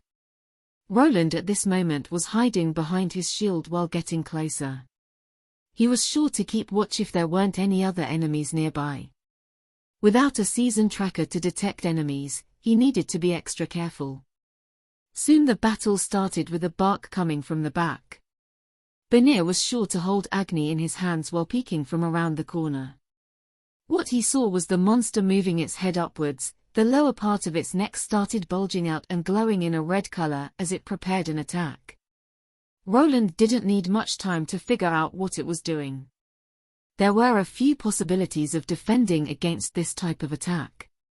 He chose to dodge instead of using his shield to block as this attack was somewhat slow. The monster opened up its mouth and a ball of heated magma was flung from it. It connected with the ground where Roland was previously standing on and caused an explosion. He on the other hand was glowing in green after activating his runic structure. This type of attack that the monster performed was quite powerful. Even he that was wearing magical armor wouldn't come out unscathed if he just received it. It did have one glaring weakness as it left the person or monster using it open for a quick counter. Normally something like this would be better used for a finishing move on an opponent that couldn't move. Got you. He called out while pointing his hand at the creature. Roland had gotten in range for a magical attack. This came in the form of a cone of cold spell that was inscribed on his gauntlet. The surge of icy air and ice crystals descended on the volcanic salamander. Due to this monster living in a warm climate, it couldn't take low temperatures very well. It suffered massive damage while also losing most of its mobility. A critical hit that rendered his opponent immobile was just the thing he needed. With a nice slice from his blade, the head was off and the battle was won. You have gained 358 experience. Not bad, using magic against these fire monster feels like cheating. He looked at the dead monster while putting his sword away. It didn't take much for him to kill it, using the creature's weakness made everything quite easy. He didn't feel like he would lose to it without the spell either, he would just need to take a bit more time. Okay, don't see any other monsters, the party that cleared out the boss chamber must have killed most of them at the entrance. Benir, we will wait here for now, more should respawn soon. Roland decided to wait at the safe spot for now. This was the first time that he was here, so he needed to get used to the stronger tier 2 monsters. He liked to do things slow and steady without rushing too much into danger. With the puppy and his assistant, he also needed to keep the two safe. On it, boss. Benir moved in and Agni was quick to jump on the dead salamander. He looked like a proud warrior that had slain this monster himself. Roland just smirked a bit and gave the puppy's head a ruffling. After the monster was done being processed, it was time to do some grinding. Okay boss, you can go ahead. H&H. Roland in his everyday clothes, but with gloves that were glowing red, was pushing a large wooden spire. It looked like a large thick wooden log with a peculiar contraption attached to the top part. That's it, Just a bit more, now stop. He was quick to move to the other side to stabilize the construction. This large tower-like log was inserted into a hole, and while Roland was holding onto it, Bernier moved over with a wheelbarrow.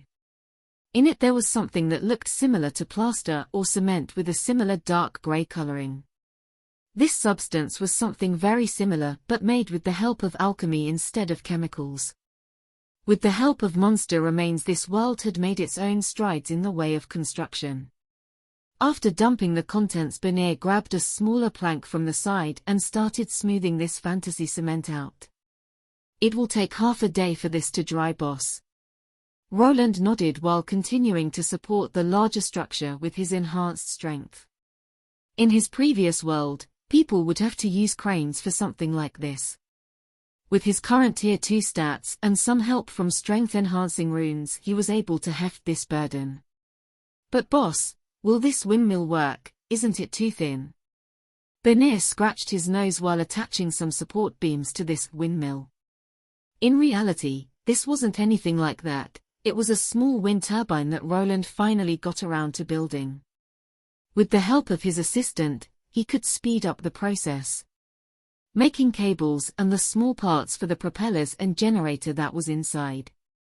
The cables were pushed through the large log that added some well-needed weight. This was his first design, so he decided to make the fans a bit smaller. Thus, even when they would be spinning at full swing, the structure would remain stable in place. This isn't a windmill, this is to generate power. Power? Bernier looked at the wind turbine and he wasn't sure how this thing should produce energy. Though Roland was the runesmith here, so he wouldn't ask too many questions. He understood that magic and runes were a difficult theme not known by many men. I guess it is about time to show you some things, but first help me connect these cables. The wires they were using were simple copper ones. They were coated in a dark rubber-like substance that worked quite similar to its old world counterpart.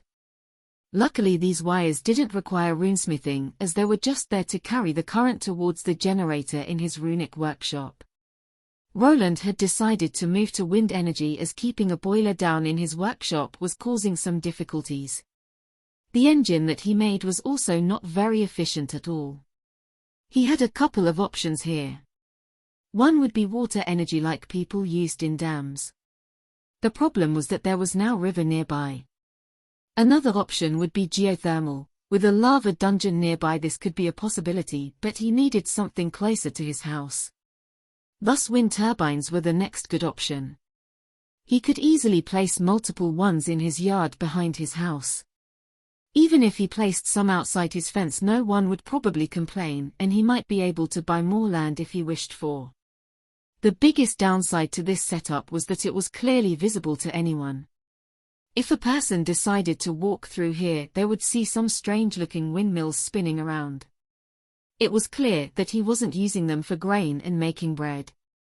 He might be able to say that they were for pumping water.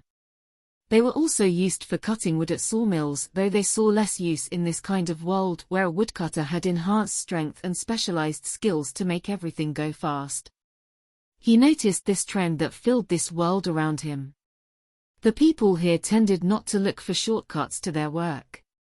They would naturally gain more skills and level up. They got faster and better at everything by just continuing to train. Most of them didn't see the reason to invest in unique inventions. The only progress was seen towards magic and alchemy, while machinery was left in the dust. Bark! Could you stop digging in the yard? Roland scolded Agni, who was busy digging up a hole and burying something in it. After the puppy had settled in, some changes needed to be made. For one thing, he needed to remove the trip mines from the ground, as the little wolf was quite happy to dig them out. Luckily, Roland got to him in time before any explosions happened. With this in mind, another larger construction plan for the defenses was fashioned. This one would eliminate the random chance of his allies injuring themselves in his backyard. With the wind turbine in place and Bernier to help him out, they would connect the electricity with the fences. Implementing the electric fence would take a bit to make, as he needed the wind turbine to power the items in his workshop first. Depending on how much juice this turbine produced, he would go ahead with the fence idea. Roland knew that the jolt that the fence would give wouldn't keep real threats away. It was more of a warning signal for people to keep out. Smart individuals would probably notice this and think twice before venturing forward. Others might just vault over this wall and try their luck inside. With unique defenses came unique rewards. Without some danger there were no real rewards. Not having the mines around puts this place at risk. Are there any automated defenses that I could build here? He grumbled while looking at the ruby tip of his wolf puppy. The little guy was having a blast while turning his land into Swiss cheese. Boss, why don't you build a golem? Benir moved over while whipping some sweat from his brow. The half-dwarf had been taught by his father while he was alive, so he knew some inside rumors and knowledge. Runesmiths were similar to other magic users by the use of their runes. Their true strength lay in creating magical items. One of those was a staple, the iron golem. I never tried that before. He had thought about making one before, but his lack of knowledge kept him grounded. Now he more or less knew how such a creature would be able to operate. It was like the monster that he faced, it needed a core first. This would act as the main power source and could be bought on the market or even from the dungeon directly. In the volcanic area, some golems could be spotted. If he nabbed one of those cores, he would be able to try it out. Without any master, he would need to do everything himself. The probability of getting a golem-making manual in the auction house was slim. The runesmiths kept their more detailed secrets hidden. Luckily for Roland, he had lived in a large crafting city for a few years, and golems was something that it did possess. The only problem was that he could never examine them fully. He was left with fleeting glances here and there while the various magical automatons moved around. His old notebook was filled out with parts of these runic structures, but he never tried to piece them together as he was lacking the main component. This component was the internal runic code that would make this golem work. Even though he thought that he could somehow work out the runic structures going through the body from the golem core. The most important part, that was the control program. This golem would need to be able to move around and follow basic instructions. The ones that he saw in the city were mostly only able to slowly move around and carry heavy items. They were mostly meant for constructions, while the more combat-oriented golems were hard to come by. The fastest way for him to make his own golem would be by buying one of the auction and then examining the program and runes inside. Then with it as a base, he would start applying his own custom-made commands. That would probably be the fastest way to go around this. He remembered how much time he lost when not getting a magical item with a mana stone in it. If he didn't get that lucky break, he might still think that mana stones were used as batteries to this day. I'm kind of self-taught, but if you see any golems, even the small toy ones, you have the permission to buy it. Roland replied to Benir while putting the golem construction off for now. It would take way too long to construct an operating program to make it run from scratch. Making one that activated separate runic spells was one thing. Making a basic AI that could follow spoken orders was another thing entirely. It could take him several years to even come up with a prototype that would need even more time to fix. Toy ones. Yes, some runesmiths make small automatons that can follow orders, some nobles buy them for their children, at least they are cheaper than the large ones. He had actually seen one of those a long time ago when he first arrived in this world, but that was a time that he had long forgotten and moved on from. While thinking about some defensive measures, he noticed Agni from the side munching on something. You really like those, don't you? Roland narrowed his eyes while he spotted something shiny in the puppy's mouth. He's got quite the expensive appetite. Benir commented while walking away to do some other chores while the wind turbine foundation set. Agni had developed a strange diet after going down into the dungeon. While one of the monster corpses was getting taken apart, the mana stone fell to the side. The little puppy looked at this glowing gem and ran up to it. With a big chomp, the mana stone was quickly gulped down by him fully. Roland and Benir saw this and tried to make the puppy spit out the stone, unsure if he would suffer from such a thing.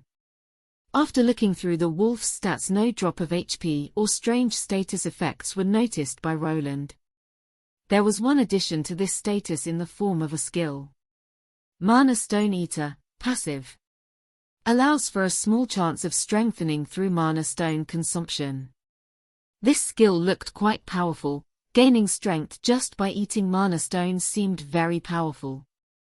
In reality, ever since getting it, Agni only received one status point. Somehow this skill could allow the user to gain status points through consuming mana stones. If there was something more that could be gained was unknown. Roland wasn't happy about losing so many mana stones to his canine companion. For now, he was only devouring lesser mana stones, and it seemed that he couldn't devour more than 2 per day. It was apparent that the digestion of these stones took a while. If Agni tried to snack on more than one every 12 hours, he would get a stomachache. I hope that skill allows for a better evolution. Speaking of evolutions. Roland glanced at Agni's stats, which had gone up. His little companion was close to reaching the 25th level and just needed 2 more. When he hit that threshold, he would be allowed to evolve. From what Roland knew, a ruby wolf puppy would evolve into an adolescent ruby wolf at the 25th level. After that, at the 50th level, he should turn into a plain ruby wolf and be a tier 2 monster. There might be other possibilities along the way. For instance, the more common version of a ruby wolf was the volcanic wolf. That type of monster could be seen in the volcanic area past the 10th level of the maze. There was no reason for taking that evolutionary path, as a ruby wolf was considered stronger and also smarter than a volcanic variant. If I go by this world's naming sense and that skill, maybe he'll change into something like a mana ruby wolf. Would Roland's pup have a similar class naming scheme that he had succumbed to? His classes were one of the better ones, but the names left a lot to be desired. It would still be better to go with a rare evolution even if it had a silly name. Benir.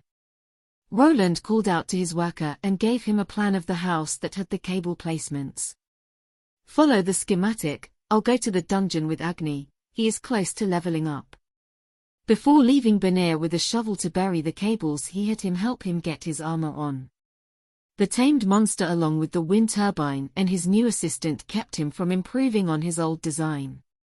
He wanted to focus on it after Agni got a bit stronger, and with the first evolution, he would feel more comfortable doing so. The tier 1 skills were easy to level up, and with the help of Roland's deep pockets, he could buy recovery items for his monster. With them, Agni was able to increase the levels of all his skills with minimal rest. The only one that didn't max out was the one for eating mana stones. Depending on the evolution choices, Roland was ready to wait for it to max out later. Then he would focus on crafting while Agni munched on some stones. Recently he had visited the dungeon quite often, so he needed some downtime. All right, boss, have a safe trip and bring back some souvenirs. You sure like going through those monster remains, don't you, Benir?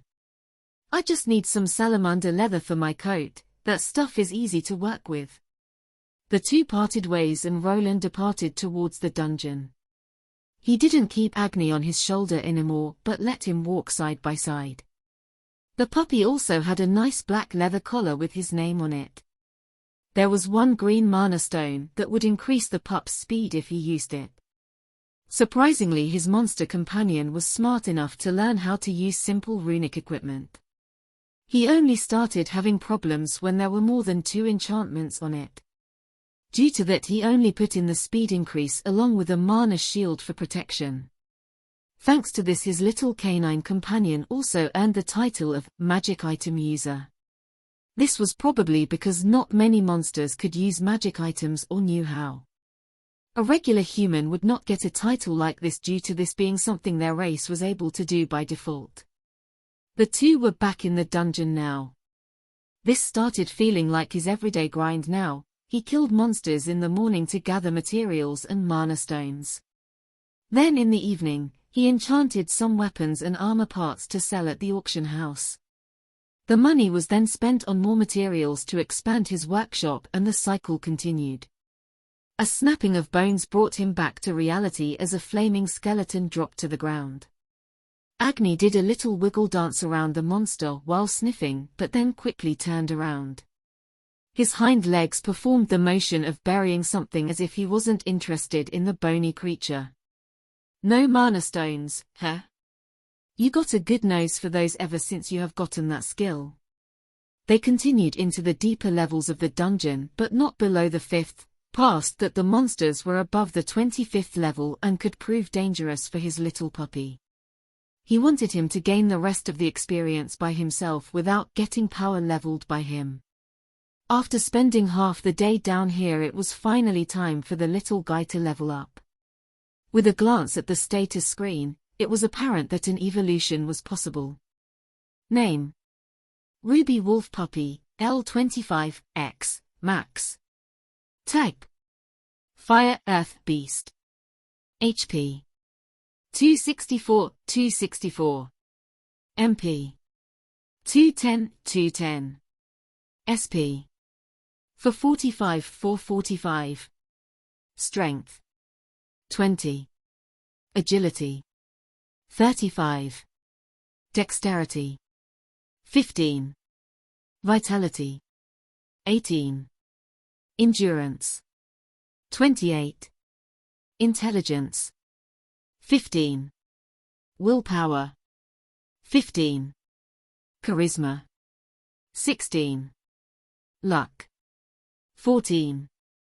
Roland could clearly see that Agni wasn't able to gain any more experience. From what the old gnome at the Adventurers Guild had told him, he needed to focus on this experience counter that was maxed out. After he did, he could see multiple options become clear to him. He rubbed his chin while looking over them. It was time to make a decision, or wait till his tamed monster leveled up his skills more. Adolescent Volcanic Wolf. Fire Earth Beast. A common canine-type monster found in volcanic regions.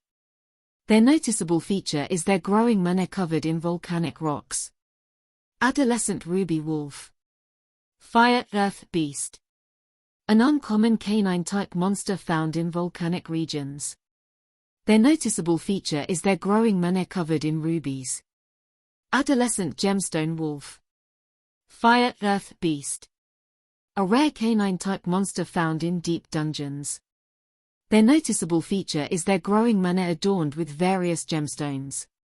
Hellhound Puppy. Fire Fiend Beast. An uncommon canine fiend type of monster. This type of monster is regularly seen accompanied by demonic beings. Adolescent Ash Wolf. Earth Beast. A common canine-type wolf found in dungeons. They are characterized by having a white ashy fur pattern. Roland was now glancing at the evolution options that he was given. There were 5 of them, with 2 uncommon variants and 1 rare. There was one peculiar option with the Hellhound that caused the puppy to stay as a young type. From what he knew, these types of evolution options were a rare sight. They would more or less reset the current monster progress and turn them into a different type. Here is Ruby Wolf would transform into a Hellhound puppy, which would change it from a wolf to a dog and also give him a fiend type along with the beast type. A rare type doesn't mean that it is particularly better than an uncommon one. He rubbed his chin while reading through the explanations. There wasn't much information given about the skills these evolution options would give. Normally, he wanted to go for the Ruby variant at first, as that was the original type of monster Agni was.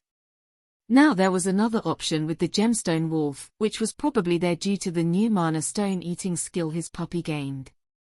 The Volcanic and Ashen Wolf types looked like the more generic ones, with the Ashen one even losing the Fire type in the evolution. There was also the option of going with the Hellhound and starting anew. Then when the time came to evolve again, there could be some rare options for the Hellhound type. Though these types of monster were considered the more violent type, which could pose some trouble down the line. What do you think, Agni? Ruby Wolf or Gemstone Wolf? Or maybe a Hellhound? Bark! The little guy started barking and running around. It was clear that he wouldn't get much out of this baby monster and would have to make the choice himself. Let's go back home for now, Agni. Roland decided to stall this evolution. He needed to get more information about these advancement options. The mana eating skill wasn't fully matured yet either, so there might be some other evolutionary option if he maxed it out.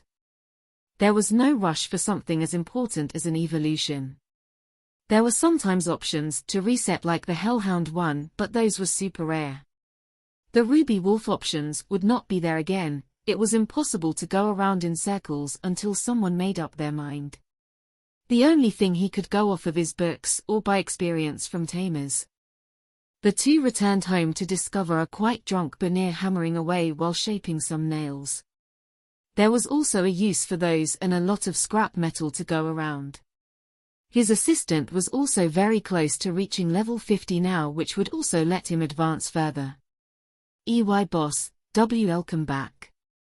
I put the cables where you wanted. Want me to help you undress?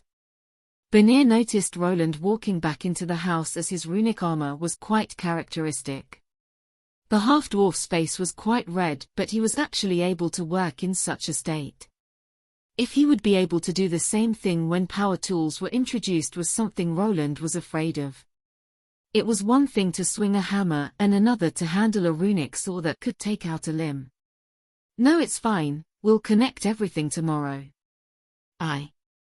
He didn't bother his assistant as Banir was clearly working hard to get his level up. Since hitting the 48th level, he was tirelessly using his smithing skills to grind up towards this important occasion. It was also getting late after spending most of the day down in the dungeon. When Roland opened up the door to the house, Agni was quick to jump in and go to his spot. He had one right next to Roland's own bed, and even though there was a perfectly fine doghouse outside, the puppy liked to sleep here. With time, Roland gave in to the whines and barks, not being able to fight against the deadly puppy stare. Here, catch. Roland tossed Agni a nice-looking mana stone, and the puppy began munching on it almost instantly. Enough time had passed since the last one, so it was fine now. After getting undressed, it was time to look over some plans. The wind turbine would be getting connected tomorrow, so he needed to go through some things. At this point in time, some months had passed since his new assistant had arrived. Even though he didn't want to reveal his secret lair below his house, it was inevitable that it would be. It was clearly obvious that he was doing runecrafting somewhere in his house. Even with some sound-cancelling runes to keep the noise of his smithing away from prying ears, it was easy for Banir to figure things out.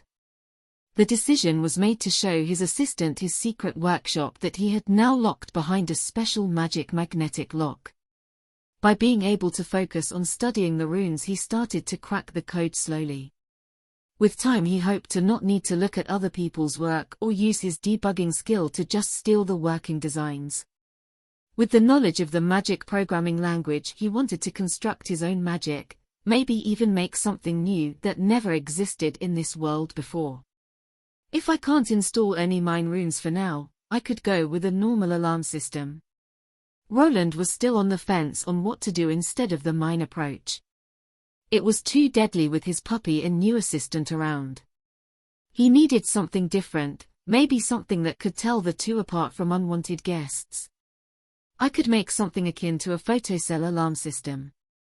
With some knowledge of his old world, he came up with one of the classics. By placing some light sensors around the fence, he would know if someone passed through it. He recalled one of the popular movies, where the hero had to evade many red laser beams that would trigger the alarm. It was an easy solution and could be placed around the fences away from his assistant and puppy. I wonder if I could make some automated magical weapons. Then there was another thing that he wanted to do. His land was fenced up in a square shape. At each corner, there was a smaller tower made of hardwood. Thanks to Banir that was good at building things, the fence had been redone to actually be proper. Roland was thinking about placing magical devices at those corners which would turn them into sort of defensive towers. It would be easy for him to connect the alarm system to this sort of attacking device. It would only require some mana from his generator to run. He could also use a reusable scroll system that didn't use up much of his mana reserves in the generator. The difficult task would be for it to actually hit a moving target. Creating a magic device that shot fire arrows in random directions wouldn't work. He needed to use something different, something that could be guided. There are special self-guiding spells. That could work, for now. There were variations of his favorite magic arrow spell that guided itself onto the target. If he also inscribed it in the highest grade, it would actually be quite accurate. He wanted the towers to react to the intruders and aim themselves, but he would need to stick to the basics for now. Maybe if he figured out that golem operating system, he would be able to put it in his defensive towers. I don't think thieves will expect getting chased by magic arrows the moment they set foot here. That will probably require more wind turbines. I'd also have to reinforce the house walls. Even with guided arrows, they can still hit the house. With more intricate spells, the requirement for mana was also there. If he wanted to make everything work, he needed to build more. Otherwise, he would have to somehow include scrolls into the circuit. With more moving components, there was always more that could go astray during the activation process. Okay, let me draw up some schematics, but first. Before moving on with his work, he peeked outside his workshop. He saw his puppy drooling into the large pillow that was his bedding. The beast is asleep. I can work in peace. Roland gently removed himself from the room Agni was sleeping in and moved back into his workshop where he could focus on his work. There was also the idea of reusable wands or runic plates that he wanted to mount into his armor, placing it somewhere around his forearm area. This was for easy access, while also was there to allow him to point with his hands at the target. Most of the spell would be on the plate, while the discharge rune that created the spell outside would be on his palm. With this, it would look as if he was actually casting spells, even though he would be just activating separate runic structures on the added components to his armor. Most of the strain would fall on those reusable parts, while his glove would only degrade just a little bit. Thanks to it already being from deep steel, the damage would be minimal. The reusable components, on the other hand, could be made from cheap iron or steel. With that in mind, he got to drawing. He had made some previous iterations, but he was focused on leveling up his new puppy, so he didn't progress much. I'll use a lesser bolt of guidance spell in this design. Doesn't pack as much of a punch, but can be cast repeatedly without much damage to the equipment. His penmanship had increased by leaps and bounds after reaching Tier 2. His dexterity was now doubled, and he had access to the upper-tier scribing skills that was slowly leveling up. With this, he was able to draw up multiple runic schematics within minutes. Regretfully, his little leveling cheat had plateaued with time. Even common-grade runic schematics didn't give him that much. By this point, it would be faster to go into the dungeon and massacre some Tier 2 beasts in the lava region. He was strong enough to even take on multiple of those now, which left his debugging trick in the dust. Maybe if he got his hands on some Tier 3 runic schematics, he would be able to progress faster once more. The problem with that was the rarity and exorbitant prices. The only realistic way of getting them would be buying something with a Tier 3 rune in a store or at the auction. The prices for common-grade armor and weapons were already steep. Something at a higher tier was not something he could afford at the moment. At least not while he was spending a lot on building his turbines and defensive systems. That should be it. Think we will need a lot more copper wires to get to all the towers. I'll just tell Banir to fetch it tomorrow. Roland yawned while stretching. It had gotten late into the night and it was time to sleep. Agni noticed him leaving the workshop and was fast to tackle his leg. You should probably go do your business. He let the puppy outside while he himself went to take a bath. Time continued to tick and it was the next day. Roland always got up quite early thanks to his sleeping resistance skill. Banir, on the other hand, was a deep sleeper, even more after drinking through the day. Hey, wake up. I need you to fetch something from the market." The sun was already up, so Roland didn't have any bad feelings about waking his assistant up. His foot kicked the door to the log cabin that was now used as Benir's new place of lodging. It was also his smithy that was slowly getting new and better equipment made by the half-dwarf himself. "Is he still sleeping? If you go now, I'll give you money for that wine you were drooling over." After the sentence was uttered, he could hear a strange loud thud in the log shed. This was quickly followed by a lot of metallic tools falling over and him hearing Benir shouting some profanities. "I'm up. I'm up. I should dock his pay for pretending to be sleeping." Roland waited another minute to see a half-dressed Benir coming over to meet him. The moment he opened the door, the smell of spirit filled Roland's nostrils. This was something he was already used to, and other dwarven workshops were quite similar. "Finally you're up. Here, go pick these things on the market. If you can barter down the prices, you can buy that wine of yours." "Thank you, boss." Roland thought that Benir would be a bit dejected that he would only get the wine if he bartered well enough. It seemed that it was enough to just give him a chance at getting it for him to be happy. While Benir was packing up, Roland decided to work on his magic arm guard design. There were enough steel plates in place for him to make some prototypes. With the ethereal pathways skill also leveling up, it was a lot easier to connect them to the main armor. The two parted ways and started the day off early. Benir hefted up his backpack and looked at his workshop while smiling. It just took him a few months, but now he felt like he really could be a proper blacksmith. The person that had hired him was an oddball, but also a good person. After locking up the log cabin and saying his goodies to Agni that was nibbling on his morning mana stone, he left. Benir was not provided with a working runic bicycle, so he needed to do his work on foot.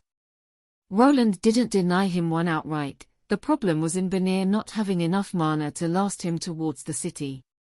Even mana stones didn't alleviate this issue much, so he was left with his own 2 legs. It was still only a 30-minute walk, so Benir just used it to take in the sights and think about what he could craft next. One of the reasons he was so excited today was not only for the wine but also that he was close to reaching level 50. His boss had promised to show him some of his runic items if he managed to pass into the 2nd tier. "Morning." "Good morning." Benir greeted the gate guards that already knew him. There weren't that many half-dwarfs in this city with huge backpacks like his. Since getting his new job, he was a lot happier, thus his more extroverted personality came out. Thanks to this, getting good prices at the market was easy. While Benir was trying to haggle down on the price of the copper, Roland ordered a group of 5 adventurers was walking down the street. One person from the group then came to a stop while glancing towards the market. "Isn't that? Hey Garlen, what are you doing? Get a move on." "Wait Devon, look at that." The 2 men exchanged some glances and both of them started looking in Benir's direction. Soon a smirk appeared on both of their faces while the other 3 adventurers went over to see what was going on. Well, well, isn't it our little Benir?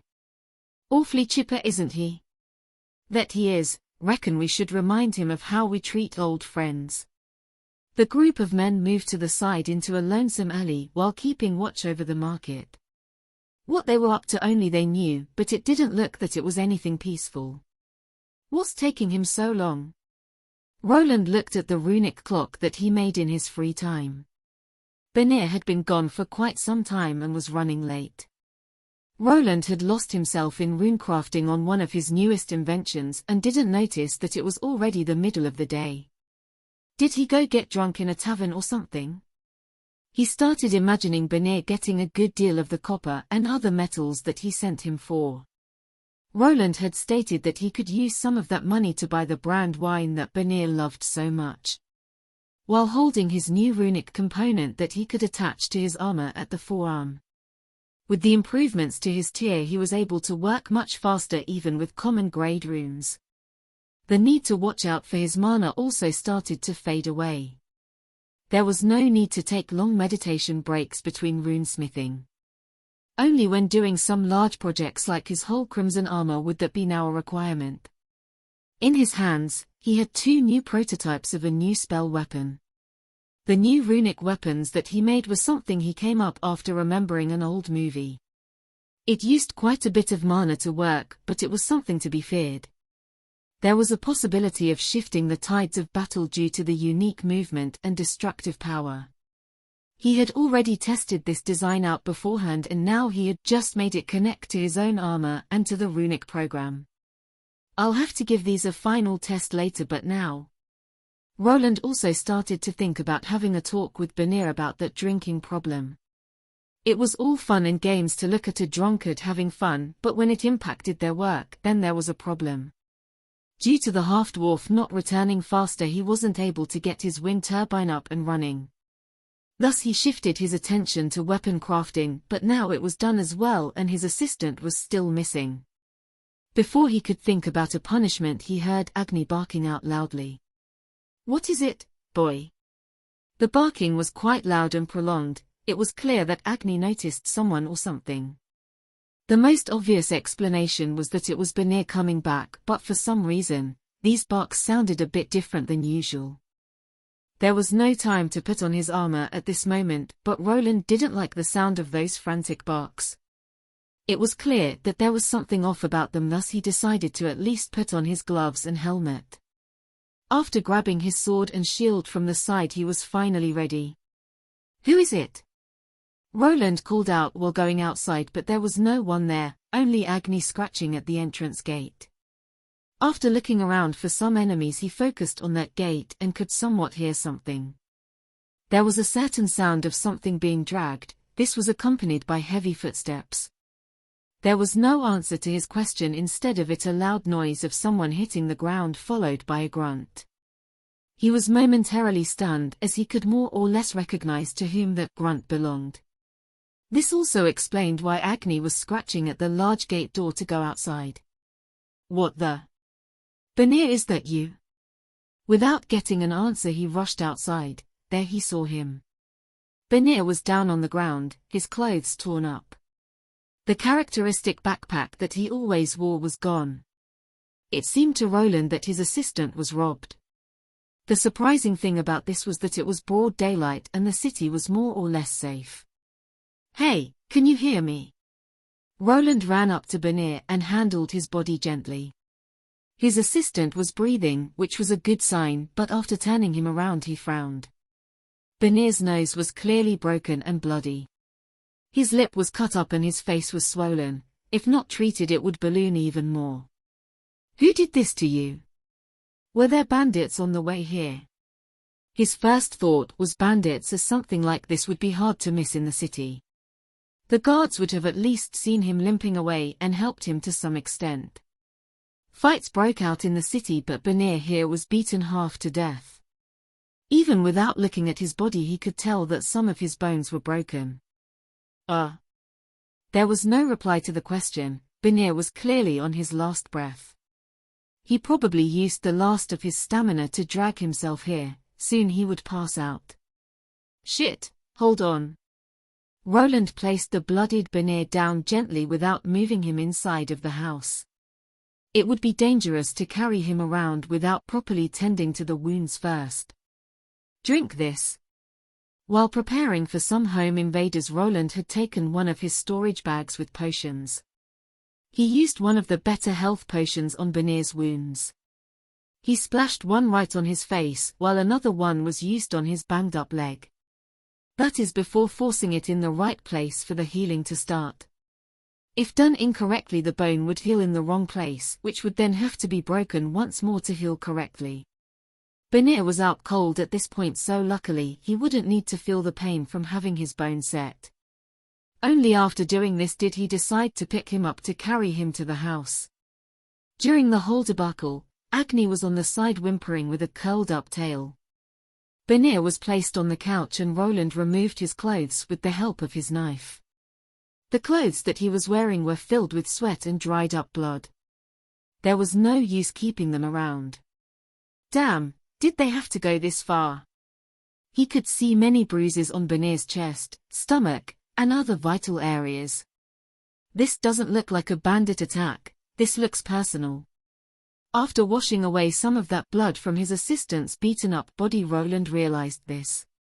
A bandit wouldn't go to these lengths, they would also not leave their victim alive unless Banir was lucky to get away. His limp leg that seemed broken told another tale. From what Roland was seeing, it looked like Banir was beaten up thoroughly.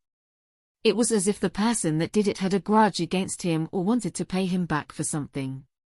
He didn't really ask about his assistant's past, and he didn't think someone like him would have many enemies. These wounds were all done by fists as well. If he was robbed by some thieves, some knife cuts would be there, as those types wouldn't bother with roughing their victims up to this extent. He was also left alive, which indicated that the perpetrators didn't fear any form of retaliation. His not waking up anytime soon, could they have been some Rouge adventurers? Roland started to debate on who could have done such a thing, but the more he thought about it, the angrier he became. After living with the silly half-dwarf for a few months, the drunk had grown on him. He was his boss, and a boss was someone that took care of their employees. Fuck. His fist descended on a nearby chair, which turned to scrap wood in an instant. His increased strength paired up with the deep steel gauntlets that he was wearing caused fatal damage to the inanimate object. Bark, bark, bark. Agni started sniffing Banir around, and afterward, he continued to bark. He started to run around in a circle before pointing with his nose at the door as if he wanted to go out. What do you? Roland noticed his monster's strange behavior, but he soon realized what he was trying to tell him. Did you get the scent of the one who did this to Banir? Woof. At the question, Agni started bouncing around even more. He was a canine type of monster, and after a couple of levels, he had earned a tracking skill as well. With his nose, it was possible to find the perpetrators of this robbery. The only problem was that there was a short window that this could be done. The trail would go cold in a few hours, and then he could only ask Banir about it. He knew his assistant well enough now. It was probable that he wouldn't tell him the truth about this attack. He could have had history with the perpetrators and wouldn't want to report this to the City Watch either. The backpack was his, so he didn't owe Roland anything for it, and he would probably work hard to pay back for the copper and money that was stolen. Now or never. Banir's situation was stabilized. The healing potions worked wonders, but they wouldn't help the injured person wake up faster. Roland also wasn't sure if he wanted him to be awake for the thing that he was about to do. I can't handle any tier 3s, but if it's only tier 2s below the 100th level, then. He grasped the bloodied cloth that he used to clean Banir's beaten-up body and looked at it. It was clear to him that the assailants could have gone back to the city. Causing a scene there would bring unwanted attention. His reputation as a strange runesmith living in the woods made him a neutral element in the city. He felt that the Adventurers Guild would take his side if he was able to prove the theft. Banir's bag was something very characteristic among the guild. If the robbers had it on them, it could be the proof that he needed. Roland had told him to mark the backpack with his initials in a hard-to-find spot just for such an occasion. Roland felt angry. He knew that the rational thing to do now would be to not do anything hasty. The backpack was an item that cost a lot of gold, but it was replaceable just like the things in it. But would that approach keep him and Banir from harm's way in the future? No, this is not how this world works. He started going down into his workshop. His feet were slow and a myriad of thoughts was going through his head, mostly telling him that this was a bad idea.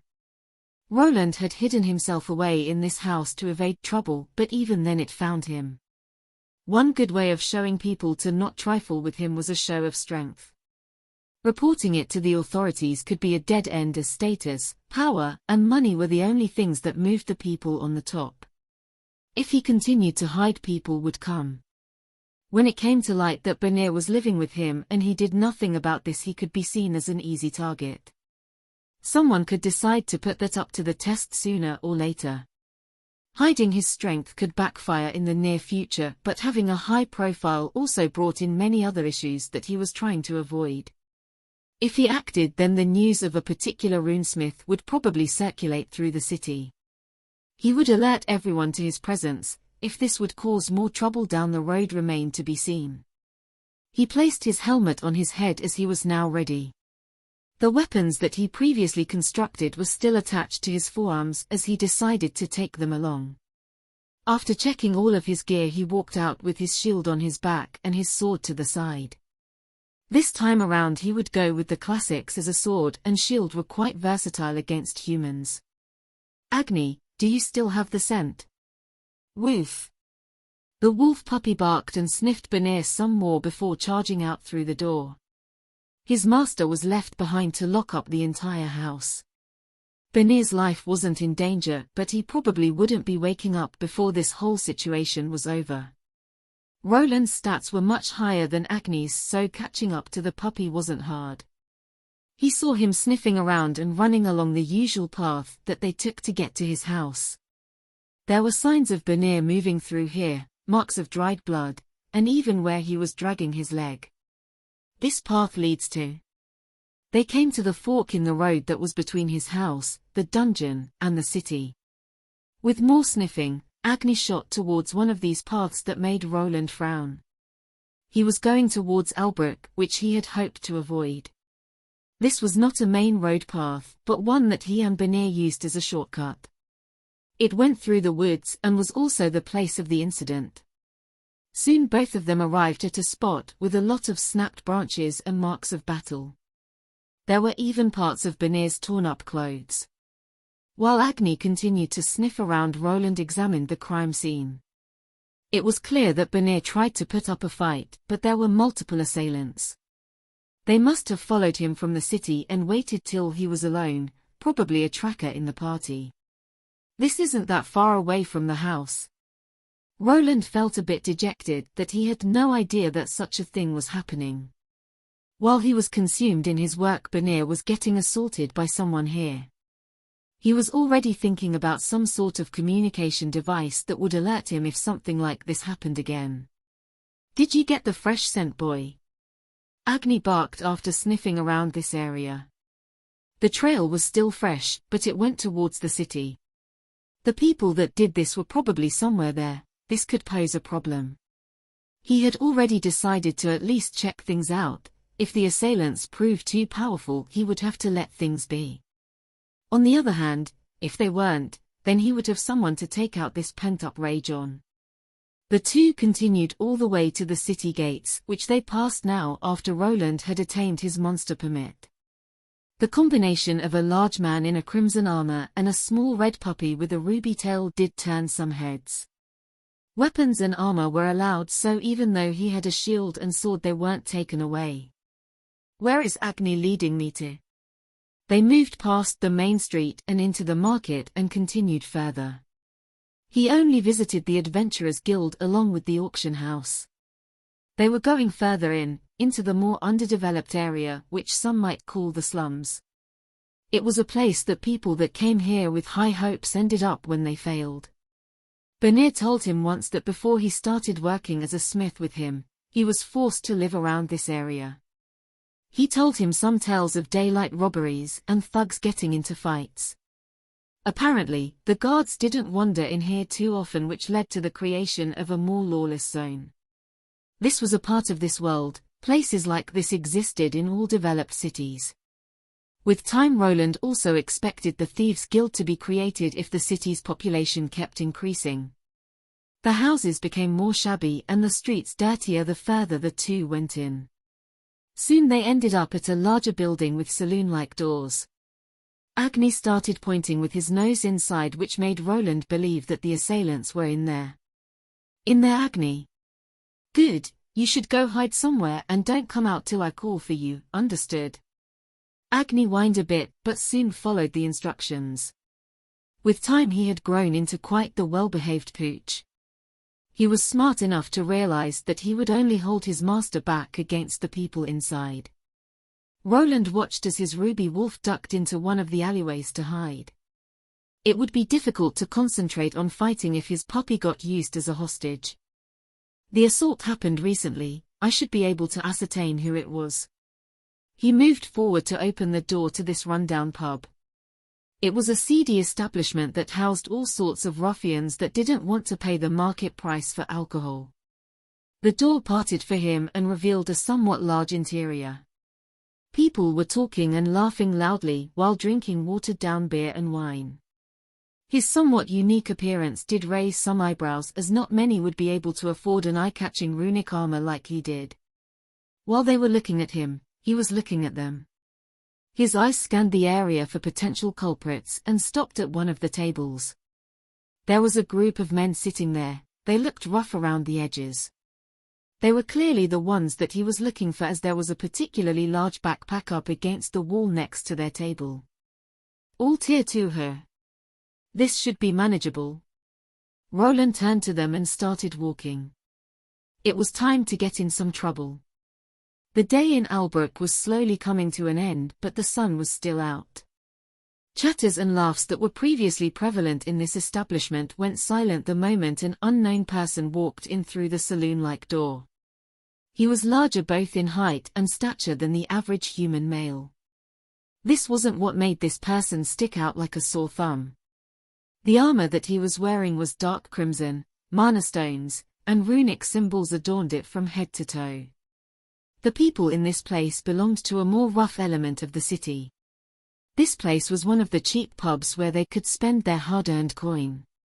A chunk of it procured through less than stellar means. Thieves, rogues, and con artists were all here, and they could tell that this unexpected night was here to cause trouble. It was abnormal that someone with that amount of gear would show his face around here. Most people here were already inching away after the armored man looked to the side and started approaching one of the tables in the back. Hey, isn't that Devon and his chums? Did they do wrong to some high-ranking adventurer? An old-looking dwarf asked while taking a swig from a pitcher filled with alcohol. The person sitting next to him was a human of similar age. The man rubbed his chin, but soon he shrugged. No idea, though Devon and his boys aren't pushovers. This might be interesting. I'll put 2 small silvers on those idiots. You're on. Both of the men grinned at each other while continuing to drink their booze.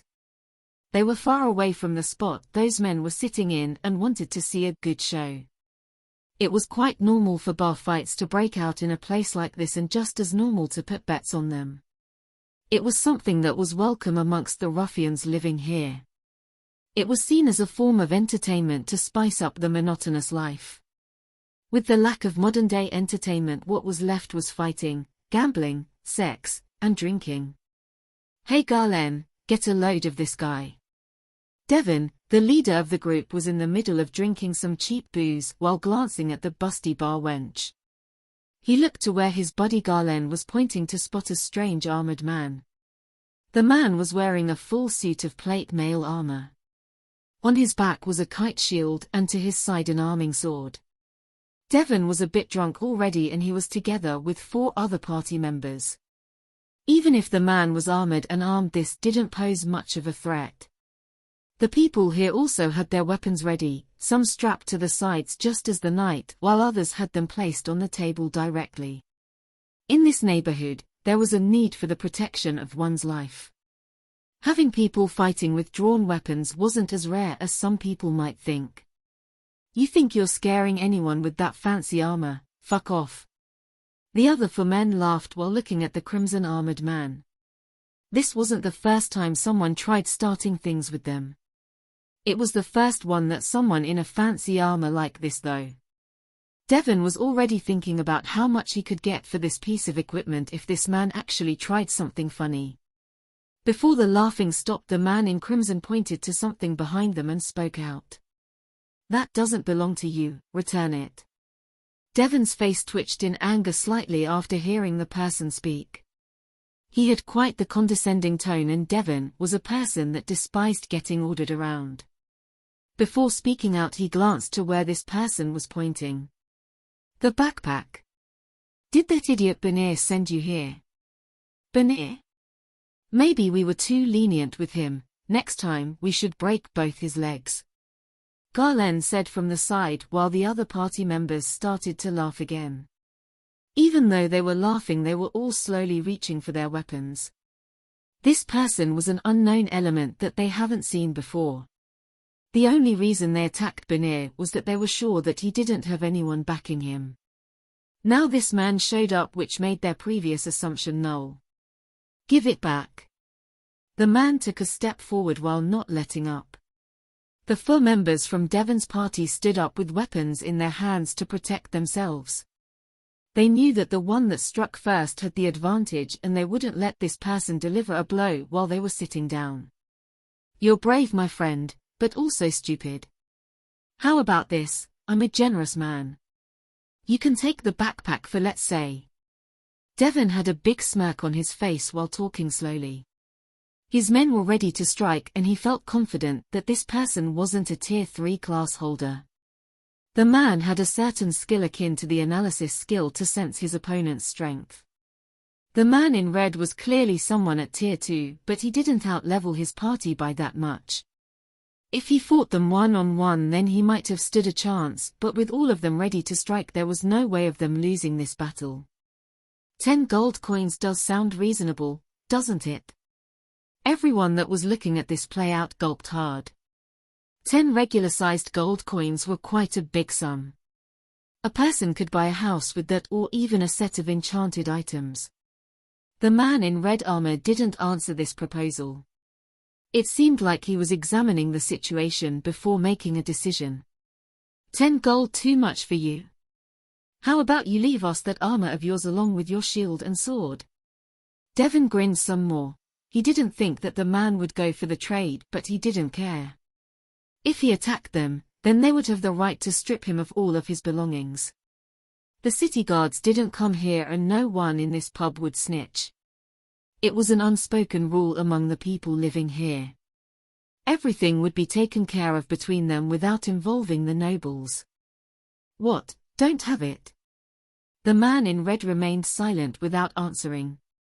Devon's grin started fading, as getting ignored was also something that he disliked.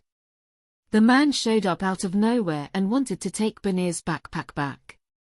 Inside of it, they found some change and blacksmithing materials. There wasn't much, but they could pawn the large storage bag at the auction house later. He would certainly not give something like that away for free, even less likely after the armored man showed up.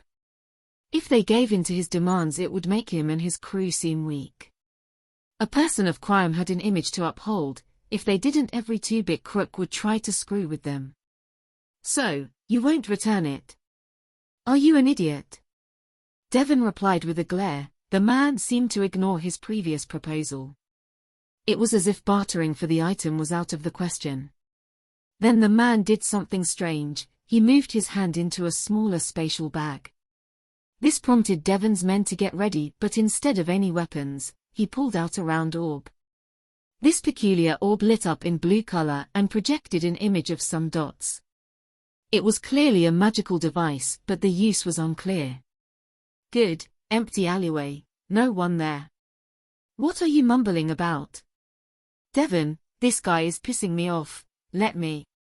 Before Garlen could reply, the man in the crimson armor moved both his hands forward.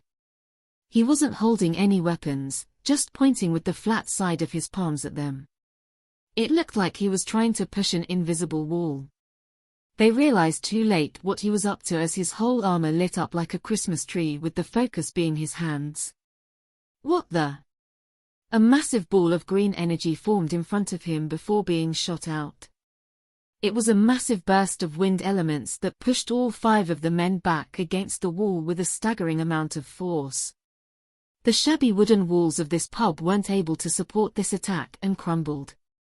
All of Devon's party members, including him, were sent through this wooden wall and fell out on the other side. Everyone that was watching this from the side was astonished by this development. The armored man looked like he had some enchanted armor on, but no one had ever seen someone use it like this. Mostly the enchantments would be buffing spells or defensive ones. Active magic spells burned through the caster's mana by too much. Unless someone was a mage, they wouldn't be able to handle prolonged use of such gear. Even then mags would use special magic wands or staffs for such things and not bulky armor that slowed them down. The fight continued while people scattered to the sides even more. Now they realized that the fight had some kind of crazy magic involved.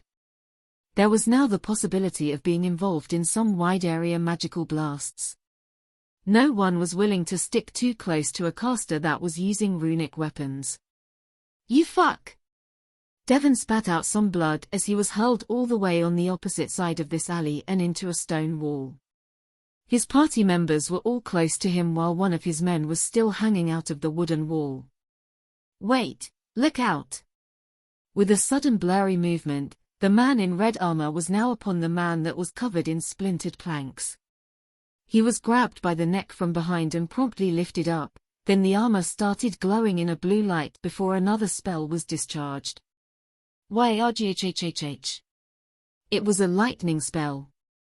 The man was being electrocuted before their very eyes. It was clearly a higher-tier common spell that packed quite a punch and was fast. After the Crimson Man injected their party member with high voltage, he was promptly tossed to the side, his body limp. The fight was taken outside of the premises of this pub.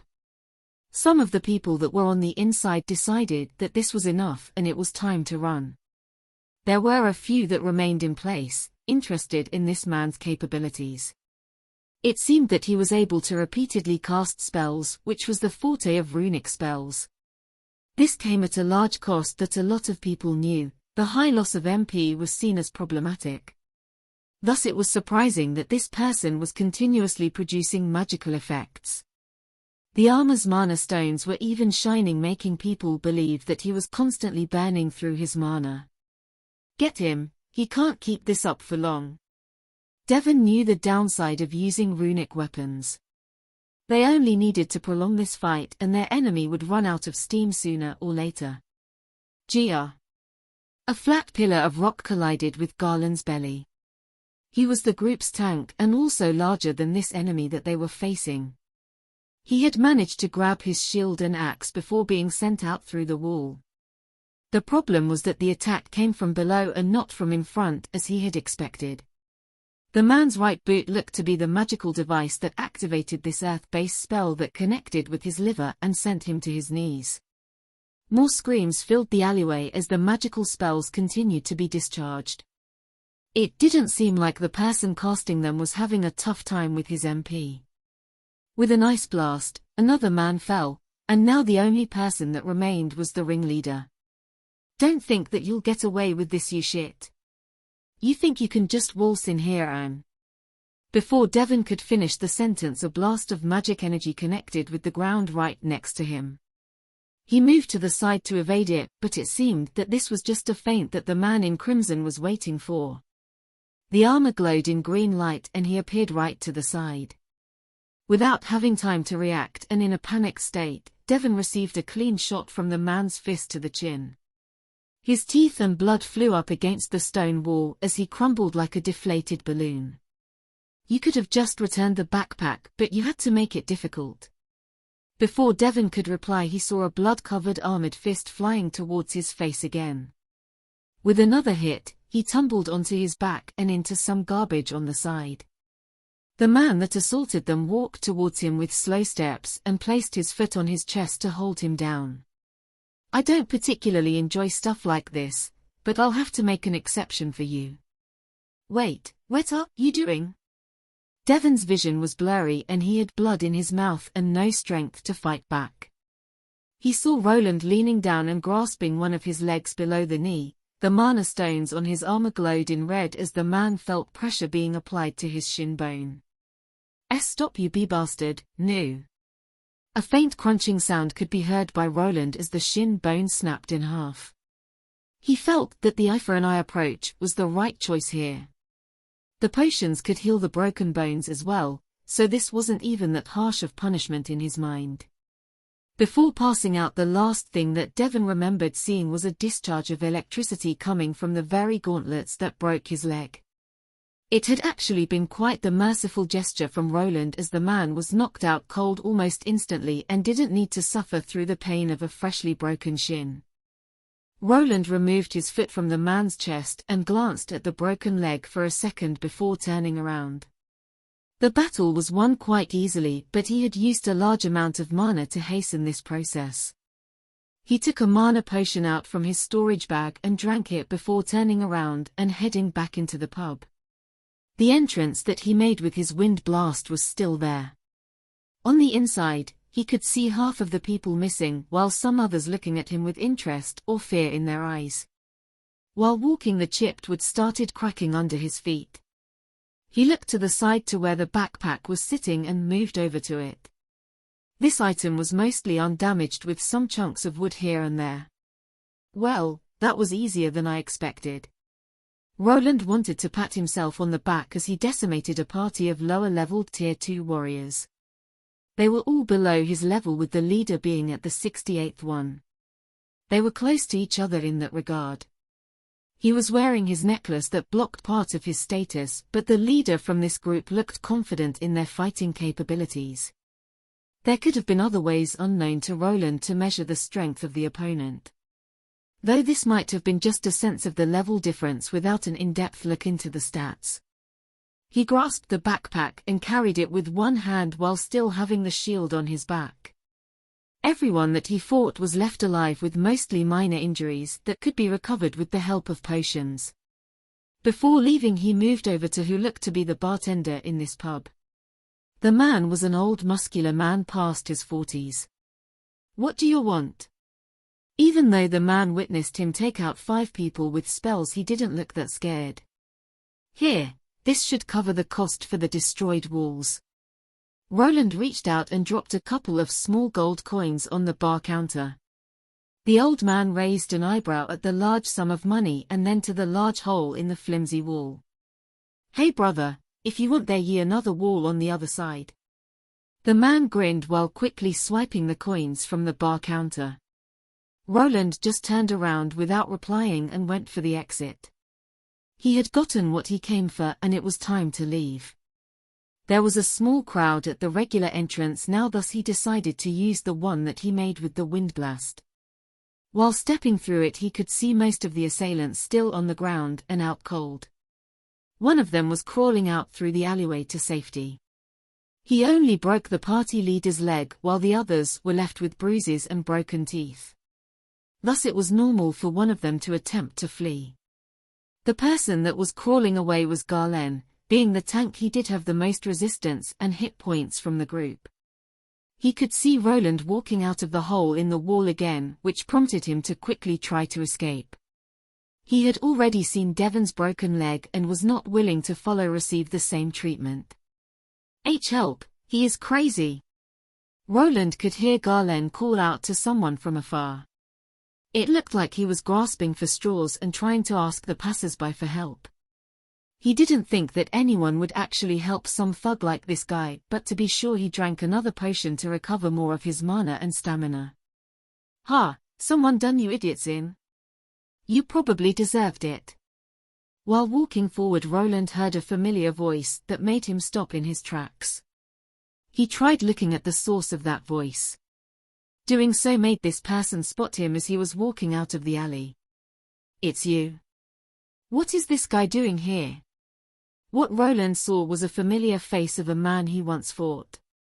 It was the guild instructor that was unhappy with the results, by the name of Armand. He was standing there with 2 women, each one was clinging to one of his muscular arms and looking in his direction. For some reason Roland didn't like the look in Armand's eyes. It seemed as if the fight wasn't quite over yet. There they were, looking at each other without saying much. Armand looked to have been having quite a blast. 2 women were clinging to his arms while pushing their squishy assets into him. They had heavy makeup on and looked to be working ladies that he had picked up somewhere. Each one of them sported a set of animal ears and a bushy tail was wiggling around from above their plush rear ends. The 2 women also noticed Roland in his flashy red armor and started smiling at him. "Please help me, this guy is crazy, he started attacking us for no reason." Garlen was down on the ground not far away from where Roland was standing. He was still weakened and somewhat paralyzed. Without being able to fully crawl away, he fell to Roland's swift kick. This kick had enough power to send Garlen tumbling to the side. The hit connected with his stomach, which then caused an abrupt release of the man's previous calorie intake. "Armand, I'm scared, we should leave," one of the girls said while moving behind the large man. The other lady also flinched as she saw Roland kick one of Benir's assailants to the side without any mercy. "What do you think you are doing?"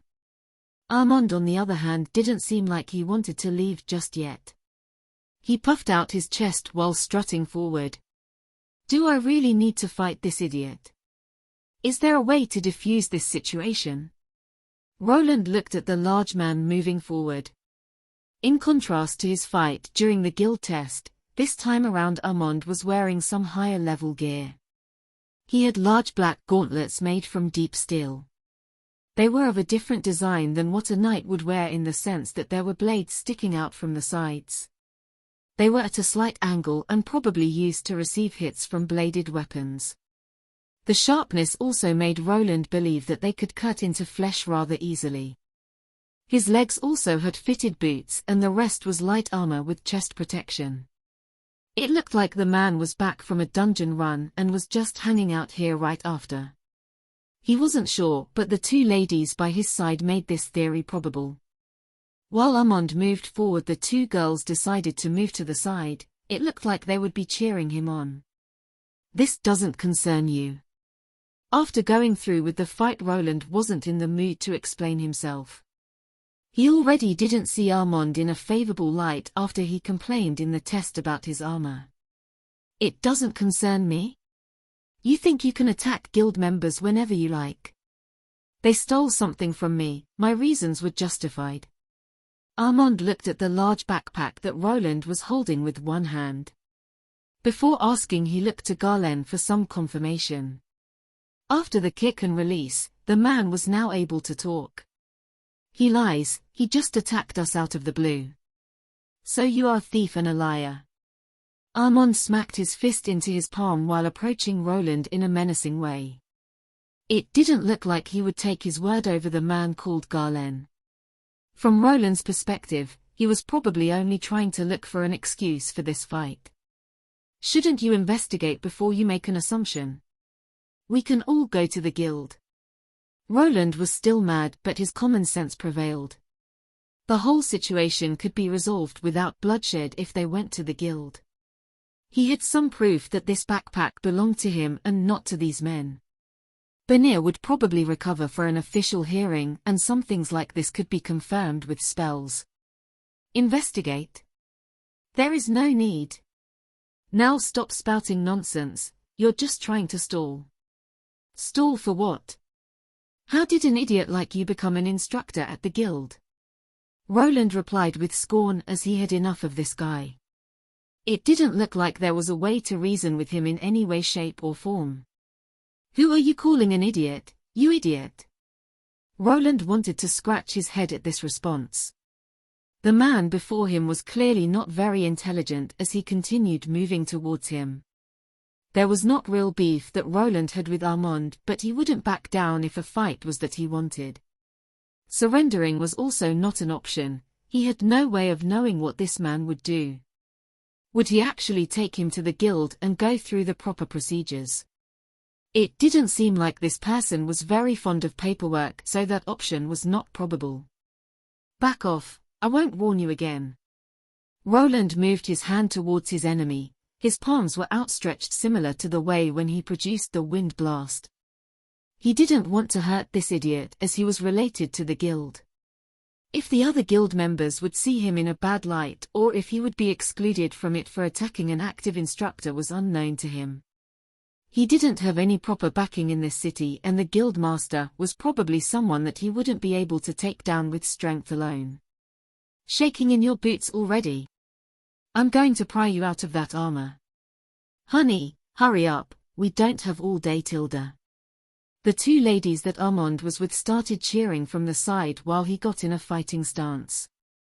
He placed his left foot forward while his right foot was back and pointed at a 90-degree angle.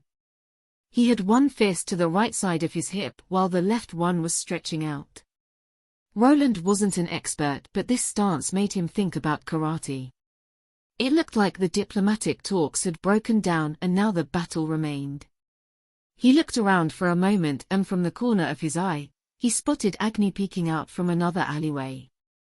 His wolf was waiting for an order, as for the time being he was still on standby. The enemy this time around was quite dangerous. Agni would have to sit this one out as his master didn't intend to utilize his help during this fight. His hand was also outstretched and he would use this to his advantage. Armand had only witnessed him fighting during the guild test and he wasn't aware of this armor's full capabilities. Roland had no reason to hide this anymore as he had already used a plethora of runic spells against the band of thug-like adventurers. The space they were occupying was spread out. They were standing on a plot of land that was surrounded by buildings from each side. The people from those buildings were looking at the two men that were going to fight.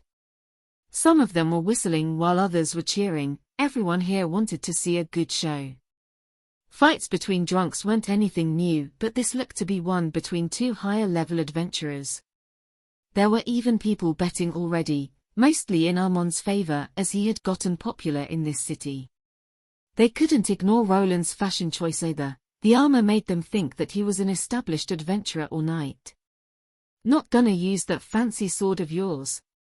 Armand asked while Roland didn't reply. He just stood there with his hand outstretched towards his opponent.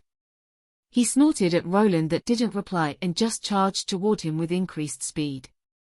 Roland was a bit surprised at the charge as it was much faster than what he remembered the man being able to output during the guild test. He was now also wearing enchanted clothes, so that could have been the issue here. Armand continued his charge as he tried to close the distance in an instant. He knew that there was something off with that hand, so he was wary of it. This was something that Roland was counting on. The hand was used as a feint to mask his true purpose, which was the Earth Pillar spell that he used before.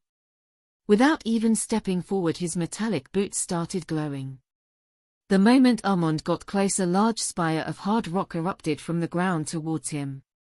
This clearly took the tanned man by surprise, but it was only good to stop his charge while not causing much damage. Roland expected a clean hit on the stomach, or at least to make his opponent stagger a bit so that he could release another spell. Instead, the rock pillar got smashed into rubble by Armand's large fist. He recovered quite quickly and continued. This time around Roland had to step back while activating the Cone of Cold spell. A wide burst of frost energy erupted from his opened palm. The crowd gasped as they saw the quick casting proficiency that Roland was displaying. Normally a person needed a lot more time between spells and even longer for magic armor. Roland could do this thanks to programming the spell language himself. It was tailored to him and he also possessed a specialized class that was good at using runes. "I knew you had more tricks up your sleeve," Armand shouted while dodging to the side. Even though Roland was fast on the uptake with his spellcasting, he was fighting a close-range expert. His opponent's reaction time was about the time he needed to activate his runic spell structure. He moved his hand to follow his opponent while spraying the cold air in a wide area. The ground below became covered in ice and the people in the crowd even felt the shift in temperature. Some of them realized that it was probably a bad idea to stand so close to a magic caster like Roland. One stray spell could kill or maim anyone involved. Roland wasn't a madman. He could see people getting affected by his Cone of Cold while he was trying to hit his target. This place wasn't suited for someone like him for fighting. He couldn't use some of his more powerful spells like a flame blast. If he missed, he would probably hit someone from the crowd that continued to gather. This calls for. After stopping his spell, he jumped back. Armand wasn't far behind as he continued his approach. Roland, on the other hand, moved his hand to his waist to take out a little ball of paper. He threw it towards Armand that was quick to move out of the way and protect his head. Yet instead of an explosion that he expected, a burst of thick smoke was released by this ball of paper. A tactical retreat. His armor's green mana stones lit up as he started running. He was sure to go for the alleyway where his little puppy was in. Agni was quick to jump into his arms and both of them took off. The backpack was also grabbed from the side as he escaped. What is this? Get back here, you coward. Armand was momentarily stunned by the smokescreen, but after activating one of his skills he spotted some green light. The muscular man took off running after Roland while also leaving his two escorts. He had long forgotten why he had come to this place, not yet taking revenge on Roland was the only thing on his mind. A little chase commenced as Roland's more speedy form was hard to catch. Armand wasn't slow either and was able to somehow keep up with his pace. The people were left with an empty field with no fighters present as they had run off to God knows where. The two working girls started stomping their feet in rage after their date had run off without even tipping them once. Stop, coward, you can't run from me. Who's running? The two fighters came out at a deserted spot in the city. The only thing here were old buildings and rats. Roland's main goal was to get away from the populated area. If he didn't manage to find such a spot, he would just continue with his escape, but now that wasn't needed. He threw the backpack to the side while getting ready. Go hide behind those rocks, Agni. Woof. The puppy replied while running behind some rubble. His master on the other hand turned around to look at a very pissed off Armand. He was in his enlarged form that made him look like a very muscular tomato. This was the same skill that he had used before, with it Roland knew that his opponent was more formidable. A red glow covered his vambraces from both sides, but it was focused on metallic parts that were sticking out. This was the weapon he had worked on before and now would be the time to test it. The red glow expanded from Roland's wrist and fire elemental energy slowly shot out. This energy slithered forward like a molten snake and singed the ground. It looked like two whips made from molten lava were attached to Roland's hands. He was even able to grasp them while flailing them around. Armand charged forward, but he was stopped in his tracks by one of those fire whips colliding with the ground right in front of his foot. The snake-like torrent of fire energy expanded in length and started to dance. The guild instructor found himself on the defense, evading what he could while blocking the magic with his deep steel gauntlets when it wasn't possible. This was a little spell that Roland came up with recently. He was actually working on something that could retain the fire elements in place. It would look more like a sword made from plasma, but he was unable to condense it in place without suffering a large loss of mana. This runic flame whip spell was a byproduct of that research. The added random movement was quite hard to dodge, which made this weapon quite deadly. It's powerful, but the mana usage leaves much to be desired. He thought to himself while the whips tried to coil themselves around his opponent. Armand wasn't able to close the distance, but he also wasn't able to deliver a decisive blow besides some minor burns. Armand had successfully managed to defend himself with his own enchanted gear that was looking slightly melted, but it was still keeping its defensive properties. The whips of fiery energy extended in length while wiggling about like two long tentacles. There was an inclusion of a self-guiding spell structure that he added from another spell that he knew. With its help, he only needed to point these whips in the general direction of his enemy and they would try to dismantle it. The approach he was taking was a bit excessive, but his opponent wasn't that easily defeated. Even with this weapon going after him, he was able to bat away most of the attacks while getting some residual damage in the process. Soon both fighters backed away from each other. Roland had used quite a bit of his mana while Armand's skill was also running its toll on him. If this battle continued, the person with more reserves would probably be victorious. Damn coward, using underhanded tricks, fight me like a man. You tell that to every magic user that you start a fight with. Roland scoffed back after hearing Armand speak. He was more of a magic caster than a close-range combatant, even though he did a lot of training.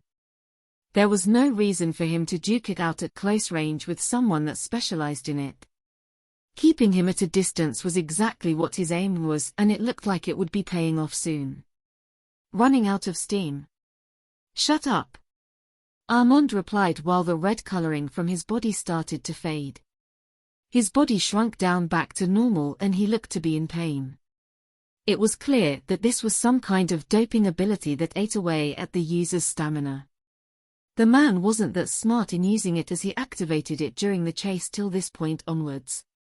Isn't this enough?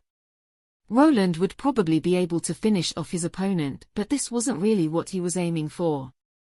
He didn't know what sort of backing this person had, so trashing him without mercy could backfire. Thus he moved over to the spot that he dropped the backpack while talking. "What are you?" "Look, I'll make a report to the guild. If you have any grievances with me, we can officially settle it there. Though I fear that if questioned you would just lose your job as an instructor." Agni ran out from the side while barking. The sight of the puppy made Armand take a step back. "What do you mean? Aiding thieves and thugs is probably frowned upon, don't you think?" "Thieves and thugs? The man you helped, they stole from me and hurt my friend. I was just returning the favor." The two chatted for a while. Armand looked to be more receptive to dialogue after gassing himself out. Before this event could end though, some trouble appeared from behind. "There you are, I've been looking all over for you." An elven woman appeared out of the alley that they both came from. She was wearing some stylish green armor and had a longbow draped over her back. The moment Armand saw this woman he started grinning. "Great timing, Lobelia. Back me up." During their conversation, he had seemed to recover some of his stamina. Now with a possible party member of a similar level, it didn't look good for Roland. Agni started barking menacingly as he was placed back on the ground. It looked like the fight would continue past this point, and now it was 2 against 1. The woman walked forward and stood next to the grinning Armand. It looked that with her addition he was confident in winning. Before he could charge forward again, the elven woman named Lobelia did something unexpected. She grasped Armand's ear and yanked on it very hard. "Stop causing trouble for everyone, you big idiot." Along with the ear pull, Armand received a quick kick to the shin. "I apologize for my party member's attitude towards you." She looked to Roland and performed a small bow before yanking an unwilling Armand back towards the alleyway that she came from. Roland was left scratching his head, but it seemed that it was finally over. "Let's go home, Agni." Woof. Roland stood alone in the wide-open area surrounded by old buildings. Some of them had even caught on fire due to him swinging his fire whips around. Thus he needed to douse them with some water magic. Luckily in his bag, he did have the wand he used for cleaning his house with water pressure. "I need to report this to the guild, along with that guy." He thought back to what happened today. Following Benir's beating, he went to the city to disperse some street justice. There he met Armand, who attacked him. His reason was probably the test at the guild. There were a couple of choices here. He could just forget about it, return home with the backpack, and that would be it. With the lack of a police force, fights like this mostly went unattended unless someone reported them. The party of thugs would probably do no such thing, as they were the ones that started this whole predicament. This left him or Benir as the witnesses that would need to go to the guards to seek justice. Though after he beat up the other party already, they might not even bother in following through. The city guards might even apprehend him for causing damage to the city or performing spells out in the open. Dropping the case with those ruffians was probably the best choice, considering that he did get back his items. That left the guild and Armand, who was trying to defend the perpetrators. This was something that he couldn't just look past anymore. It was clear to him that this person was not thinking straight, just tossing his weight around like he owned the place. Armand's level was past the 90s, which brought him close to the next class change. Past Tier 2, a person could change their classes every 25 levels, just as with the Tier 1 classes. The Tier 2 classes could be leveled up to the 50th level, which most people followed through, as there was a certain bonus and special skills if you maxed out. Some did switch every 25 levels though. For instance, the Tier 3 Elementalist Mage class required for classes of Fire, Wind, Earth, Ice Mage to be all leveled up to at least the 25th level. There were other class combinations if a person chose to raise 2 of those elemental mags to level 50. Frostfire Mage, for instance, there was also supposedly a stronger, true, version of the Elemental Mage if they managed to max out on all those Tier 2 classes before the change. It would take a lot longer, but the bonuses a caster would get by maxing out their levels with all the classes allowed for a prestige class. Due to how hard something like this was, almost no one actually went through with it. Woof. Yeah, I'm coming. Roland grasped Benir's large backpack and carried it over his right shoulder. It was time to return home and sleep this whole thing off. His trip back home was luckily not as eventful as his way into the city. He evaded the pub where he fought the party of Tier 2 adventurers. While moving, he had to look at his armor. He had gone through quite a bit of spells in this fight. Everything seems fine, the armor seems more used out in the dungeon, but the flame whips on the other hand. The experimental part that he used against Armand had dug through the steel prototype that he made. He had made it as a reusable part which he could replace later. The spell was on the stronger side as it pushed the capabilities of Tier 2 spells to their limit. He also discovered the biggest weakness of this type of design: it was hard to replace during combat. It was fine in a one-on-one battle, but not if it continued for a long time.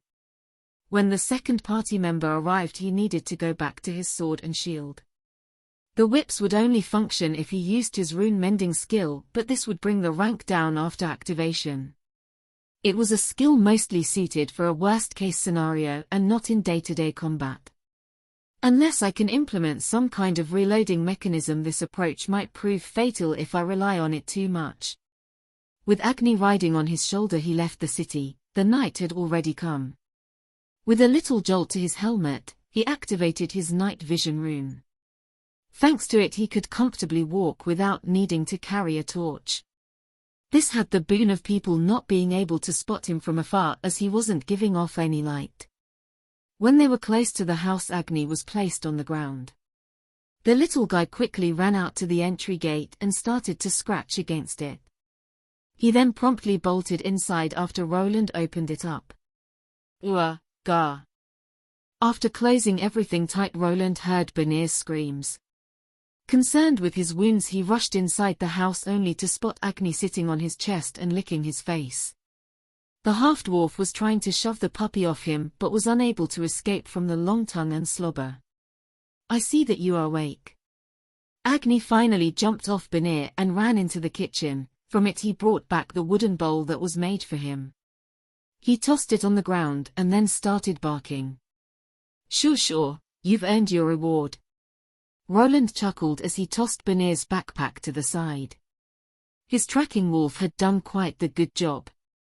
The monster wolf's nose was quite a miraculous thing. With his pet around, he would be able to counter one of his biggest weaknesses. This was of course tracking and spotting hidden enemies.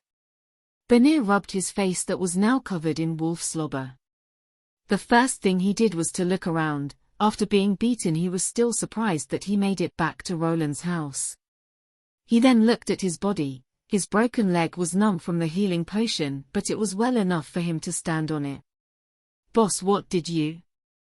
Oh, yeah. I brought it back from your friends. I was sure to return the favor. They won't be walking straight for a while. You should probably rest for the night. You can sleep on the couch if you're too tired. From the way those thugs were talking about Benir, it was clear that they knew him. Roland moved to the kitchen while Benir slowly stood up from the ground. The half-dwarf started at his backpack with intent without saying a word. Roland, on the other hand, was placing some meat on Agni's bowl. Thanks to his runic refrigerator, it was easy to store. He even constructed an oven for cooking and baking that was powered by his runic engine. After returning to the living room, he spotted Benir. The young man was holding the backpack and looking his way. Is something wrong? Do you need another healing potion? Before Roland could ask more questions, Benir's face started contorting in strange ways.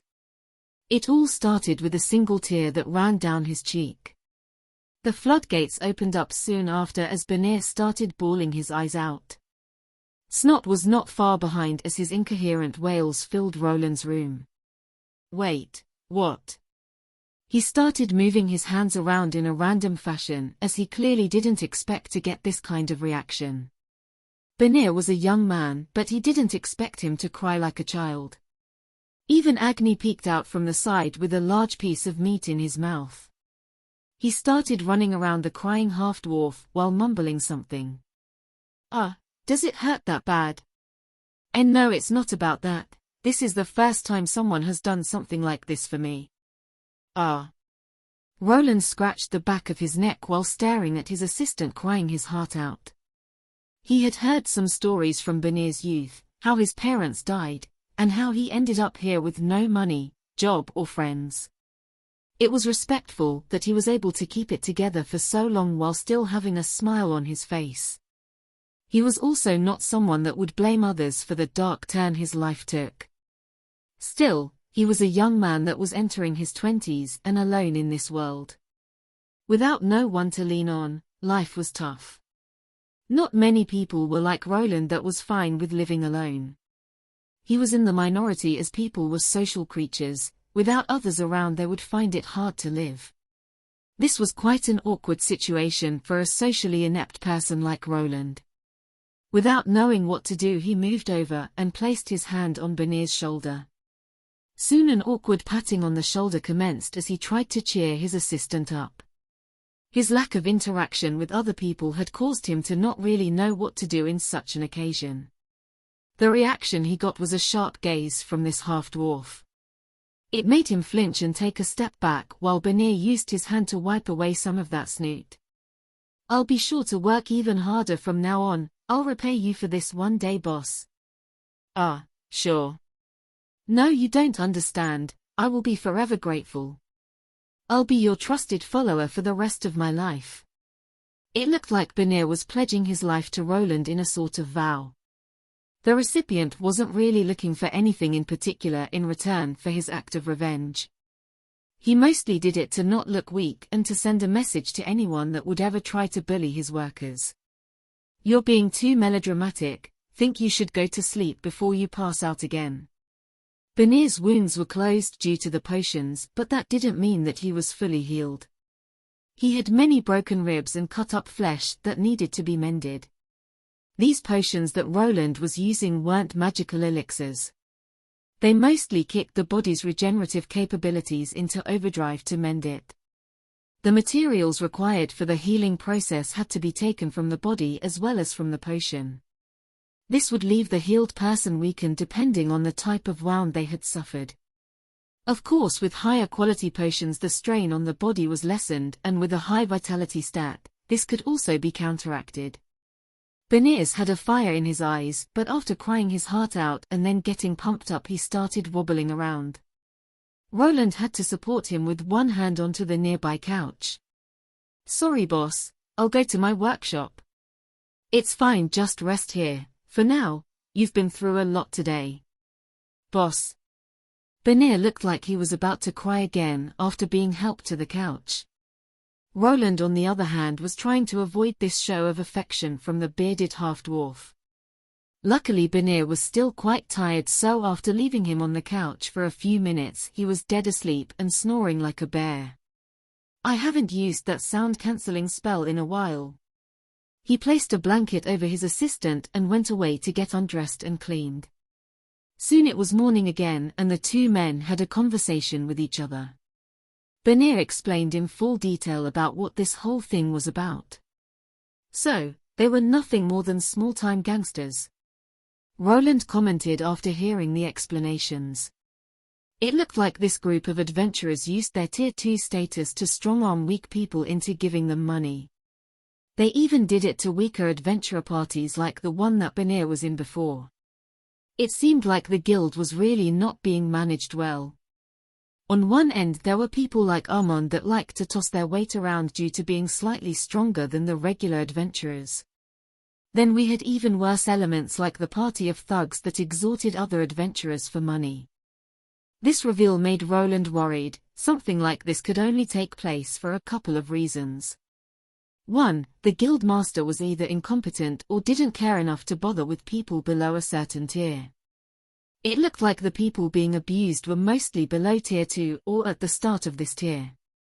The test that he went through started looking more as a show of force to keep him in line. Luckily, he was able to turn the tables on the person performing the trial.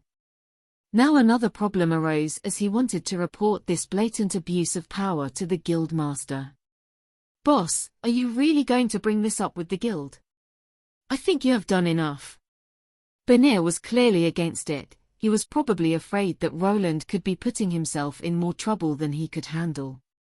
Of course, the party that attacked you needs to be banned from the guild. This was what Roland would like to happen, but if a full team of Tier 2 adventurers would be outright banned from the Adventurers Guild was to be seen.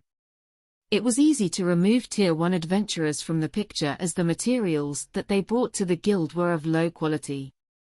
On the other hand, people like these were already able to kill monsters below the 10th level in the dungeon, which would bring a lot of coin to the guild in return. But what if you get in trouble, boss?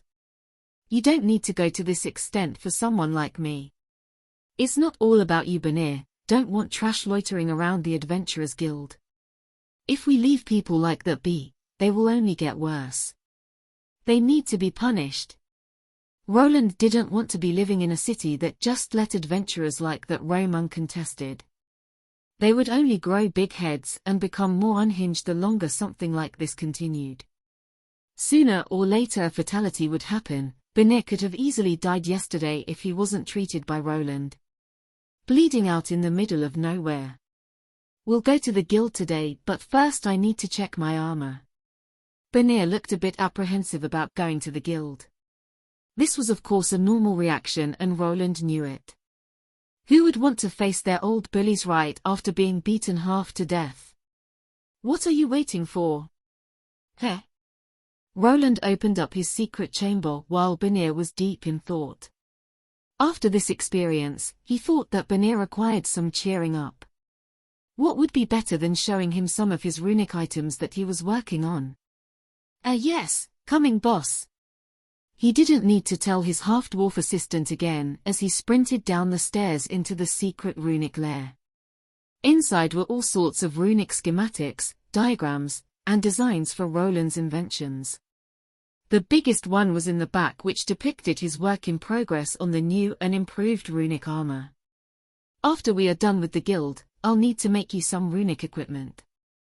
I'll need to get you something to increase that meager amount of mana you have. Roland couldn't just give Benir his own mana increasing skill. It required mana sense to be used, something that he didn't have. The only way of increasing mana capacity for people that didn't have that skill was through potions or enchanted items. With a big enough mana stone and high-quality runes, he would be able to fashion something like this for his assistant. He would also need to fashion a communication device for him if something like this ever happened again.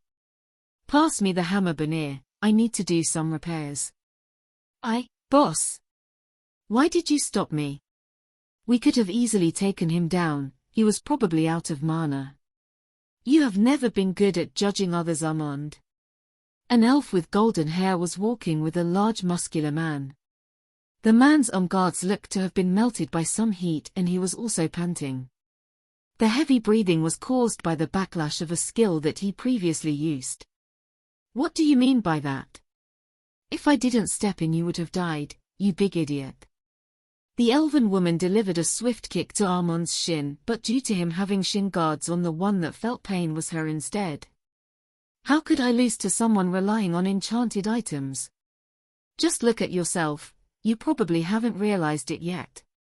Armand looked at Lobelia, who was part of his adventurers party. He wasn't sure what she meant by that statement, but soon he found himself leaning up against the alleyway. See, you're barely standing upright, and that armored man wasn't even tired. You know my skills, I could tell. But he was using those magic items constantly. Armand replied while wiping some sweat from his brow. He finally realized that his body was feeling weak. In his anger he forgot to pace himself. He chased after Roland for a long time, even while activating his body enhancement skill. Then he was forced to be on the defensive against those fire whip attacks. He thought he would be able to outlast an avid magic item user, as everyone knew that they burned through a person's MP and sometimes even SP. Roland that he was facing on the other hand had truckloads of magic in reserve along with a high speed of mana recovery. This was also paired with his runic mastery skill that lowered the mana requirements on all runic items, and also his class-specific traits lowered it even further. That man must have a special class. His mana was comparable to a mage, and that was even after fighting you for so long. It can't be. We're lucky that he didn't chase you down. Why were you even fighting him in the first place? Well, you see. The two walked down the alley while talking. Amon said how the fight started.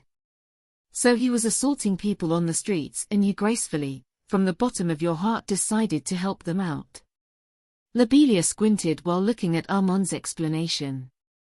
It was clear that she knew this man long enough to recognize that this was a lie. Before she could continue with the cross-examination, two ladies with animal ears arrived at the scene. How could you leave us behind? You didn't even pay us yet. The two women looked quite annoyed, even more as they spotted Lobelia to Amon's side. As an elf she was quite the looker, thus another misconception occurred. Who is this hussy? Listen here, we saw him first. Haven't seen you around here, you a new girl. Which parlor do you belong to? Are you trying to weasel in on our turf? What are you talking about? I'm not part of any parlor. Lobelia looked at Amon that was looking to the side and whistling as if nothing was happening. It looked like he was caught red-handed, but this female party member, and it was clear that she didn't appreciate this fact. So this is where you spend your coin. I'm going to tell Big Sis about this, you just wait. Wait, what? Amon started panicking and moved towards the elven girl that was about to leave. But before he could do that, the two ladies he was previously with blocked his path. Wait right there, lady killer, we aren't through with you, pay up. Yes, pay up. You wouldn't want us to tell the madam about this, now would you? The large man's face changed into one of fear as he backed away. He quickly moved his hand into his coin purse and gave the women the money. The two girls with the animal ears smiled at each other and backed off. You know, we could go to a private place. There is enough coin here for a little bonus session, Tilda. Amon started sweating even more as he looked at the two ladies winking at him now. He managed to snap out of it to chase after his party member. The two ladies looked at each other and just shrugged. Easy money, Tilda. The two pocketed their payout that they didn't need to work too hard for and moved back into the city. There were other clients they could service through this day. A day had passed since then and Roland along with Benir were moving towards the guild building. The half-dwarf was looking a bit skittish today. This was brought on by his unwillingness to cause trouble for himself and his boss. Roland was adamant about this issue as he feared being seen as weak if he didn't follow through till the end. In this world built on strength and connections, he could only rely on himself. Boss, you sure about this? I fear that this might just bring more trouble. Benir stopped in his tracks but then quickly flinched forward as something ferocious started nibbling on his ankle. See, even Agni wants you to go. It's just the Adventurers Guild, they won't do anything drastic. Roland wasn't sure about the outcome of this situation, but he was curious about what the guild would do about such an incident. Would they try to sweep it under the rug like nothing happened, or would they punish everyone included, with him included? He himself didn't feel like he was in the wrong, but he was prepared to pay a fine for wrecking things in the city. Only if the others didn't walk out of this without any repercussions, of course. Soon the two were right next to the guild building. It was quite noticeable by the smell of sweaty adventurers. People noticed the characteristic crimson armor that Roland was wearing, but by this point, they were used to it. Both of the craftsmen entered through the door and arrived in the busy building. As always, people were sticking to the notice board while others were waiting in line. This time around Roland decided to go towards the other receptionist lady that looked like a librarian. The line moved fast enough as most people were just there to get rewards for completed contracts. "Good morning, how can I help you?" The woman did a little bow witch after she fixed her glasses afterward. She glanced both at Roland and then her eyes fell on Benir. The half-dwarf flinched a bit. This office-looking lady had the air of no-nonsense around her. "I would like to file a complaint, could you give me the form?" Roland on the other hand saw this as a big bonus. The woman wouldn't ask any silly questions or beat around the bush. With the helmet on top of his head, he was also immune to anyone staring at him. A complaint about the guild, other adventurers. Both actually, one for an official guild member and another for an adventurer party. During his time here Roland had informed himself about how this establishment worked. The guild loved contracts and paperwork. Every quest would be written down as a contract. The people hiring adventurers could then file a complaint if the adventurers stepped out of line. The guild had people that would then determine if the claims were true or not. Depending on the proceeding, the adventurer could be fined, but that also could happen to the job giver if they lied and didn't keep their side of the promise. Without filing the correct paperwork, nothing would happen, but after it was done there was no stopping the bureaucratic machine. The guild workers would need to go through the motions of asking the people in the city and also the people involved in this incident. Most would try to avoid such a hassle and just leave it be. Not Roland though, he wanted to see how this guild would make things right. Depending on the results he would know how to proceed in the future and if he could trust the people here to be just in their reasoning. "Here, fill out these documents. Please list all the involved parties in the correct brackets." The receptionist lady explained everything thoroughly while pointing Roland to a small booth at the side. There he found a quill with some ink. He was very quick to write a small essay on what transpired that day. There was also a spot to include what he wanted as collateral for the scene that played out yesterday. He went with banning both Armand and the whole Tier 2 party of thugs from the guild, revoking their adventurer cards. He knew that this was a bit unrealistic, but when bartering it was best to list the highest price and then slowly go down to where both parties could agree on something. "Here Benir, you need to sign your name here and here." Benir moved closer and wrote his name haphazardly while also smearing the ink on the completed form. The half-dwarf's handwriting was an eyebrow-raiser for Roland. He made a mental note to give his assistant some writing classes. Increasing his dexterity through scribing-type skills could actually work for a crafting class like Benir. Roland returned to the guild receptionist and handed her the papers. The woman looked through it and for a moment he could tell that her poker face changed. It was a minor switch, but he could spot a slight twitch to the eyes when she was reading through his writing. "You wish to file this complaint against this adventurer party and our instructor?" "Yes, is there a problem?" This woman was mostly known for not asking that many questions, so it was odd that she started questioning him about the incident. He had heard the names of two of the thugs that he faced, so he had listed them down. Armand was well known around here and looked to be treated as some rising star. He was quite young, while being close to level 100 already. If not for Roland coming along to clip his wings a bit, he would have probably been still cruising along. Is she somehow connected to that party or that muscle brain? It wasn't really his place to ask about personal things, but it would be a problem if the woman decided to sweep things under the rug for some reason. "No sir, I'll deliver these forms to the proper department." Similar to the police from his own world, there was a section of the guild that was responsible for internal affairs. The people from it would need to get to the bottom of this. "Is this all?" "Yes, this might take some time. You can either wait for further questioning or we will give you an appointment for later." "I'll return later. You can send the notice to my address." "How long will it take to clear this up?" Roland knew that things like this could take a while. Waiting around and twiddling their thumbs around wouldn't help with anything. They could return the next day to see if there was a set date or even wait for a letter to be sent to his house. "We should be able to set up a hearing within the week, The letter will cost extra, Mr. Wayland. As always, bonus features like having a courier deliver a letter cost extra.